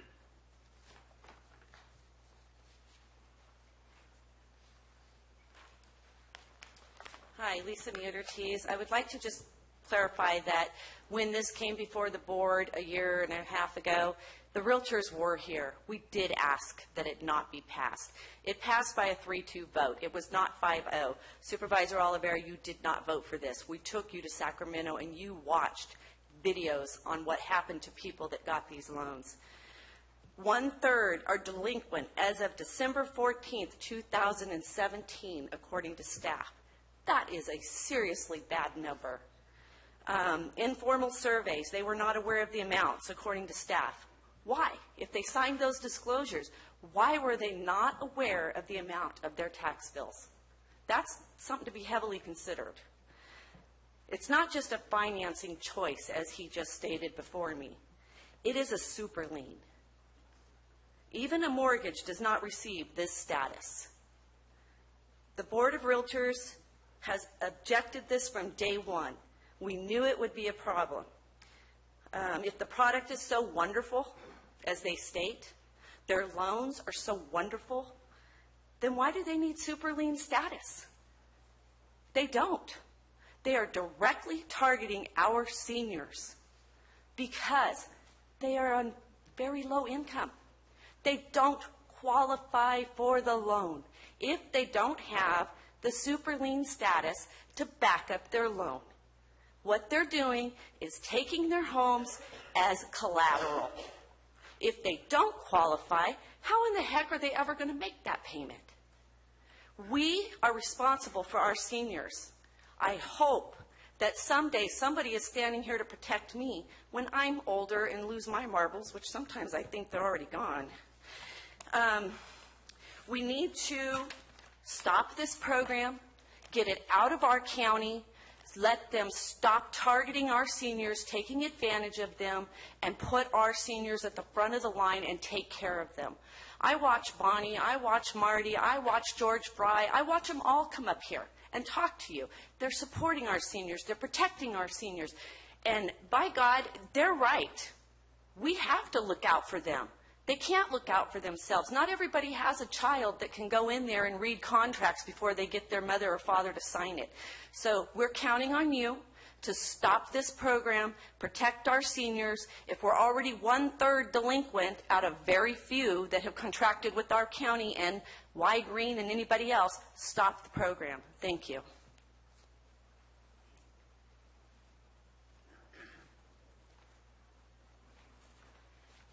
Good afternoon. That was going to be morning. Thank you for having me here today. Melinda Huff. I am a realtor. I'm also a director with the California Association as well as Calaveras County Association of Realtors.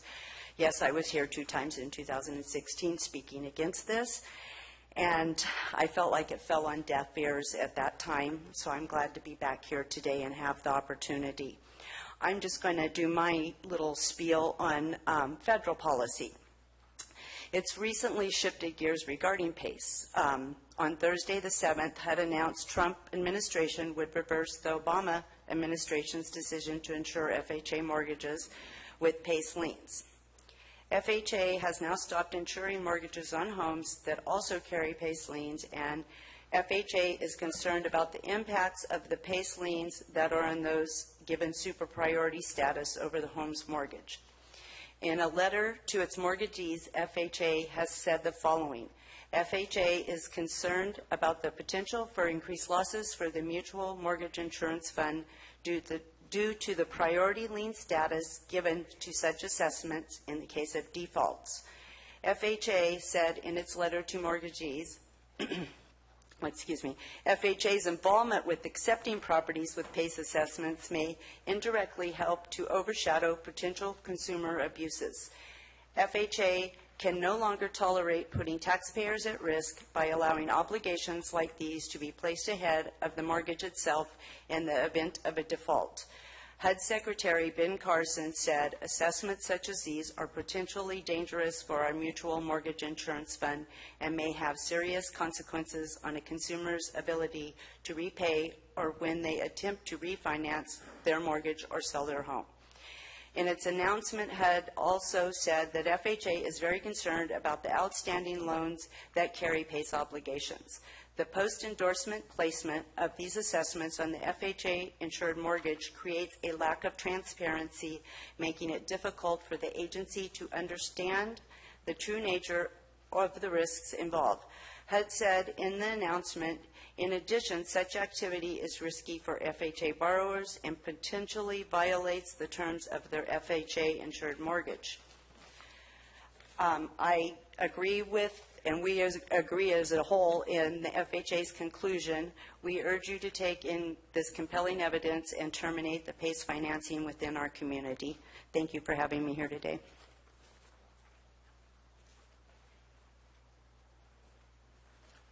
Good afternoon, Chairman, board members, staff. My name is Tim Utertes. I'm here to speak as an individual. I'm also a member of the Association of Realtors. Coy was right earlier when he said that this is hurting our clients, and that is why the California Association of Realtors, the local Association of Realtors, and 190,000 members throughout this state are stepping up in local governments across the state to try to put this program back down again. The fact that Fannie, Freddie, and FHA want nothing to do with it should be a warning signal to you all.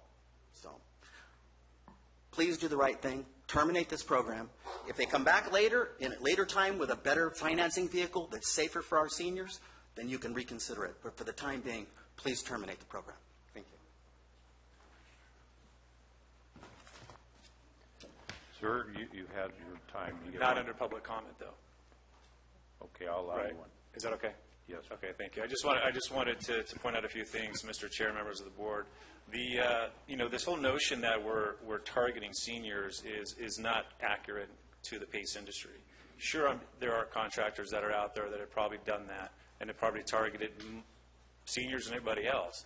But the PACE financing companies specifically targeting seniors is not the case here. As a matter of fact, when the new legislation that's going to be, that's already into law here, 242, 1284, on April 1st of this year, we'll have the income verification in law, right, on April 1st, which basically means your seniors are protected, especially those on a fixed income. So if they can't afford it, they can't afford it. So that piece of legislation addresses that concern that's been out there. Moving forward in regards to the legislation that has occurred over the last 3 years, that's been fully supported by CAR, and the Bankers Association, the Credit Union Association. And since someone mentioned earlier about Kern County, Bakersfield opting out of the PACE program earlier in the summer of 2017, well, since then, almost 100 new jurisdictions have actually adopted PACE financing. So within the state of California, you have literally almost every single city and county has some form of PACE financing available to their constituents because they see the big picture of the benefit of PACE being a financing option, giving their constituents the ability to make those improvements. And, and some look at it as a good public policy because there are certain state mandates that require that by having PACE allows them to have more tools to meet some of those mandates.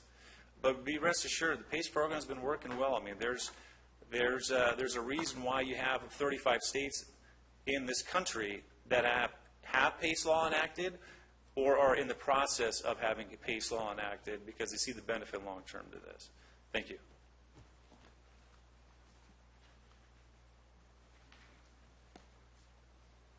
Al Segala, Taxpayer Association. I'm also a realtor, but mainly I'm talking from the taxpayer's point of view. Somebody said, I forget who, that the power to tax is the power to destroy. The power to tax is the power to destroy. How could that happen? Well, I think we have a case of crony capitalism. Crony capitalism is when you have a marriage between government and the private sector to hold the public at ransom using government force. In this case, it's a tax collector. What reason is there to place a loan against property enforced by the tax collector? Well, obviously, it would be somebody that couldn't qualify for another loan. Maybe couldn't make payments or whatever. That's the reason why you have this high level of default foreclosures. It's a bad deal, but it's a bad deal in principle. Even if they do make some changes, you should never use a tax collector for private purposes. Never. On principle. Even if it sounds good.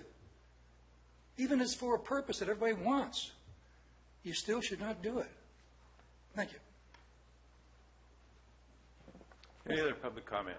Mr. Chair, I'd just like to note that Mr. Segala gave me 4 letters to submit into the record on this item, asking the board to consider withdrawing the program. All right. Good afternoon. My name is Neil Hamry. I'm a resident of Valley Springs, and I've been doing solar for homes in the last 2 years, and I've not done a PACE program. In fact, I was leery of them to start with. But what I found is that particularly seniors and low-income people, they have a real issue with costs going up. And I'm not saying that this is a perfect way to do it, but don't forget about people's problems, particularly PG&E, which solar helps a lot. Basically, what I see is that everybody is going to have to do solar because where PG&E is going. I mean, it's just going crazy. Even a small, medium-sized system, in a 20-year period, people are going to be able to save in the neighborhood from $25,000 to $50,000 what they'd have to pay to PG&E if they kept PG&E. Solar is something that you can get a handle on that, arrest the increases, save a lot of money for people. Now, all these people have been talking about the difficulties, what's going on. Yes, there's some things that need to be fixed. There's things that needs to make it work better, to protect people, make sure they're clear on what they're doing. Personally, I spend a lot of time with people making sure they understand what's going on. But based on the financing that's out there, you're probably looking at only 20 to 30, maybe 40% of the people can do it outside with their credit score and their wherewithal. A lot of people that are on fixed incomes, own their home, have some equity in it. That's a way to handle the cost of saving all this money from PG&E. I mean, it's ridiculous how much it's going to be if you just use a small 6% increase from PG&E. They've been 6 to 10% last 10 years. They've been 13% last year. It's going to be more than that this year. It's just going to keep going up.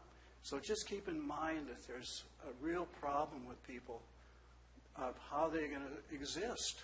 I mean, I don't know how people are going to pay the PG&E bill if they don't have some way to do it. So just keep in mind that we do have a problem here. We all do.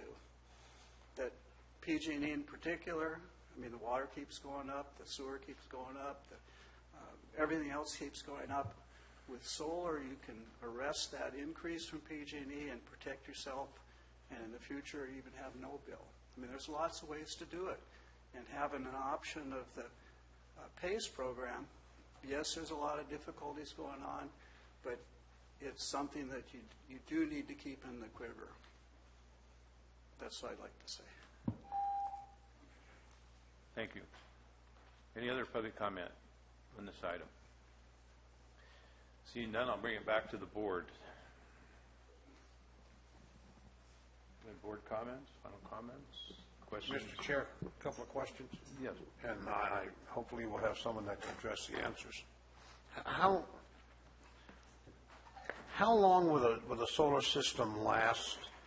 10 years, 15 years? I have no idea what that life of a solar system is.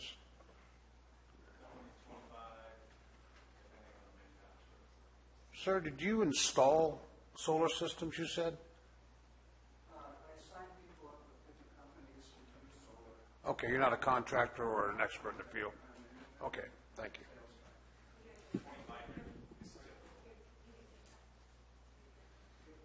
Thank you.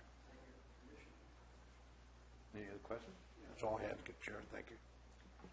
Yeah, I'd like to talk a little bit more. No, that's it. Sorry. Okay, well, if we're done discussing, we had all our comments and questions. I'm looking for a motion. Sure. Absolutely. Part of my comment is I talked to our tax collector and stuff, and so we've been aware of what's going on the board. We're not really stupid. We're really smart, and I was somewhat offended when I started getting my phone blowing up the other day with all the phone calls to vote for me to vote. And I even asked one of the people that phoned me to vote against the PACE, and I goes, Miss, do you know what PACE is? No, I don't, but I got some talking points for you. But most of the people on the board are like me. We're very busy people. And so some of these people have gotten like 100 phone calls. I was getting phone calls, and they go, wait, I got another line.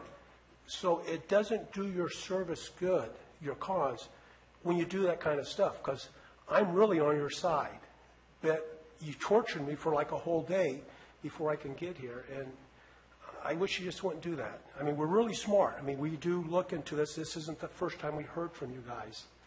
And my position is, I think it's a horrible loan. I think the interest rates are high. I think if you have halfway decent credit, you can get 4%. And I hate it when you put on the property taxes, because you're going to get charged 1.5% every month when it goes on there. You're going to get charged a 10% fee, and then you have handling fees. It's just, so you end up burying the poor guy because it's on the tax. I don't think if they want to do it, they need to get a loan, a home equity loan, all kinds of different ways that are cheap. It's in the 4% range. And so that's my concern. And I have friends that did lose their homes, not on the PACE, but on other schemes where you could get loans and stuff on your house and they couldn't pay it. And most of the old people, because I am an old person and they hate it when I call them old people, and so I'll get a lot of flack tonight when I go home. They're very bright. I mean, they're not drillers. They're smart people, and you're lucky they're not here because they'd be all over you right now. And most of the ones I know are well off. But I'm against it. I just think it's a bad deal to put it on the tax because of all the charges that we'll put on it. So that's just my statement. Thank you. Supervisor Mills. Just very quickly, I was in the audience, sitting back over there when it was presented in 2016, and some of you were sitting in the next row in front of me.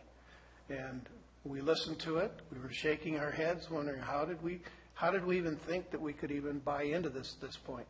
If this could be cleaned up and presented in a different way on a statewide level, it might work. But the way it is situated now, I can't see it as nothing but a heartache, not only for the people who potentially may have to do a reverse mortgage, or may have to refinance, or may have to sell their property under distress. All of those things have to play into this decision. We can't allow people in a moment of passion to put themselves into that kind of condition. I had the opportunity, the gentleman who presented this, sir, I used to be a contractor. I am familiar with this York 2-ton product. It's a $1,299 product. Just thought you'd want to know. The outdoor unit, okay? The outdoor. Yeah, I just thought that was kind of cool that you actually put up a number. And that's a 410 unit. It runs off a TXV. Okay. Yeah.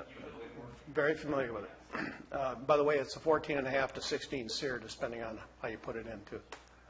Okay. Anyway, No, I think that we need to step back and terminate this program in Calaveras County until such time as we can see a presentation that fits and works with our people here. Supervisor Oliveira? Mr. Chair, I move that we accept the recommendation of staff on terminating the PACE program in Calaveras County at this time. And I would second it. I have a motion by Supervisor Oliveira, a second by Supervisor Mills. Any other discussion? If not, all in favor? Aye. Opposed? None.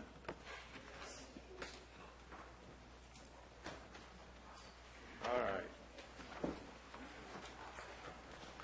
Mr. Chair, did you want to take a 5-minute break to allow staff to take down over there? We will take a 10-minute break. Okay, thanks.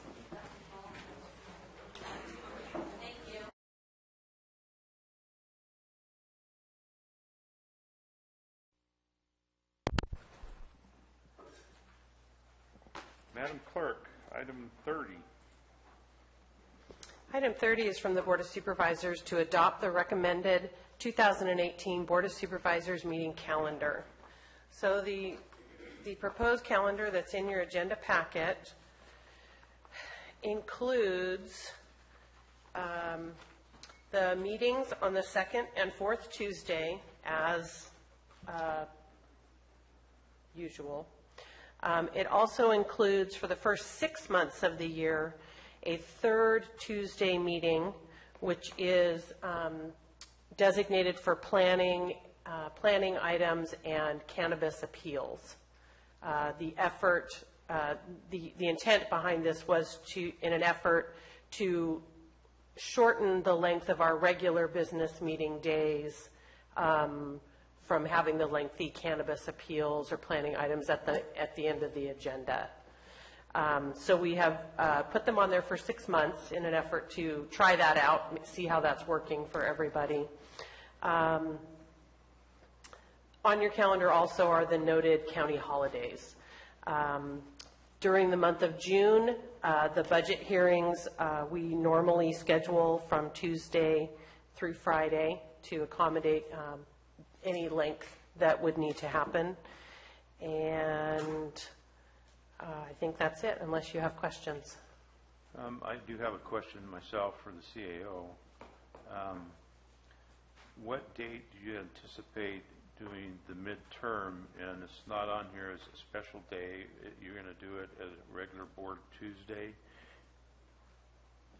That's correct. Historically, it has been done on the normal Tuesday meeting, usually in the afternoon, similar to how we do budget. We had, I think the 20th, or that's the 27th, because that's February. Is that the last date in February? The meetings in February are the 13th and the 27th for the regular meetings. The 27th was the date that I had targeted for doing the midterm. Okay. All right. Any other board? Yes. I was thinking also that not only with the mid-year budget, but also on preliminary budget. And should we be possibly looking at that additional date to help us with some of the finance meetings that we may have to have, so that they don't bleed into our regular calendar? So we always have the option of adding special meetings should we feel the need arise. They don't necessarily have to be adopted at this time. The other thing I wanted to note was staff is recommending the elimination of the night meetings quarterly. We feel that with the implementation of live streaming, that our meetings are more accessible to more members of the public. They can be watched during, they can be watched after the fact, and we were getting a low turnout, staff and public, for evening meetings. And in reference to the budget meetings, I noticed we have at least blocked out June 12, 13, 14, 15 to kind of denote the traditional budget hearings. Any other board comments? Any public comments?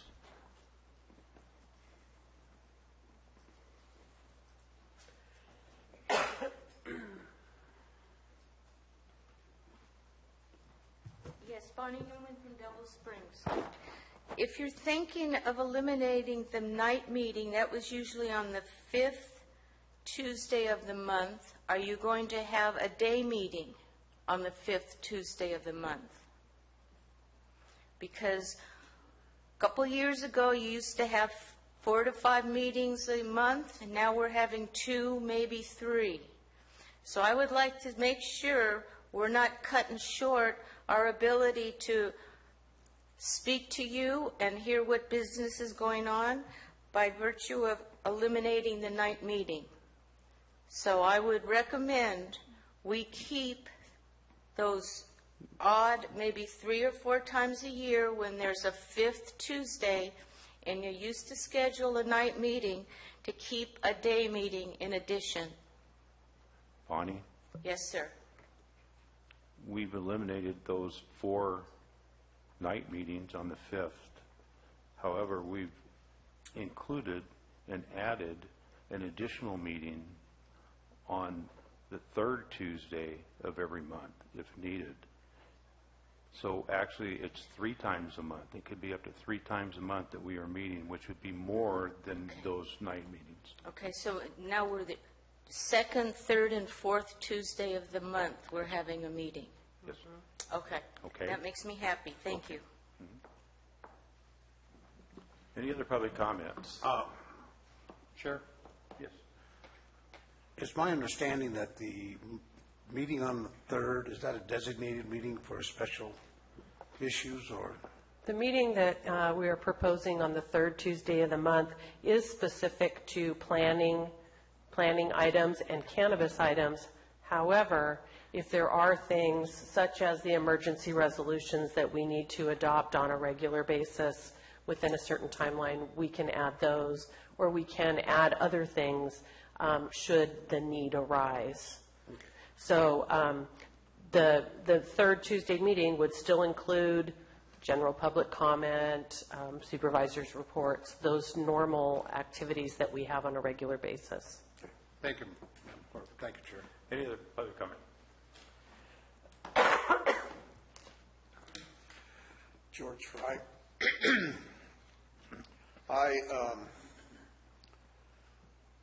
I hope that you're going to get the general plan done this year. It's a disgrace to our county that it has taken so long. I remember when I was a planner in this planning department, and we did the general plan in probably 18 George, months. this has to do with our calendar, not general public comments. Okay? Okay. You guys are going to silence me one way or the other. Okay. Any other public comments on this issue? All right. CAO Tim, you have? Yeah, actually, Bonnie's point made me go back and count with our being used to having that 5th day. And I do note 2 days that we would be below the 14-day threshold that we probably need to do something about. The first date being the gap between January 23rd and February 14th. We're at 15 days on that one. And then I noticed another one on October the 23rd to the next meeting being November 13th. We have that same issue that we'll have to address for the proclamations. For the emergency resolutions? Yeah. Yes. Okay. Any other board comments? Moving back to the board. If not, I'll entertain a motion. So moved, Chair. Second. Motion. Do I have a second? Call for the vote. All in favor? Aye. Opposed? Passes 5-0. Madam Clerk? Item 31 is from the Board of Supervisors to assign members of the Board of Supervisors to various committees for calendar year 2018. So to aid you in this process and for the public, I have the 2017 list, and I have a blank 2018 list, so that you can easily see who was assigned in 2017, and we can fill in as we go along for 2018. Mr. Chair, Yes. if I may. The Sierra Nevada Conservancy, we should eliminate from the list. The rotation for our county is over, and so that will be rotating to Tuolumne County. So we don't need to fill that one because we don't have a seat. Okay. In addition, I'm sorry, could you say that again? Yeah, the Sierra Nevada Conservancy is a rotating seat for the Central Sierras. It is now with Tuolumne County, so unless they decide to give it back to us, we don't have to fill that seat. So we don't need to assign a delegate? That's correct. Okay, thank you. In addition, I might suggest that the McCallum River Watershed Ad Hoc Committee, we've never met. I don't see any reason to keep it on there. You haven't met because it was part of the Mokwise project, and the project is complete. Is what? Is complete. So I would suggest that we zap Just that one remove off. those. Which, the Moke River Association? No. The The ad McCallum hoc. River Watershed Should Ad ad Hoc. hoc committee. The ad hoc committee. So there's those two that we don't have to fill. What- 35 slots. Chair, what about Central Sierra Economic Development? Or is that going in-house into Calaveras now? I think Mike, or Mr. Chair, Oliver. Mr. Chair and board members, the Central Sierra Economic Development District, the CSEDD, has been folded into the Mother Lode Job Training Consortium, if you will. It still exists, but it exists as a member of the Mother Lode, the Mother Lode Job Training is part of the Sierra Central Economic Development District. So it still exists, but now we're under the umbrella of the Mother Lode Job Training. So the designee for Mother Lode Job Training would fill that slot? That is correct. That would be a joint committee by one representative at this time. So then do we need to designate them separately, or can we just make an appointment to the Mother Lode Job Training Agency, JPA, and that would suffice? I would say that would suffice. That would suffice. Okay, so then what I'm hearing is that we will eliminate Central Sierra Economic Development District, CSEDD, from this list. I would put them jointly at this time because they are not eliminating the Central Sierra Economic Development District. So we would just... Either are they eliminating the Mother Lode Job Training Agency. So we need to note that that person needs to be the same person. Right, until they take some action to dissolve or whatever they want to do. I would suggest the same thing with the RCRC. Those four committees are all, just for efficiency. They are, but they are all shown there because they each have a requirement that I have to send them separately. They don't just let me send them one piece of paper. Right. And that may change. They may have made a decision on that, but not ratified by their board. So that might be coming as far as Are we still talking about Central Sierra Economic correct. Development? Yeah. So just for the ease of clarity, would it be okay with the board if we just started at the top of the list and then worked our way down, and then if there's anything that needs to be changed or eliminated or whatever, or added, we could do it at that time? I would agree. Okay, good deal, thanks. So the first item on the list is Area 12 Agency on Aging, JPA. In 2017, our representatives were Supervisor Clapp and Supervisor Oliveira was the alternate. I'd like to keep that if I could. You like to what? I'd like to keep my position on Area 12. I don't have a problem with that. Fine. I'll remain as an alternate on that. I don't have a problem with that either. Can I call a point of order? Is there no public comment on this? There'll be public comments after we go through this. So the next item is the Calaveras Amador McCallum River Authority. We have 2 representatives and 1 alternate. Supervisors Garamendi and Mills were the representatives, and Supervisor Toffanelli was the alternate. As the representative on the McCallum River, who's north of Pardee, or upriver from Pardee, I would like to stay on there. And for continuity, I'd like to stay on it as well. I don't have a problem with either that at all. I'll stay alternative if nobody else wants to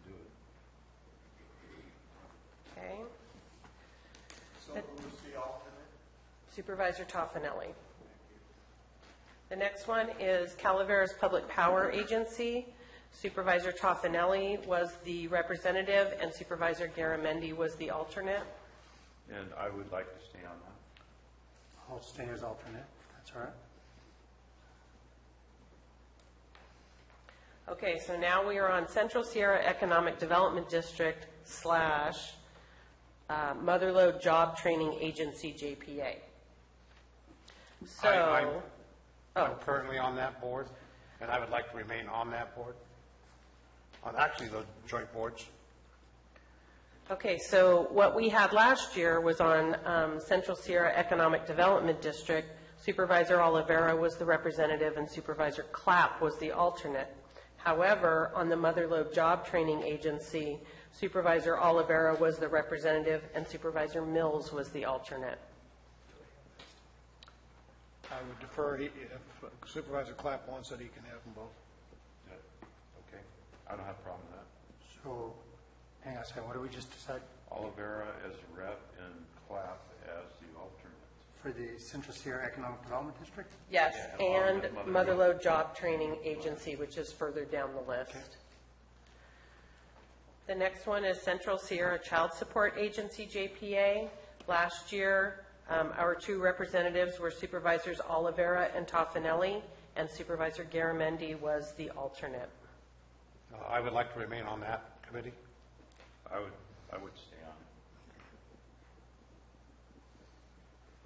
Supervisor Garamendi, would you like to remain as the alternate? Unless somebody else wants to do it. The next one is Central Sierra Resources Conservation and Development.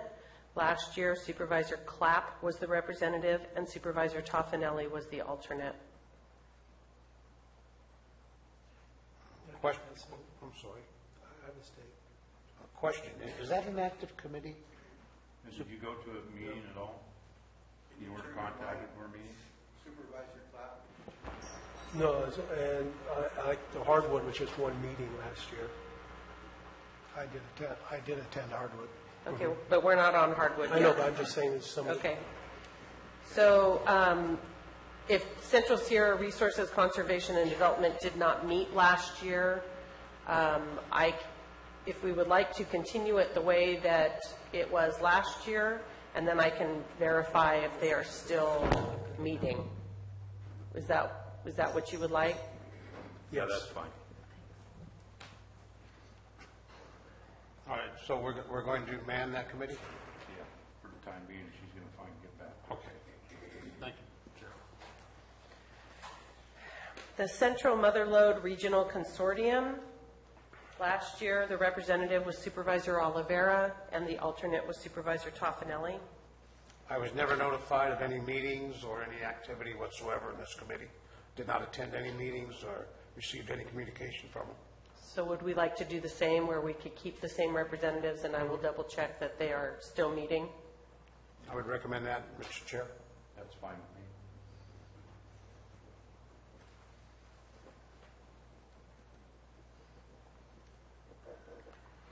me. Okay.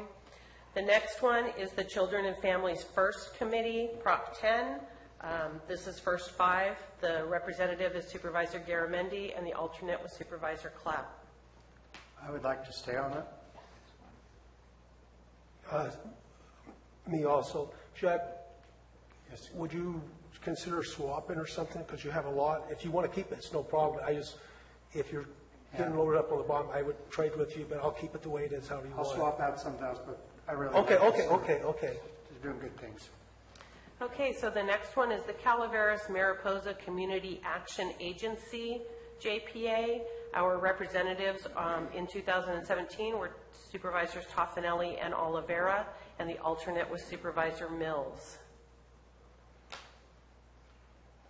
Mr. Chair, I know that we had some discussion on this committee, and would you agree that they seem to have found their way, is a good way to put it? Yes. Then I would continue serving as a member of that committee.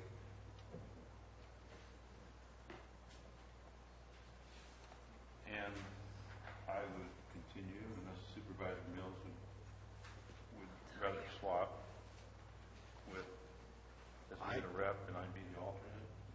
I've been the alternate on that committee, attended a number of meetings.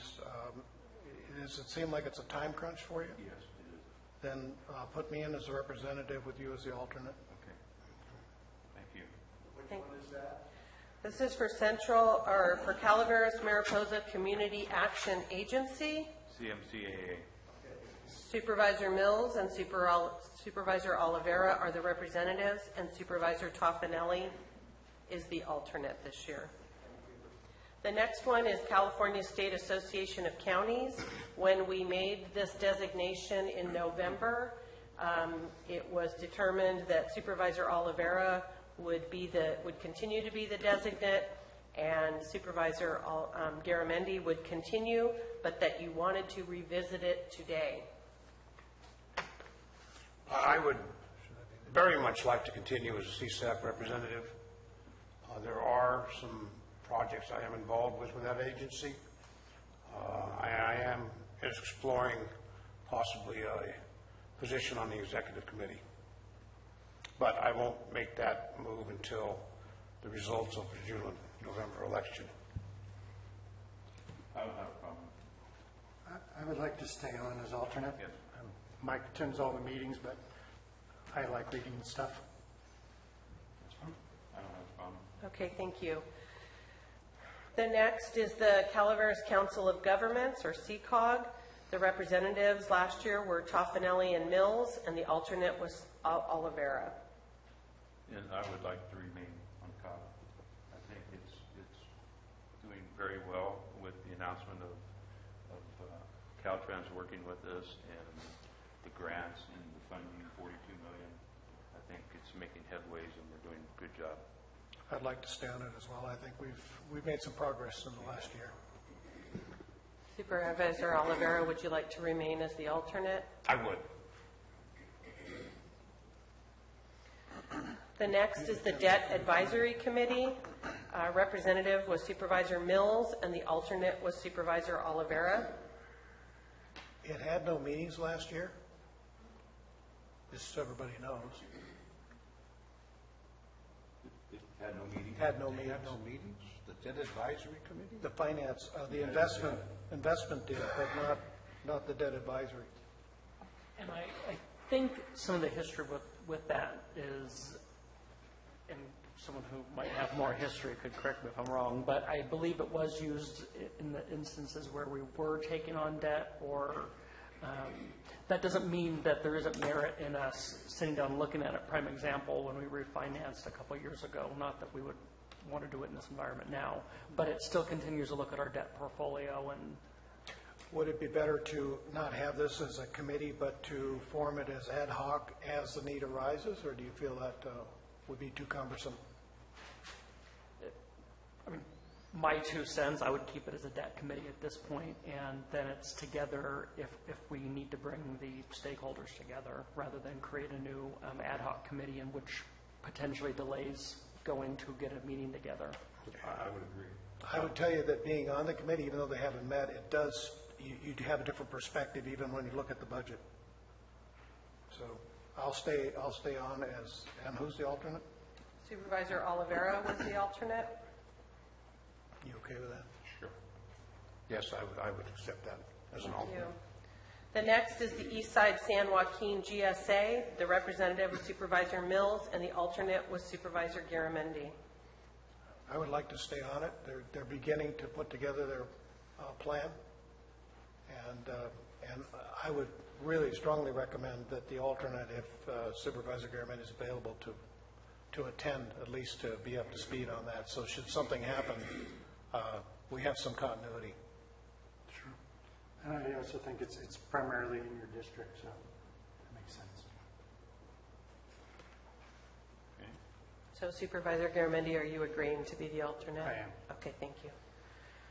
The next is the Fish and Game Commission. The representative was Supervisor Garamendi, and the alternate was Supervisor Toffanelli. I would really like to stay with that. It's all right. Served in as a citizen before. No problem. I will stay as alternative. Thank you. I am just moving along when we get both to agree, unless somebody says something otherwise. Unless somebody objects or says anything. Right. Yeah. So So next, we are looking at the Hardwood Advisory Committee. The representatives on that are Supervisors Clapp and Mills, and Supervisor Garamendi was the alternate. I know just because of history, it meets only once a year, towards the end of the year. So it is not going to take up a lot of time. It's just a matter of going through and bringing together all of the stakeholders into one meeting. It might be something as part of tree mortality or something like that, I would like to see another person on there that is involved with the tree issues in the high country. I'm serious. I agree. I'll volunteer for it. Tree or tree. So we have Supervisor Clapp and Supervisor Oliveira. Yeah, I was supposed to go, and he changed. Is that good enough? Yeah. And then the alternate would be, I'll take the alternate then. is that good? Okay. The next is the IHSS Advisory Committee. It's an ex officio member. They do not vote. They are just there as a liaison. Supervisor Clapp was the representative, and Supervisor Toffanelli was the alternate. I don't want it. I mean, it's simple as that. I'm not going to serve with George or Bonnie. I've been asked by several board members to consider it. I'll do it. You'll do it? I'll do it. Okay, and I'll stay the alternate then. Thank you. The next is the Juvenile Justice Coordinating Council. Supervisor Oliveira was the representative, and Supervisor Clapp was the alternate. To be quite honest, I never have received any contact, have not attended any meetings, have not been requested. Would we like Is it to a keep still it as active is, and committee? I can check on it? Would you check on it, please? We'll keep it as is. And who was the alternate on that? Supervisor Clapp. Okay.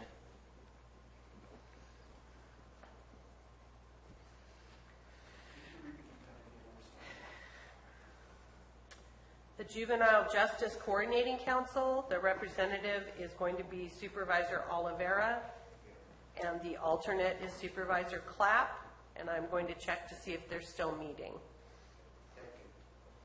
The next is the Law Library Trust Board of Trustees. This goes to the chair and the vice chair. The next is Local Law Enforcement Block Grant Advisory Board. Supervisor Oliveira was the representative, and Supervisor Mills was the alternate. Did they have a meeting? Pardon? Did they meet?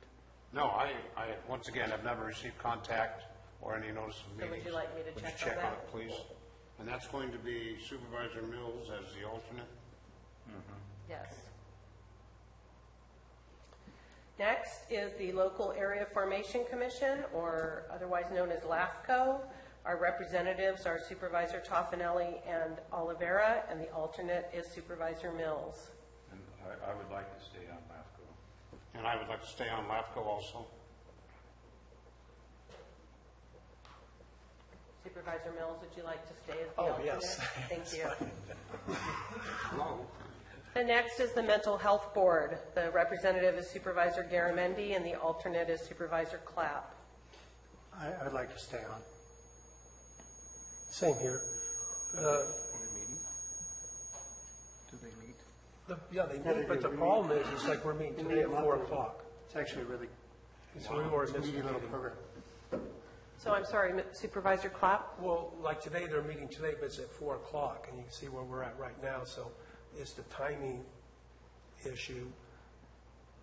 Do you think that that would be something that you would want Yeah, I to would stay suggest, on that it. maybe the Mental Health Board not meet on board meeting day?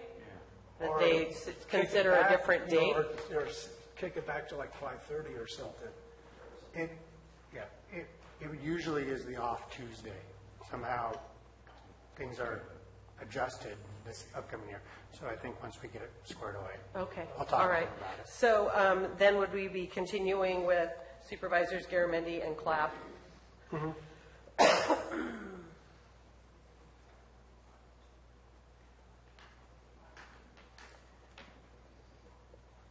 All right. The next is the McCollum River Association. The representative was Supervisor Garamendi, and the alternate was Supervisor Mills. I would like to continue. I'll stay as alternate. Okay, so the McCollum River Watershed Ad Hoc Committee no longer meets, so that is stricken from the list. Motherlode Job Training Agency, JPA, is the same as the Central Sierra Economic Development District, which is Supervisor Oliveira as the representative and Supervisor Clapp as the alternate. Moving on to Mountain County's Air Basin, that representative was Supervisor Oliveira and the alternate was Supervisor Toffanelli. Did they meet? Did they meet? I haven't attended a meeting or contact. Would you please check on that one too, Madam So Clerk? again, can we just say that if we're questioning if they've met, we'll keep the alternates the same? Yes. Or the designees the same? And I will check. Sorry, it's on the other sheet that, on the back of your paper. Yep, it's okay.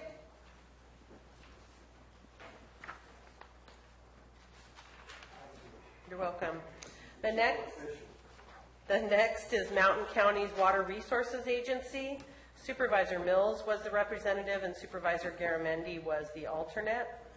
And I'm very active in mountain counties. I'd like to stay there if I could. Okay. I'll stay as alternate.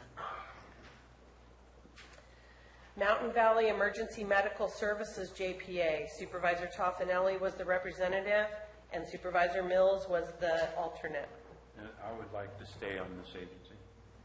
I'll stay as the alternate. National Association of Counties, NACO. Supervisor Oliveira was the representative and Supervisor Garamendi was the alternate.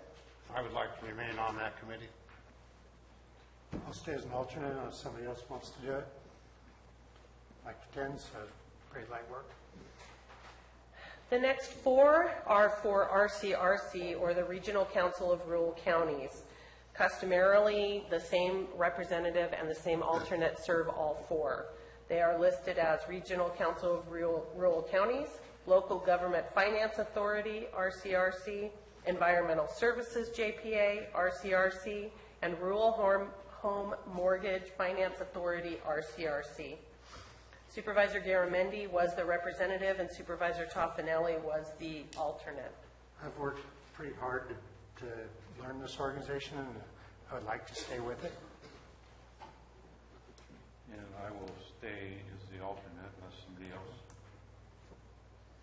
Well, if you find that it's too tight in your schedule, I'll take the responsibility. Okay. I haven't had a problem. Just, you know, if it gets to be a problem, let me know. Jack is, I think you've only covered it one time, as a matter of fact. Okay. The next is the Sierra Nevada Conservancy.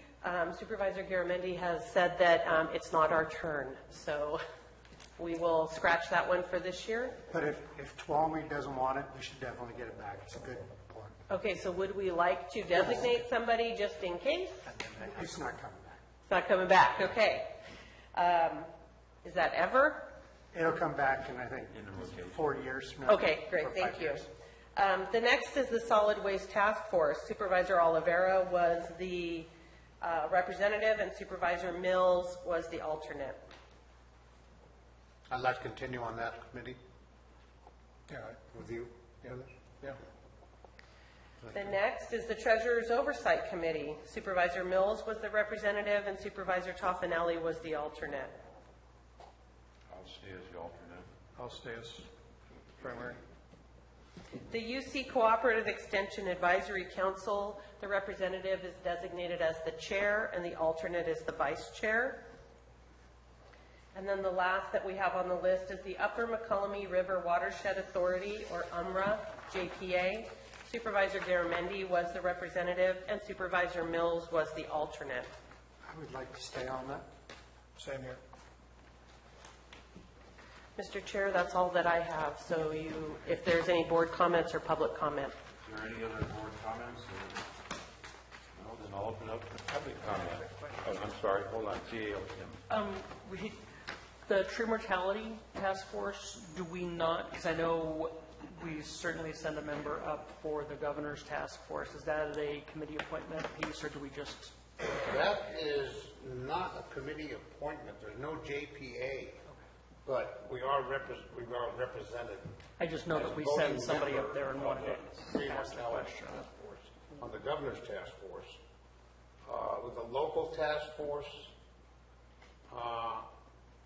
that's more an advisory, more of a reporting out situation, no control over the tree mortality program, which is under our emergency OES director, and I guess it's administered by Brian Moss out of the administration office. Well, now Will with. Or now Will. Yes, yeah. But I just wanted to ask, because I know we've had designated members, and that, for clarity purposes, if we wanted to list that or not. And let's talk about that for a moment, just so we have an understanding. I have invited Will to attend Sacramento meetings with me when he can. Very important that we maintain, as I stated earlier in the meeting today, boots on the ground, eyes and ears open, and grab our fair share of available resources. And I think that the ability for Mr. Downs to attend those meetings, attend our local tree mortality, and I would like to invite another board member to come up if they have time to see what happens. So if you'd like to add it to our list, I don't see any reason why we could not. No, I think we ought to add it to our list. Have a member and an have alternate. a member and have an alternate. So what is that going to be called? Is it the governor's It's tree called mortality? the Governor's Task Force on Tree Mortality, the gov.tfmf.mt, sorry. And then there's a local tree mortality task force. So would this be the same?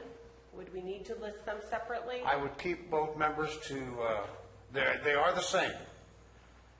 They are the same. No, I take that back. They are different, but do the same purpose, only in different levels. So did you want it, do we want that to be that it's going to be two separate listings? We can put it under one listing. One long name, if you will. Okay. Is that, I would Chair? suggest for continuity, You agree with would that? want it the same, because the person who's Yeah. coming from the governor's is going to take it back to the commission. So why don't we say the governors and local task forces on tree mortality? That'll be fine. Okay. I think that there should be an option on that the board chair be able to be involved in that at will and as time permits, if nothing more than just to provide that additional level. I would welcome the board chair to attend those meetings. Okay. We'll even get you a seat at the big table. Okay, so is Supervisor Oliveira going to be, I would like to continue with that program. That's fine. Do we need an alternate? Well, the chair's going to attend, so there will be 2 seats on this, and then Well, actually, there is one seat on the governor's and one voting seat and one assistant seat right behind that seat.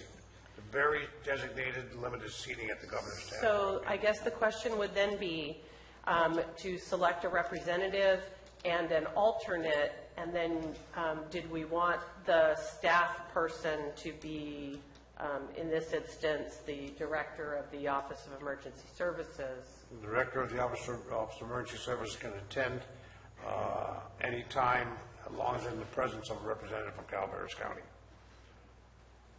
Either the board member or the chair. So would you like so in this, let's use this as an example. Supervisor Oliveira has been the representative for these 2 task forces and have the chair be the alternate? That would work fine. Okay. Agree with that? What's that? I said, are we all in agreement with that? Okay. I attend the local meeting just because it has a lot to do with my district. I don't assume there's any conflict. I don't think there's any restrictions on local meetings. So the Or one you other attend thing those. that I did need to add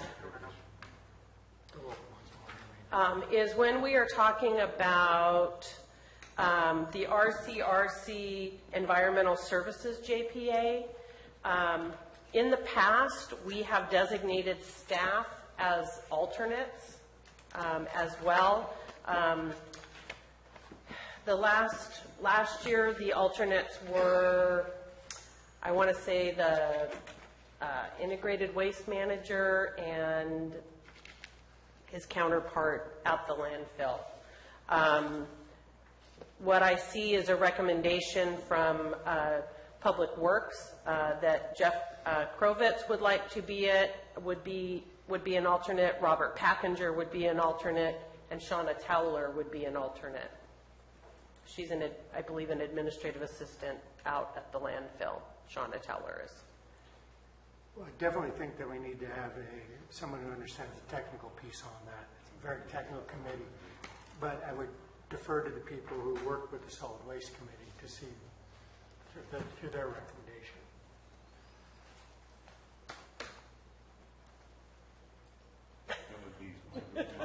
Okay. Wasn't sure. That would be Supervisors Oliveira and Mills. I didn't do it. It was the other guy must have some questions.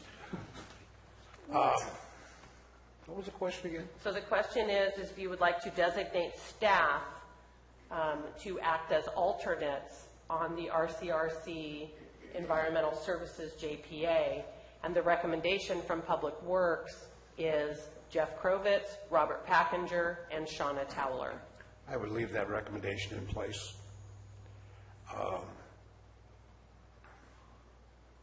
Only because of their knowledge and expertise in that field and their involvement. RCRC is, I'll be quite honest, is an organization that Jack's pretty well deep in, and I would defer to him. And I definitely haven't been deep in this. You need the technical people because they. So did you want all three? That would be my question. Did you want all three? My only, if I could add, my only comment or caution, I have zero issues with executive managers. I don't know whose feedback that is. If that's mine. Yeah. I don't either. But I do have concern about Shauna, not for her qualifications at all, but sending really non-executive staff, mid-level analysts to it, where we could, if we really needed somebody else, look at the solid waste manager himself as opposed to one of his staff people. Just my comments or thoughts on the matter. I just had concerns from an administrative standpoint about placing as a standing committee representing the county a mid-level manager. So how would you like it to be, instead of person-specific, have it be the Public Works Director, the Deputy Public Works Director of whatever Robert Packinger's thing is, and the Solid Waste Manager? I think that would be a lot clearer. Then it's whoever is in that position, should that change for any reason. I don't have a problem with it. Anybody else? I'm good with that. Okay. Anything else? I think that's all I have on this item. Okay. Now we'll open it to public comment.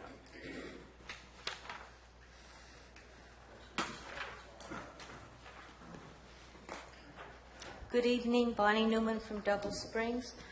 I'd just like to share with you an observation I made.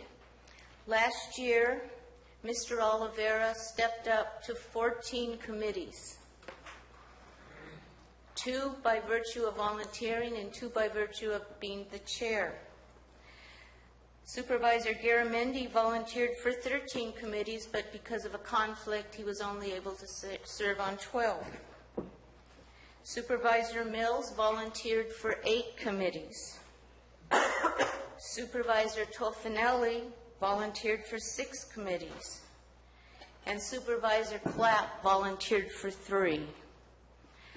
I'm just saying this to show the difference between people that are willing to step up and do the right thing by representing their constituents, and the people that aren't willing to step up and represent their constituents.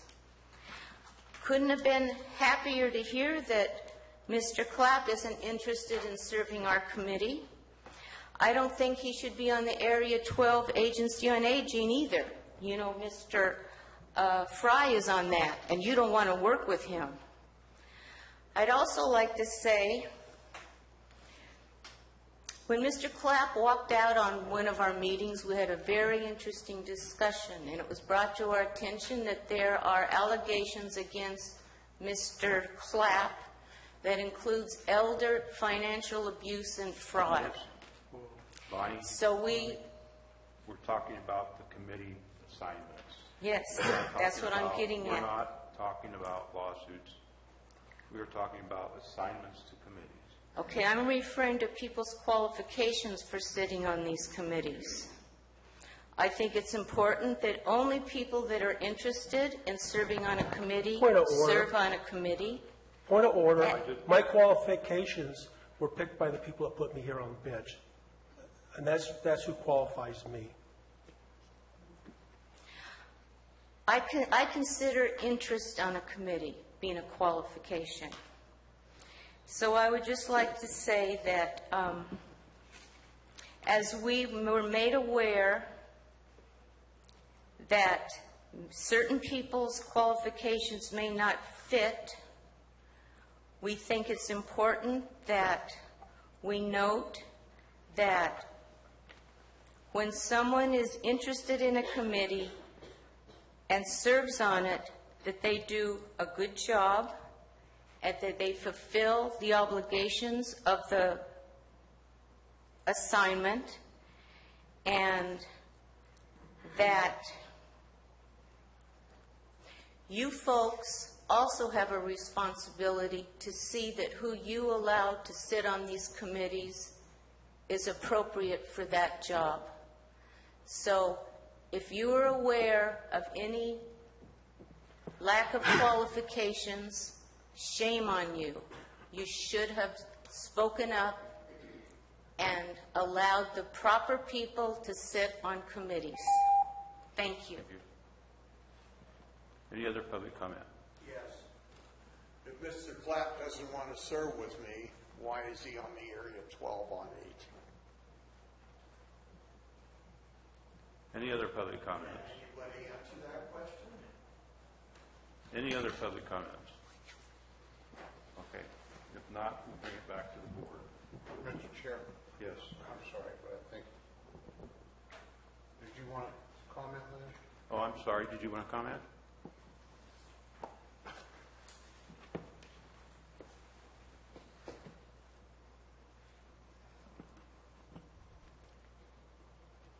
I don't know what to say, but I think that Mr. Clapp is doing a good job. Thank you. I would have, if this came back to the board now, No, hold on. Any other public comments? Okay, if not, we'll bring it back to the board. Public comments are over. I have a lot of comments. And like Bonnie says, that we know of predators or people that shouldn't be on boards. Yeah, I do. Bonnie, you should not be on a board, especially the IHSS, because you assaulted one of your clients. And that's known fact, and that's the reason you're never allowed to be on it. And George, I have a lot to say about you, and hopefully the grand jury will look into your behavior with women. Okay, all right. Point of order. Please, sir. We began this day with before we did public comment. And you read a rule off the rule book. That rule shall not apply just to the defense of a board. These are allegations that were just said, and there should be proof to back them up. If there's no proof to back them up, then you need to address this point of order. And I will say this point of order. We will move on from this subject right now. We will take a vote as to what we presented before us and move on. No more comments about any allegations of anybody. Okay? Yes. So I'm looking for a motion to accept the positions that we went through. I'll make that motion, Chair. I have a motion by Supervisor Mills. I'm looking for a second. I'll second it. I'm sorry. I have a second by Supervisor Clapp. All in favor? Aye. Opposed? Passes 5-0. Madam Clerk. Item 32 is from the Board of Supervisors, the appointment of applicants to serve on various committees, commissions, advisory boards, and county service areas. So these are appointments that we make throughout the year, so they're not just for this meeting. This is the first round of applications. We already have many applications that are scheduled for the January 23rd meeting. Normally, I will read through the applications that we've received, and if there is any recommendation or not recommendation from a supervisor, if it is in regards to a district-specific position, you would voice that at this time, and then they are normally voted upon all at once. That's fine. The only exception would be if there is some reason that one of the appointments or one group or something needs to be pulled and acted upon separately due to any potential conflict of interest or anything that you view that you would need it voted on separately. So I'm going to go ahead and read them. Okay. So, the Altaville Cemetery District has one vacancy for a term expiring December 31st, 2021 for Member 5. We have an application from Lynn Helmbacher, who is an incumbent. The next is the Comanche Regional Park Advisory Board. There is one vacancy for a term expiring December 31st, 2019 for a member-at-large 1. We have an application from Albert Alt. He is the incumbent. For the Children's and Families Commission, First 5 Calaveras, we have one vacancy for a term expiring December 31st, 2020 for a community-based organization representing early childhood development. We have an application from Andrea Tiquette, who is an incumbent. We have one vacancy on that commission for a term expiring December 31st, 2020 for a Health and Human Services alternate. Susan Sells is the incumbent. We have one vacancy for a term expiring 12/31/2018 for the health officer. This was previously held by Linda Wynn, who retired. So we have an application from Colleen Rodriguez. We have a vacancy on the Commission on Aging, one vacancy for a term expiring 12/31/2020 for a District 1 Representative 3. We have an application from Janet Clark, who is an incumbent. On the Fish and Game Commission, we have one vacancy for a term expiring 12/31/2018 for a District Representative 1, a District 2 Representative 1, my apologies. And we have an application from Karen Waldier, who is an incumbent. We also have a vacancy for a term expiring 12/31/2018 for a District 2 Representative 2 position, and we have an application from Ashley Skeen. Madam Clerk? Yes. If it's all right, I spoke to the current incumbent, Gordon Long, wildlife biologist, California Foundation, and the RCD representative. He would like to be considered. He fell behind over the holidays and did not submit his application timely. So if it's all right, I'd like to give him the opportunity to get his application in. All due respect, Ms. Skeen. If he fails to turn this in, we'll bring this back. So would you like to hold both of the appointments for District 2 and consider 3 applications for 2 positions at one time? No, I'd like to let Ms. Walter go forward. Okay. So moving on, we have one vacancy for a term expiring 12/31/2018 for a District 3 Representative 1. We have an application from Mark Oswald, who is an incumbent. We have one vacancy for a term expiring 12/31/2018 for a District 3 Representative 2 position, and we have an application from Ron Severud, who is an incumbent. And we have one vacancy for a term expiring 12/31/2018 for a District 5 Representative 1 position, and we have an application from Albert Alt, who is the incumbent. On the IHSS Advisory Committee, we have one vacancy for a term expiring 12/31/2019 for a current past consumer 2. We have an application from Gail Williams. On the Parks and Recreation Commission, we have one vacancy for a term expiring 12/31/2018 for a District 5 representative, and we have an application from Kevin Ost, and it was my mistake, I did not list that he is the incumbent. Madam Clerk, with Board's chair permission, is there any other vacancies on Park and Recreation? There are many other vacancies on many other commissions. These are only the ones that we have received applications for. And we'll address the vacancies on the next item. Okay. So for the Prevent Child Abuse Council, we have one vacancy for a term expiring 12/31/2019 for a representative of public and private schools. We have an application from Amy Hasselwander, who is an incumbent. One vacancy for a term expiring 12/31/2019, representative of prevention and treatment. We have an application from Maggie Rollins, who is an incumbent. One vacancy for a term expiring 12/31/2019, representative of foster parent caregiver. We have an application from Heather O'Leary, who is an incumbent. One vacancy for a term expiring 12/31/2019, representative of prevention and treatment, community-based social services. We have an application from Farrellyn Roberts. We have one vacancy for a term expiring 12/31/2019 as a representative of the Public Health Department. That application has been received from Marcy Gallagher. One vacancy for a term expiring 12/31/2018, representative of prevention and treatment, mental health services. We have an application from Julie Hall.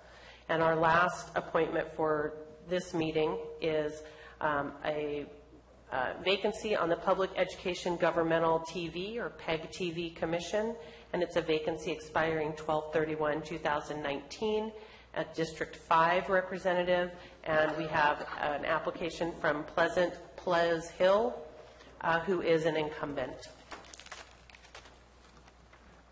Any more comments or? No, let's take it to public comment. Any public comments?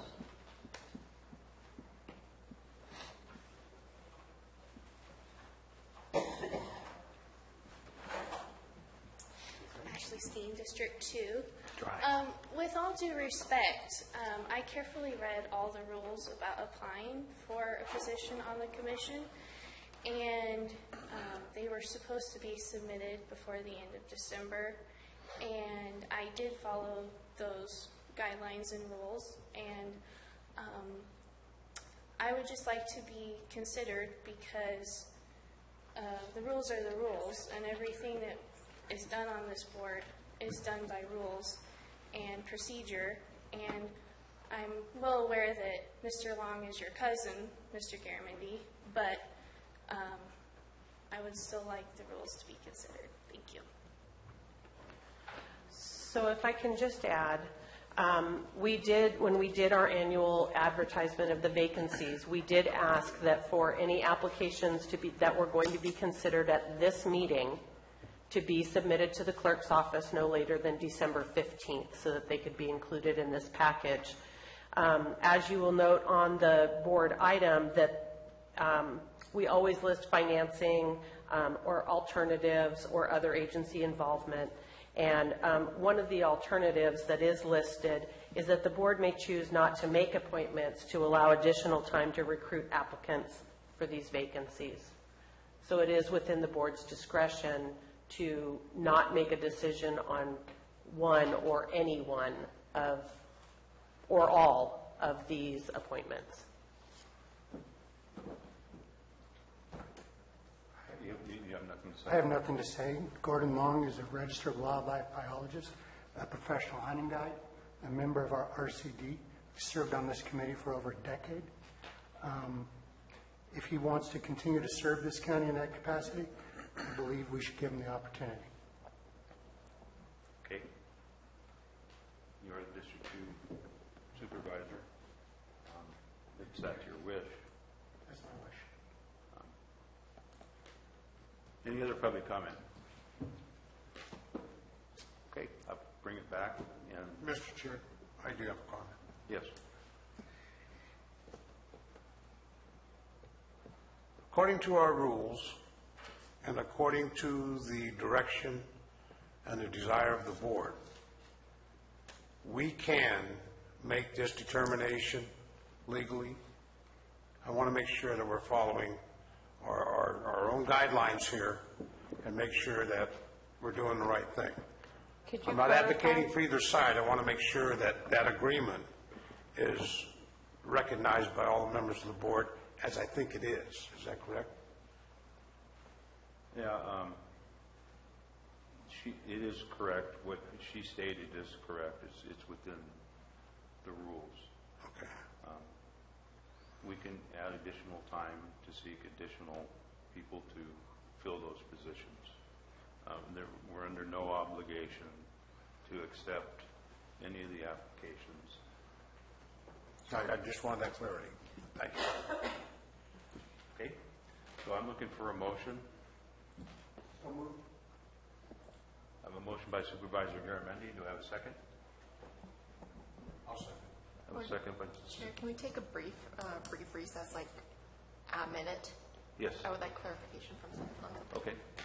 We're taking a 1 minute break, or why don't we take...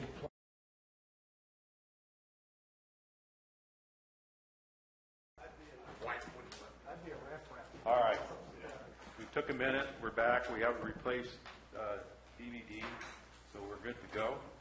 And I'm looking, I had a motion by Supervisor Mills. And a second. No. No, Supervisor Almer.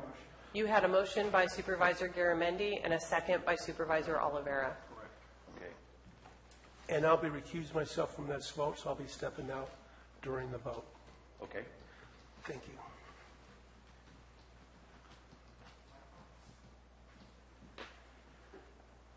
So I am calling for the vote. All in favor? Aye. Opposed? Passes 4-0 with one abstention. From out in the hallway. All right, Madam Clerk. Okay. Item 33. Item 33 is from the Board of Supervisors to receive the clerk's annual report of citizen boards, committees, and commissions and provide direction regarding review of each group. So,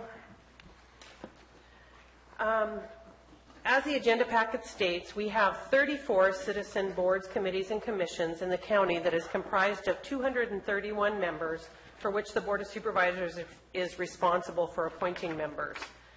It is the duty of the clerk to advertise vacancies, receive applications, and present them to the Board of Supervisors for consideration, notify applicants of appointment and non-appointment, act as the staff contact for many groups, and coordinate with other staff contacts regarding compliance with the Brown Act, agenda assistance, and various other duties.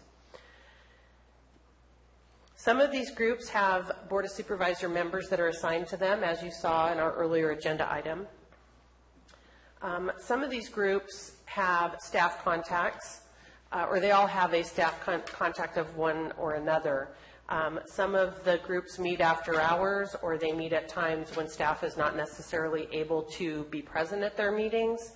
Others meet during the day. What we would like to do is take a look at each of these groups, and we would like to do a for lack of a better term, a forensic look at how they were established. Are they meeting their, are they able to have a quorum so that they can have meetings? Are they complying with the Brown Act? Are they making decisions or influencing decisions that would require that they file a Form 700? Do these groups, like we have one in particular, or there are several, but there are some that every one of their members expires every year. This really isn't conducive for them carrying on the work and advising the Board of Supervisors as we would like them to do. So I would like the board's direction at looking at these groups and seeing, are they set up the way that makes them successful? Are we giving them the tools that they need to comply with the Brown Act, meet their quorums, post their agendas, make advice to the Board of Supervisors? We'd like them to each provide an annual report to the clerk that would then be provided to the board. So I would like some direction from you on this manner. We started to do a look back in 2013. We established that there were two groups that were meeting sometimes. Were they serving the purpose that they were established for? Maybe not. And so there were two groups that were dissolved, but it was because one, they hadn't had a meeting in a year and a half, and the other, they were not needed for the purpose that they were established anymore, and that there were other avenues in which they were doing the work that they liked to see happen. So I would like the board to give me some direction on this review of each of these groups. Mr. Chair, Madam Clerk, I think it's a very good idea. I think we should dig through and figure out, sometimes it's like a closet, it accumulates things over time. Go through, find out if they're meeting, if they're duplicative, especially. We don't need stuff that doesn't work. And so I think it's a great idea. We did it today, and we'll continue to do it. Yes. Great. Supervisor Calaveras, I would concur with Supervisor Garamendi. This is an issue that I've been discussing as a prior board chair with Madam Clerk, and I'm happy to see that we're making some progress again. This is not the first attempt by Madam Clerk. I must commend her for this, but I concur. I would agree, and I do believe that for the success of some of these, that we need to possibly look at 2-year positions and possibly have, some of them are kind of large, some of them you have 10, 12 members, some of them even larger than that, possibly staggering some of those from maybe starting out with a 2-year and then a 3-year, and then they're staggered going forward. Yes. Yeah, so it would keep continuity in these committees and look for success and have the committee members feel that they're doing something. I agree. So, yes. Thank you. Supervisor Mills or Clapp? Well, I'm thinking about CSAs 2 and 4. I just lost Mr. Osgood on CSA 2. The problem with those two CSAs is they don't have consistently more than 3 members engaged, and so they never can have a quorum. So they really can't. We did run into that when they made a presentation here. I would like to see, at least on CSA 4, they be dropped from a minimum 5 to 3. And so they're allowed to have a quorum so they can hold an annual meeting with their membership and be correct in doing so. But I'd like to get to CSA 2 and see if they feel the same way and that it would be more beneficial to them, because the people that are active, but the people, but getting additional help or resources from the community is very difficult. So just to be able to assure that they can do the job that they're needing to do, I would like to consider CSA 4 at this time to go from 5 to 3. Supervisor Clapp? No? Comments? I think I've already said enough today. Are there any boards, any of these that have trouble getting people to serve on them, Diane? There is, and that's a good question. So I think it was Supervisor Oliveira who asked, well, is this the only vacancy we have on the Parks and Rec? Nope, it's the only member. That is that one. Everybody else expired or it wasn't filled already. So we really need to look at how are these groups structured? You know, how are we helping them to be successful? We go through a lot of time and energy and cost to advertise for vacancies, to put applications in, to agenda packets, to vet them. And if we're still going through the motions and these groups aren't able to meet and these groups aren't able to come back and advise the board, which is in most cases what their purpose is, then there's something missing. And we want to help them to be successful. We are very fortunate in Calaveras County that although we have many vacancies, we have many very passionate volunteers, and we need to assist them in doing the work of the board that the board has given to them. And we need to help them by giving them the tools, giving them the support, giving them the guidelines of this is what the expectation is, and this is how we're going to help you to achieve that. Mr. Chair, Yes. to comment on Madam Clerk's statements regarding committees, I'd like to use the Parks and Recreation Committees as an example. It's my understanding that back in the day when Prop 40 was available and funding was from the state for our parks and recreation areas and things, the committee was formed. Since that time and that Prop 40 money has been, the fund has been used for that purpose, we really don't have a Parks and Recreation Committee for Calaveras County. Most of our parks are run by 501c3 volunteer groups, and they're doing a very fine job at it. I wish we had a way, an avenue, a vehicle that we could fund our parks and recreation, but we don't right now. And this is what we need to take a look at committees like this that are in name only, staffed by volunteers, but unable to do anything. I think we should take a good long look at our list and cull through it if we have to, and give those resources and that opportunity to the existing surviving committees, but not close our eyes to the fact that we can always open up these committees again excuse me, when the time and funding is there. That's going to be a tough road to say, we'd love to have you as a volunteer, but we're doing away with your committee. But those are the tough choices that we're going to have to take a look at. What I would ideally like to do is take a couple of committees or commissions or boards at a time and do the review, bring that back to the board, report back so that you know what the status is, and that we don't have a meeting that has, you know, a couple of hours of, okay, here's this one, and because that prolongs that. I'd like to see us take it off in manageable pieces to bring to the board for consideration. And I think we should start with the ones that you think are floundering right now, that we continually we have problems filling the vacancies. Start with those, get those done, and then move forward whether we're going to keep them or what we're going to do to help them or get more participation. Chair, I think what we could also look at is the CSAs as a bulk group. Absolutely. And we might want to even look at their bylaws and establish some commonality to the bylaws with all the CSAs. Establish guidelines so that they know what they can and cannot do.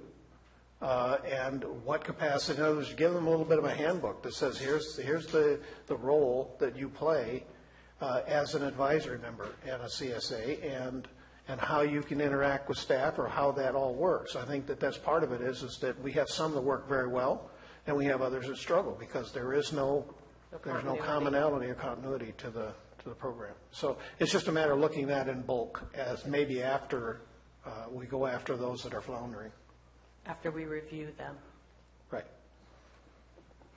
Okay. Is that the direction?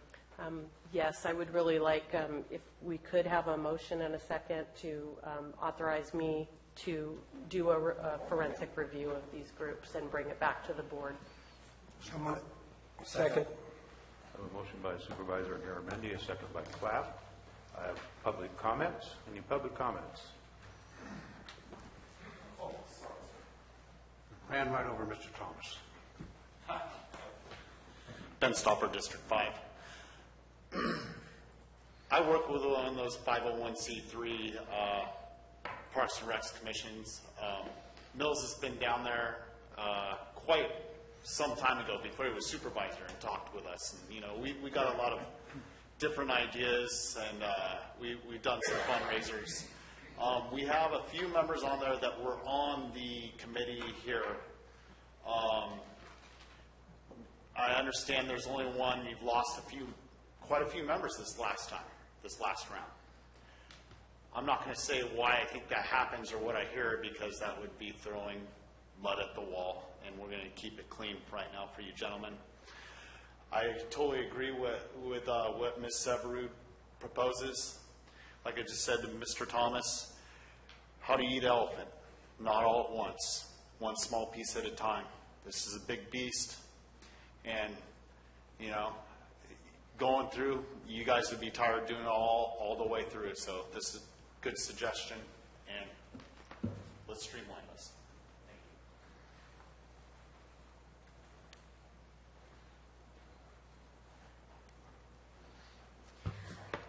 I'd just like to say that it's been a journey trying to keep people on the IHSS advisory committee by virtue of most of our clients are incapacitated. So we have reached out to each supervisor to look within your own district to try and find among your constituents people that you might draw upon. Your neighbors, your friends, your church members, anyone that you've been in contact with, to bring them in to each and all these committees. And most of these require someone from each district to participate. Our committee has not been able to do that because our clientele is far-reaching and not able to attend. So we have redefined some of our qualifications for attending and make every attempt to make our committee relevant. We need to get direction from our governing board as to what you think we need to be doing, and from that direction we will proceed without interruption, without interference, without obstruction, if possible, so we can be relevant and be valuable to our community. So we do our own recruiting out of necessity, but we look to the board to give us guidance and direction, because you are our governing board, separate from, you look on the front of this, it says the IHSS Public Authority Governing Board. So that's just putting more responsibility back on you folks to look within your people, in your county, in your district, to step forth and serve. Thank you. Any other public comment?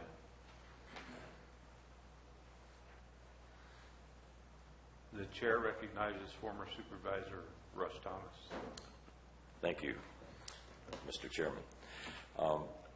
This has been kind of interesting to hear this discussion about Parks and Recreation, because when I was on the Board of Supervisors, it was always a kind of a frustrating thing for me to deal with, that there seemed to be an attitude within the county and the planning to not enforce some of the legislation that was actually in place that could provide for funding. It's been a long time since any subdivisions have been approved, but even the ones that had been approved during the period of time prior to my getting on the board, there was no willingness for the boards to hold the developers' feet to the fire to make them either build a park of their own or contribute in lieu funds. I've been trying to rack my brain about that particular legislation that provides for funds being contributed to the county for homes being built in a particular subdivision. But it's other jurisdictions do it. And I remember one particularly frustrating period of time for me as the supervisor of District 5, is I had some of these Prop 40 funds, $70,000 that it was like just a gift that came down to me as a supervisor, and I wanted to spend it on developing a park in Calaveras, and I couldn't get public support for it. So it's a really a kind of a strange thing. I ended up having to give it to Tony Tyrell to help build the swimming pool, and he promised that he would give it back someday. So you should remind him about that. But anyway, it's a complex issue, but I would think that as it comes forward, your review of the general plan, you've got to insert that into your planning process, that you don't let the next growth spurt go by without tapping some funds for providing the kind of amenities and parks that we need in this county. So anyway, that's my 2 cents on that. Thank you. Any other public comment? Seeing none, we'll bring it back to the board. Looking for we had a motion, and we had a second. Is there any other board comments? If not, I look for a vote. All in favor? Aye. Opposed? Passes 5-0. Moving on to the next item, supervisor announcements. Supervisor announcements.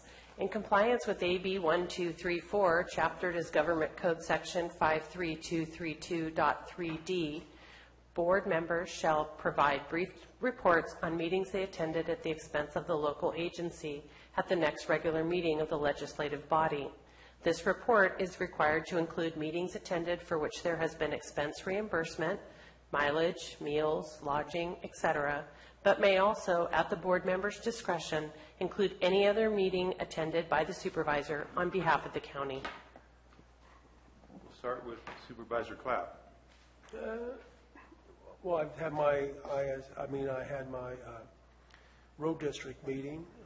Hope that goes good. I missed it today because it's going to be over in a half hour. And had a good Christmas. I get to start planting my olive trees this Saturday, so I'm happy about that. And just getting ready for the year to start. I hope it's a good year. Supervisor Mills. You know, just a lot of activity in the district, but no actual meetings attended. Supervisor Oliveira. You got me sleeping on that one, Chair. On the 3rd, on Wednesday, I attended the Calaveras Visitors Bureau committee meeting, the monthly meeting, and we discussed several things going on in that area as far as the Visitors Bureau, the new printed documentation out for 2018. We also discussed our upcoming committee meeting on our tax situation. That's we discussed with CAO Lutz, and that committee being chaired, we haven't decided yet, but the members are going to include myself and Supervisor Clapp, trying to get that going. I attended the agenda review on that morning at 10 o'clock, and I also participated in a meeting with an entity coming into Calaveras County with the Planning Commission, a project called The Farm. And it's a project involving agritourism, if you will. It'll contain activities, some lodging, a restaurant. It'll contain some areas where people can board their 4-H pet projects. It'll have a cultural type camping, agricultural facility for kids and families, things of that sort, with the glamping. That's the same thing we're doing at Bear Valley. Very exciting project. We're working close with the entity, trying to get this going. Our departments we will be having meetings with our planning department again, having meetings with environmental health people, and of course all the departments involved in this. We're pretty excited about that. Excuse me. On the 4th, I attended the Murphy's Business Association meeting.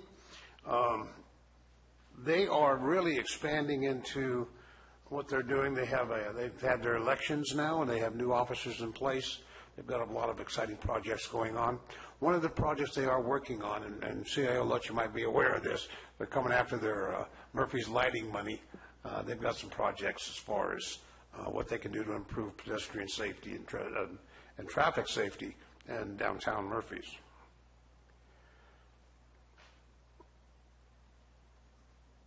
I attended Monday the Governor's Task Force meeting on tree mortality.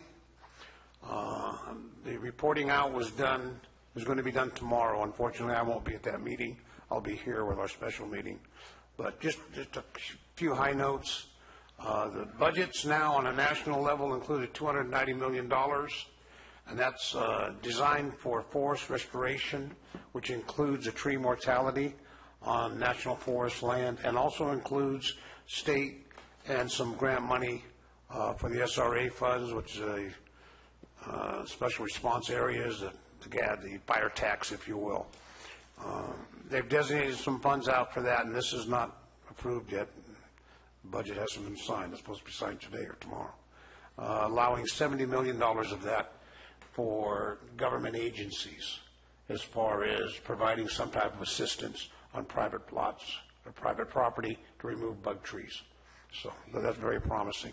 They are making forward progress on that in most areas, but I must be honest, we are hitting stalemates when it comes to insurance problems that we're experiencing up in District 3 and in District 2 and in District 4, where renewal policies are not being fulfilled by insurers. They are going on that in a very aggressive manner. We've got state legislation now being introduced to hopefully remedy that problem. But ladies and gentlemen, it's a problem here in Calaveras County. It's a problem in all of our mountain communities due to our fire. A lot of insurance companies are not renewing policies, and a lot of them are not writing policies. And our participation as rural counties in these areas, in the Sierras, with the tree mortality committees, and with CSAC, and with RCRC, it's very important that we stay on top of this. As a group, as our rural mountain communities, our voices are being heard, where they wouldn't be heard singly. So our participation in those programs are very important. Thank you, Chair. Supervisor Jeremy. Other than that, I have nothing I'm required to report under AB 1234. Therefore, in the interest of time, again, I will pass. Okay. I don't have anything to report as far as any expenses or committees that I attended for AB 1234. However, there was a conversation earlier today about, and former supervisor Rush Thomas will get a little charge out of this, I think. The conversation was Supervisor Mill had asked Mr. Oliveira if he got anything for being chair last year. And when I was on the board before, there was a thing that went on as far as the former chair wanted to keep the gavel as a memento, and it turned into a big thing. And as chair, I would like to present this gavel to Mr. Oliveira for his service as chair last year.